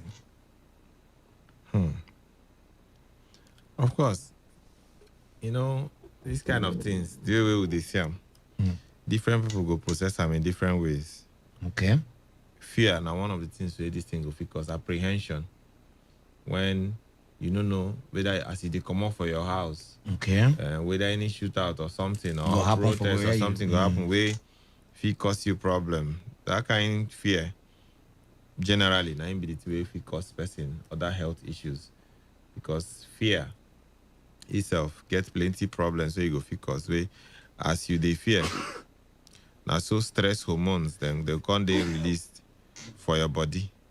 Stress hormones, most of the times, they dangerous when they excessive. Fear, normally, supposed to be normal thing. You understand? Because fear somehow they protect you from going into danger. Okay. You understand? But when you can't fear excessively, worry excessively, that one go cause you plenty problem. Where if it affect your heart, if it affect your mental state, waiting, if it be anxiety disorder. Because if you get anxiety disorder, you go just fear unnecessary. We get high blood pressure, high BP because of stress hormone where they come out for your body every time. So now one of the things if it cause generally your mental state as you they talk on now the thing where you go cause like it go apprehend you, you not gonna know what you go do. It's panic attack. You understand? They shake unnecessarily. You don't know. You don't know where you dey, and that thing fit kill somebody at the moment, because at that time, sometimes some people they feel like say they don't feel breathe safe when they get panic attack. You feel like say they choke. They feel like say your body, your every part of your body, they close up. You know, they feel breathe, your heart they close up, but supposed to be so. For many other people, there is no problem when then because their body just they okay with anything. Anything will come in, okay. Yeah, but it go good make people know how to take care of all these things. When all this kind of problem happen to you, that's something where you go need to calm down, breathe like 10 times. You understand? Or you carry music, play music. Okay, or if you get comedy for house, even play comedy, something will make you laugh. Okay, this one where you talk now, because I remember, I don't know whether I see the video when the comic video when I do. You know, when I share the video, as I shared the thing yesterday, a lot of people were thanking me, say they never laugh like this in a long time since all these things they happen. Say, now we comedians supposed they do our work. Now we're supposed to share all this our skits more because a lot of people they depressed and worried and all those things. So okay, so the thing now, okay, like you don't give us solution already. So you don't talk about if you play music, you go breathe 10 times at least. Breathe in, breathe out. Just relax. Okay, listen to music. You can even go out for a walk. Okay, take fresh air. Take fresh air. Carry music, prefer something to divert attention. Okay. You understand? Calm down. You go need to. The essence of taking anxiety disorder, not be normal fear. Excessive fear. Jesus, all those kind of things. That thing over time could cause person long-term problem like high blood pressure or even increase, and you go see somebody heart go they pump, go they do all those kind of things. Person feel die instantly. You understand? From even cardiac arrest or something because of something the BP will can't go so high. Even person feel get stroke at that time. The information say they don't keep person here. Before you know, person don't fall down, they converse. And like that. So now something we go need to take our time. They process all this information, because not be every time where the thing be like that. Especially social media, the kind of information where they go they show for social media. And if you bring image of something where happen for Kenya, South Africa, bring and send a person where die for Port Harcourt. Just to person where they say where they send that message in getting own aim. So you know go take because you see them for social media, you can't kill yourself because of her. So to not say not be everything we see on social media. That's what true. It be. And we don't give us this evening. Okay, wait till we want to look at this evening. So we would like to see your own hear from you between this, especially I think from 20th where we say the shootout happened, because from 19th backward now peaceful protests and everything, or since the protest starts and everything, and how you take manage your own health, how you take manage yourself to make sure say these things not really affect you negatively. Then if for instance you also get anything where don't happen to you, or where you notice, where you can begin notice about yourself within this period, also share with us. Now 2 ways how you take, maybe you still day okay, but why they talk to, because you get one of my female friend will be say, according to her, say they actually sleep inside bush. Imagine that night for inside Oyigbo. Because of that Oyigbo crisis, they actually, as in they shoot that night, they run. Imagine where a person will come run, leave in house, or go sleep inside bush. So check, I can't check that kind of risk. Is it not better you lock your door? Say like say locking of door, no fit. Say the gunshot alone, the sound and everything with children and all those things. They run, carry their children, go sleep inside bush. And now, as at that night, the thing no really even affect her, because then they try find safety now. But after effects of that, anytime when she remember the thing, she says she be like say she go blank. You understand? Anytime when she remember that incident, waiting happen as they take the inside bush, it could be like come like say she go blind. That's she go blank like this, like say she won't fall, she go come hold something. So you can imagine the shock with that particular night. Don't leave her with that. Currently, she don't undergo treatment. So waiting be your own experience out of all these things we don't happen. If you get any positive experience, how you take manage your own, you feel let us know. If you also get your maybe any negative occurrence will happen too between all this period, we also let us know. Because like I myself, my brother, I'm not gonna give you that night, the way my wife and my children can't behave, I got all of them, put them on top of the same place when I did, and I saw a whole lot of them till day break. So not everybody feel gets mine. Maybe if to say myself they panic, only God know what's in on for here. So but thank God it go the way you go. And I'm sure other people get their own experiences where they go like share with us this evening. So 0817 00 951, then 0810 9510 951. Those ones are the phone lines where you go call to put mouth on top of the matter. If you want send text message, if you send your text message, enter 070 1933 9962. If you send your text message, enter 070 1933 9962. Then if you want join us live inside Instagram, you want contribute for Instagram, or you want see me and Doc as we balance here, like balance diet. But hallelujah, make you enter inside Instagram. Which one they make you laugh? So I say we balance like balance diet. Okay, just rush, enter inside Instagram. A lot of people don't did it already, so you go join them. Make una join us here. So just type Pastor Talking Drum for Instagram. Pastor PASTOR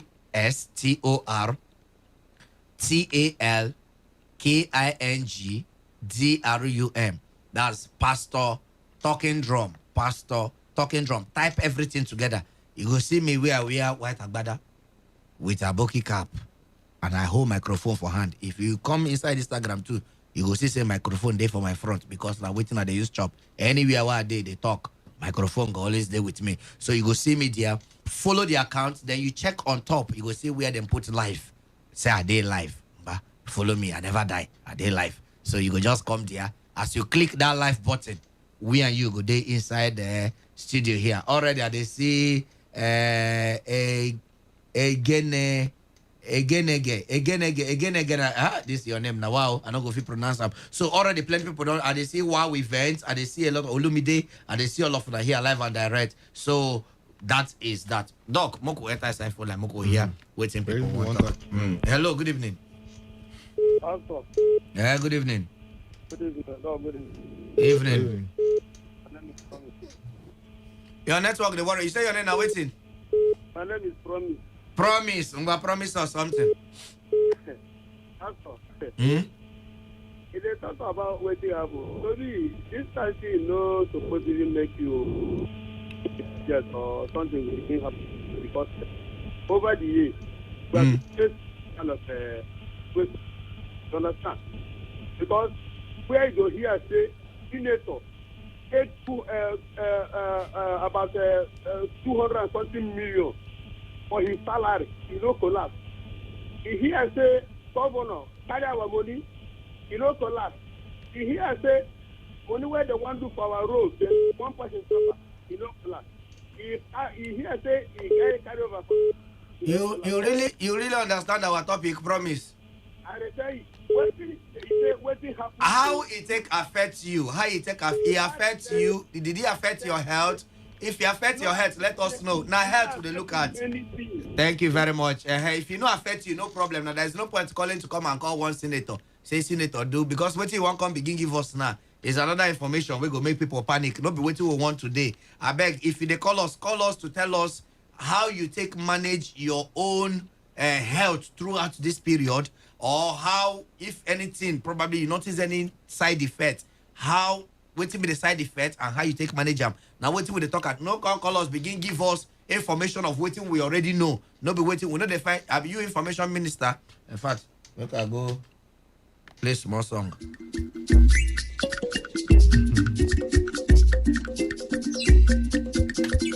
All right, Williams, I see you. I Wills, I see you all the way from Dubai. Thank you very much for joining, sir. God bless you. All right, 0817 0000951 and DJ Kevin, I see you. God bless you, my brother.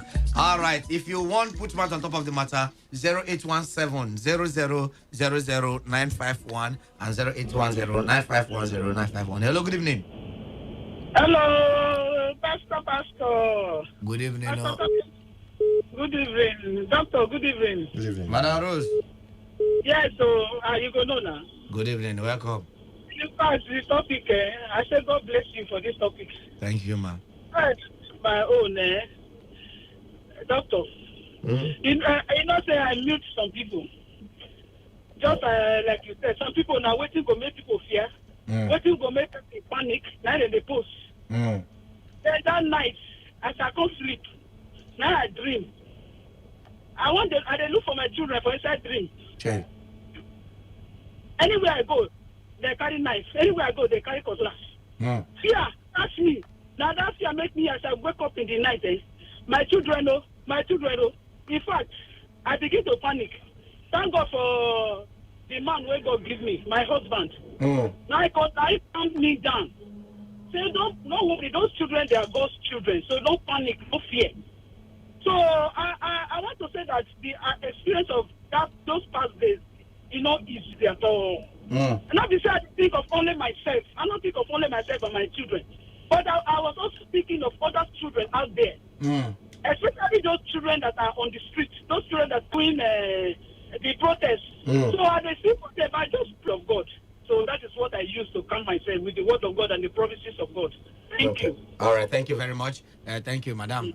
Doc, you don't hear them. I say she done this. Something. Hello, Daddy Mo. Yeah, who be your daddy? Daddy, why are you forsaking your son now? Which forsaking? Hey, Kitty. Bishop. Where you dey? Myself, they make me.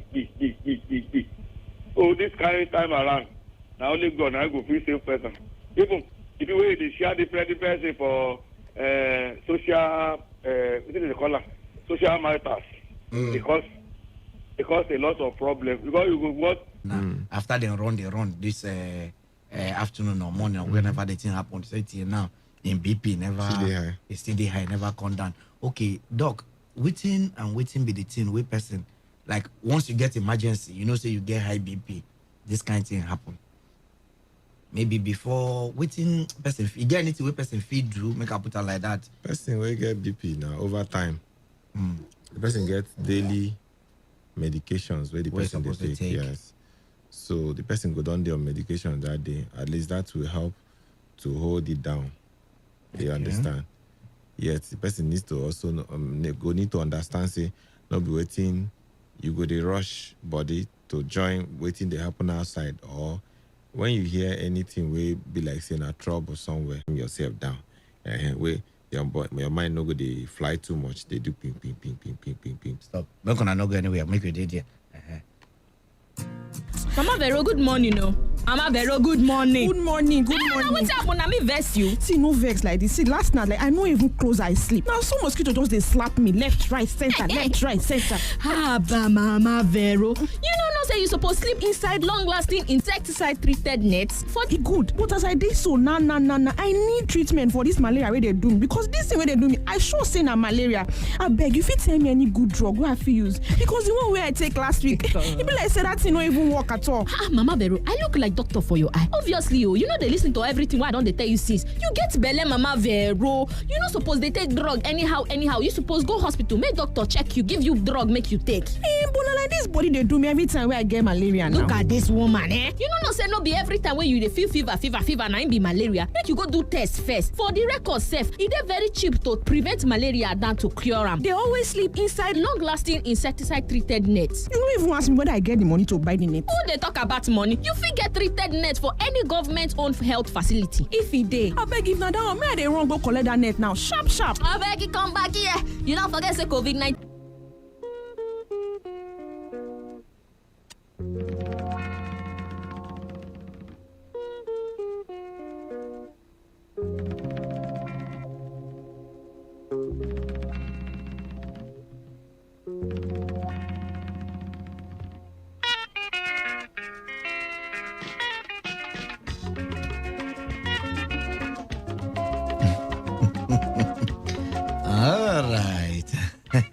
Okay, if you want join us on top of the matter, we look at how to handle shock and how to also try to hand information with the open 39962. Text message and WhatsApp 07019339965. You so for Instagram, just go Instagram, type Pastor Talking Drum, Pastor PASTOR TALKINGDRUM.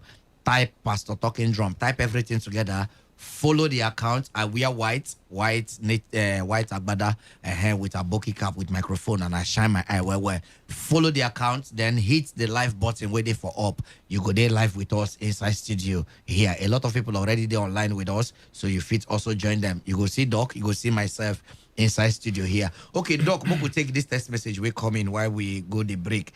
This was a good evening, Oga Pastor and my humble doctor. He said, I greet you all. To be honest, my mom is still suffering from BP now.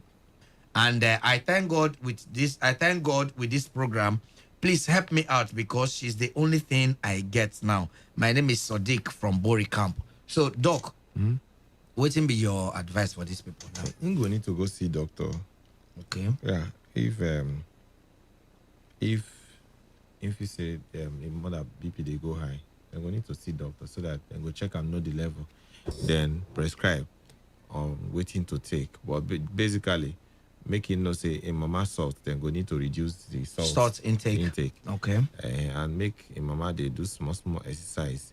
Also make him buy fruits and vegetables for a mama. Make sure they chop. All these ones go reduce the BP to go help to check the BP. Okay, all right. Okay, but Sadiq, you don't hear them so quick. As soon as they go hospital or before I go to hospital, so you go just quickly do these small ones where doc don't talk about. Okay, Taria captain,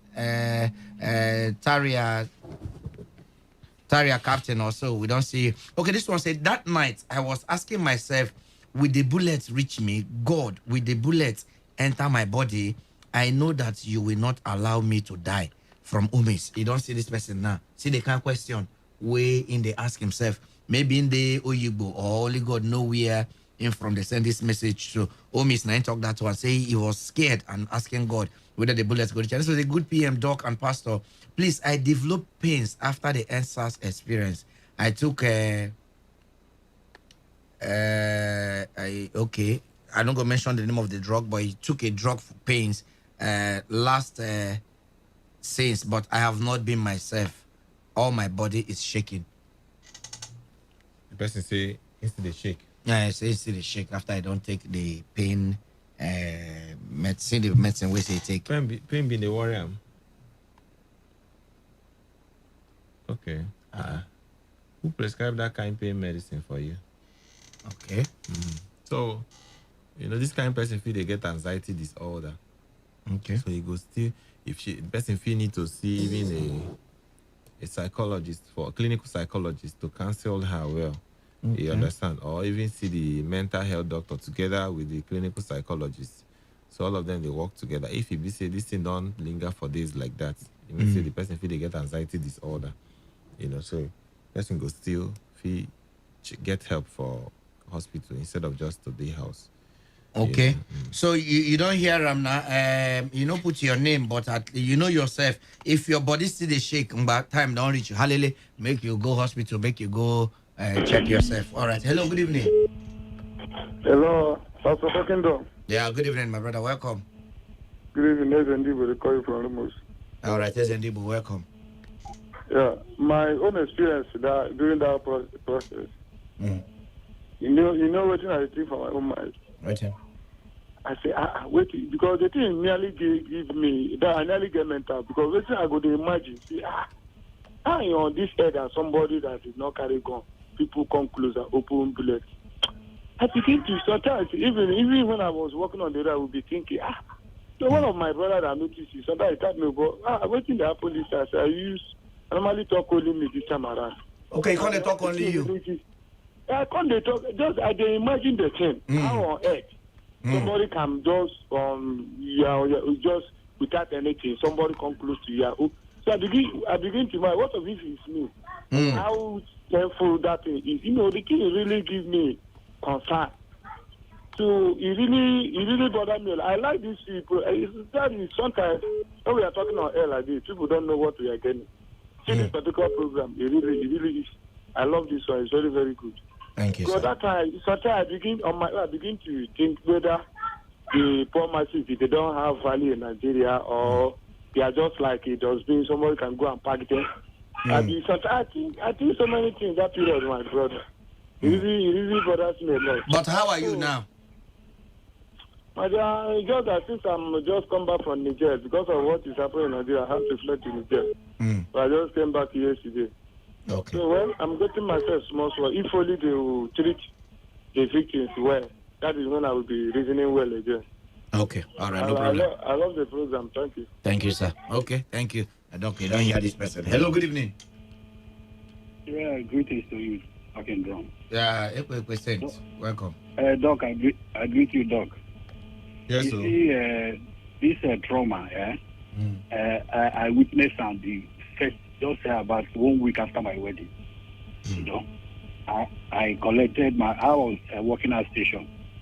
So after the wedding, I took my family to my station. And that place is very porous on this kind of shooting. So So what I did that day, because I'm used to the shooting, I hid my wife somewhere, and I came out at the palace and said, well, if they want to do anything, let them do with me, you know.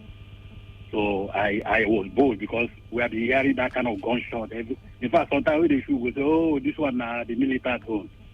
We know the militant sound, we know the military, we know the Navy. So, you know, we are used to it. So after that, they left, you know, and my wife was asking me, Daddy, you are so bold to come out at the palace and say, we are used to it. You understand? But the woman that I took to a new place didn't take it kindly, you know. The woman, and she was even threatening to come back to Port Harcourt, you know. I said, no, you'll be used to it. So it's a really trauma, honestly, because they're gone. If you are not used to it, only the sound itself can even make you faint, honestly. So it's quite a pathetic one, honestly. We don't pray for it to happen again. All right. Thank you very much, sir. Thank you for your experience. Thank you for your experience. All right. Hello. Good evening. President, good evening, President. I'm Chima. I'm calling from Port Harcourt. All right, Chima. Go ahead. See this thing, that day of demonstration. I was passing through Oyemi, of course. I felt happy a lot because I saw the youth, they were drinking, you know, eating some certain street. Even when the police people were passed, they heard them like anything. But the thing is that the experience is now that I had that people that day after that the people became hungrier, you know, no food, nothing. I don't know. And as the people came and then opened fire, I heard about Lekki and all these things. So since that day start, I'm feeling pains all over my body, but I've been taking enough water and some fruits, and cucumbers. The doctors have been prescribed. So the thing is that let me come for advice, please. Let our government make them hear this the way youth they talk, so that they can know what they are suffering from. They say, I'll be here today, say, for Orlando people. They know they allow food to enter. And people who are there for Port Harcourt, most food, they come from our area. You see now, here in Port Harcourt, we know they get no farm, everywhere, house. So if we don't get food from that place, we know we eat.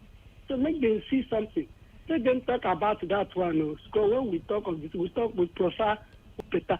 See people we are owing pension money. They pay.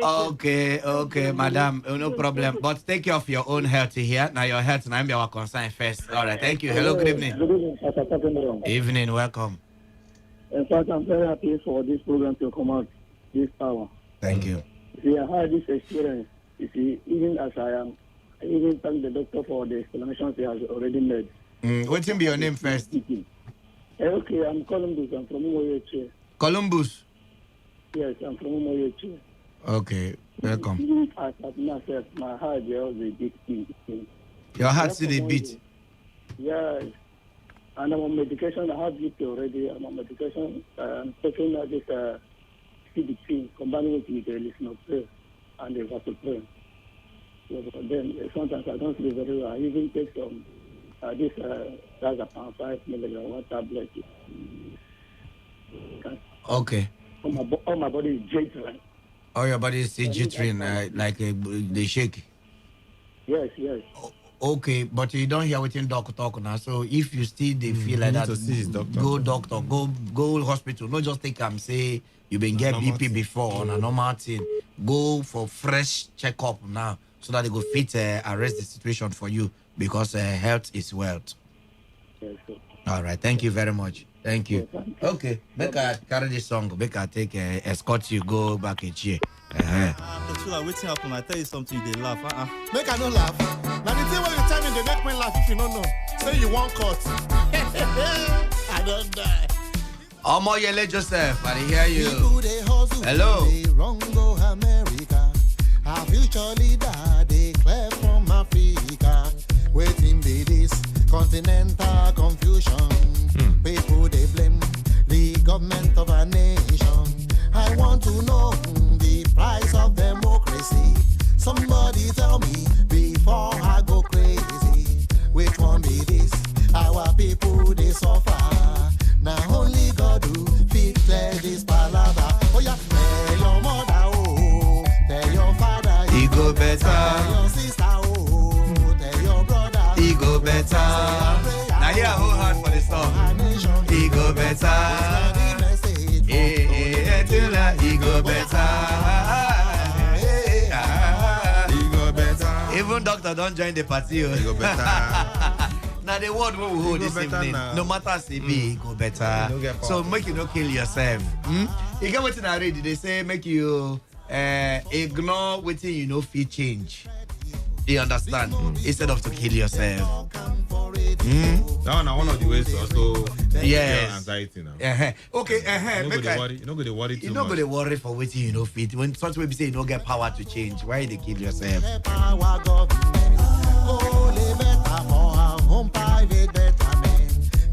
You're both got a capable leader. Oh yeah, wrong for those who be serious pretender. Oh yeah, tell everybody we go better. And Mr. President, we go better. For our nation, we go better. The message from Tony Ketwila, we go better.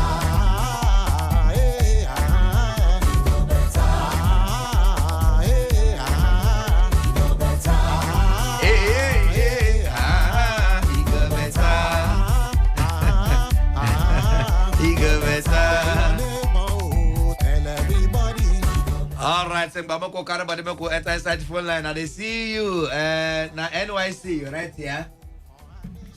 Like National Youth.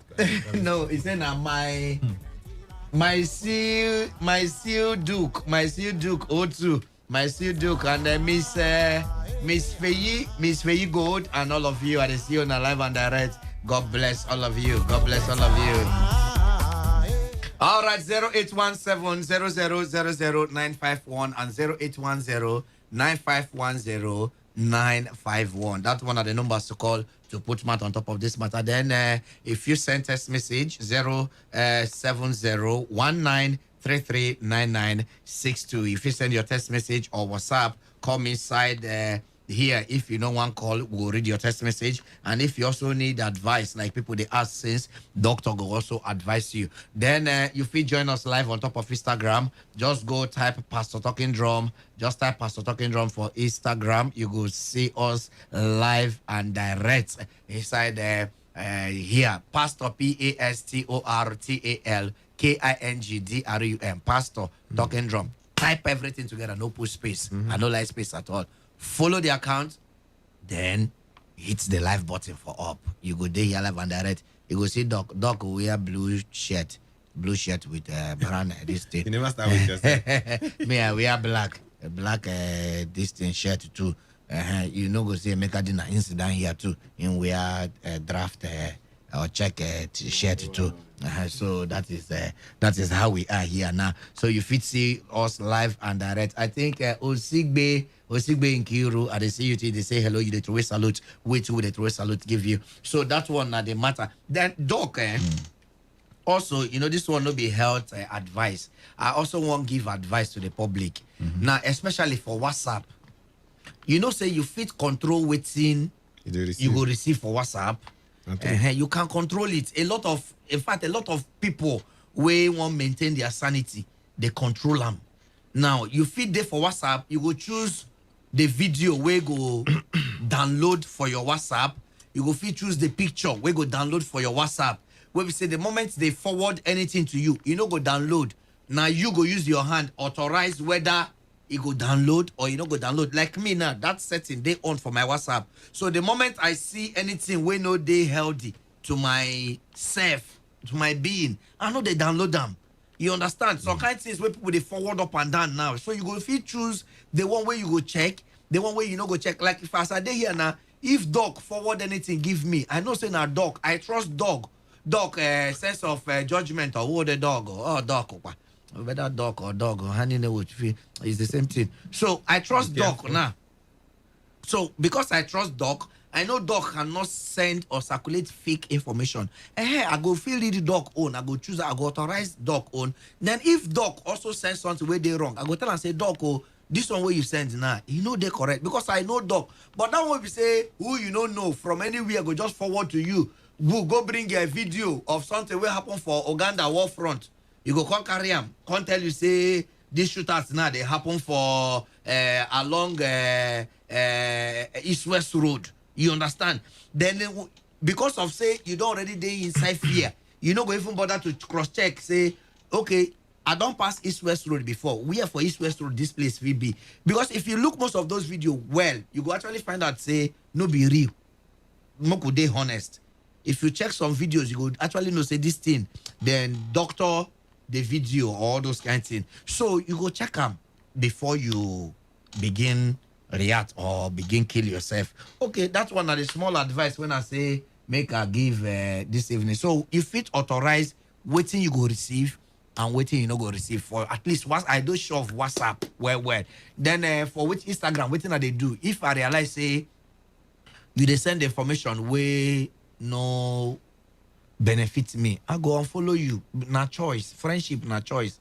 I go and follow you and I no go day with you again. So that people where they follow you go they see your fake or your information where you if I know say they depict variance or anything we know they okay. So that's one now my own simple. So you fit also do the same thing. Authorize waiting you go fit check and waiting you no go fit check. I'm Emeka Solomon with the greet you. Hello, good evening. Hello, good evening. Evening, madam, welcome. Pastor Dokindra, good evening. Good evening, welcome. Doctor, you're welcome. Good evening, ma. My own experience the day we thief, all these thieves and brothers visit our house. It was terrible. Even only the hitting on the door, I was scared. I can't even believe what it. I can't even know I don't even if I will think of my children, if I will think of because that day we have a big amount of money in the house. I don't even know where to stand. It was neighbors. Sometimes we did good with neighbors. Even before the hitting, we wake up. Our neighbors have waked and started making information, calling police everywhere. It was the neighbors that scared them away. Since that day, my husband has not been himself. Hey. It was terrible. So sometimes when you are living in a place, you don't have to be only you yourself. Try to be good with neighbors. It helps a lot. You see? It helps a lot. When there is problem, even you without even waking up, neighbors can make connection for you. And there were police everywhere in our compound. So God be the glory. That BP that I was running that day, it has been controlled. We thank God for that. So in any condition, you have to be, sometimes try to be yourself. Don't give up. Okay. It may not take your life, but they can only take away items. But when you die before that incident, that is on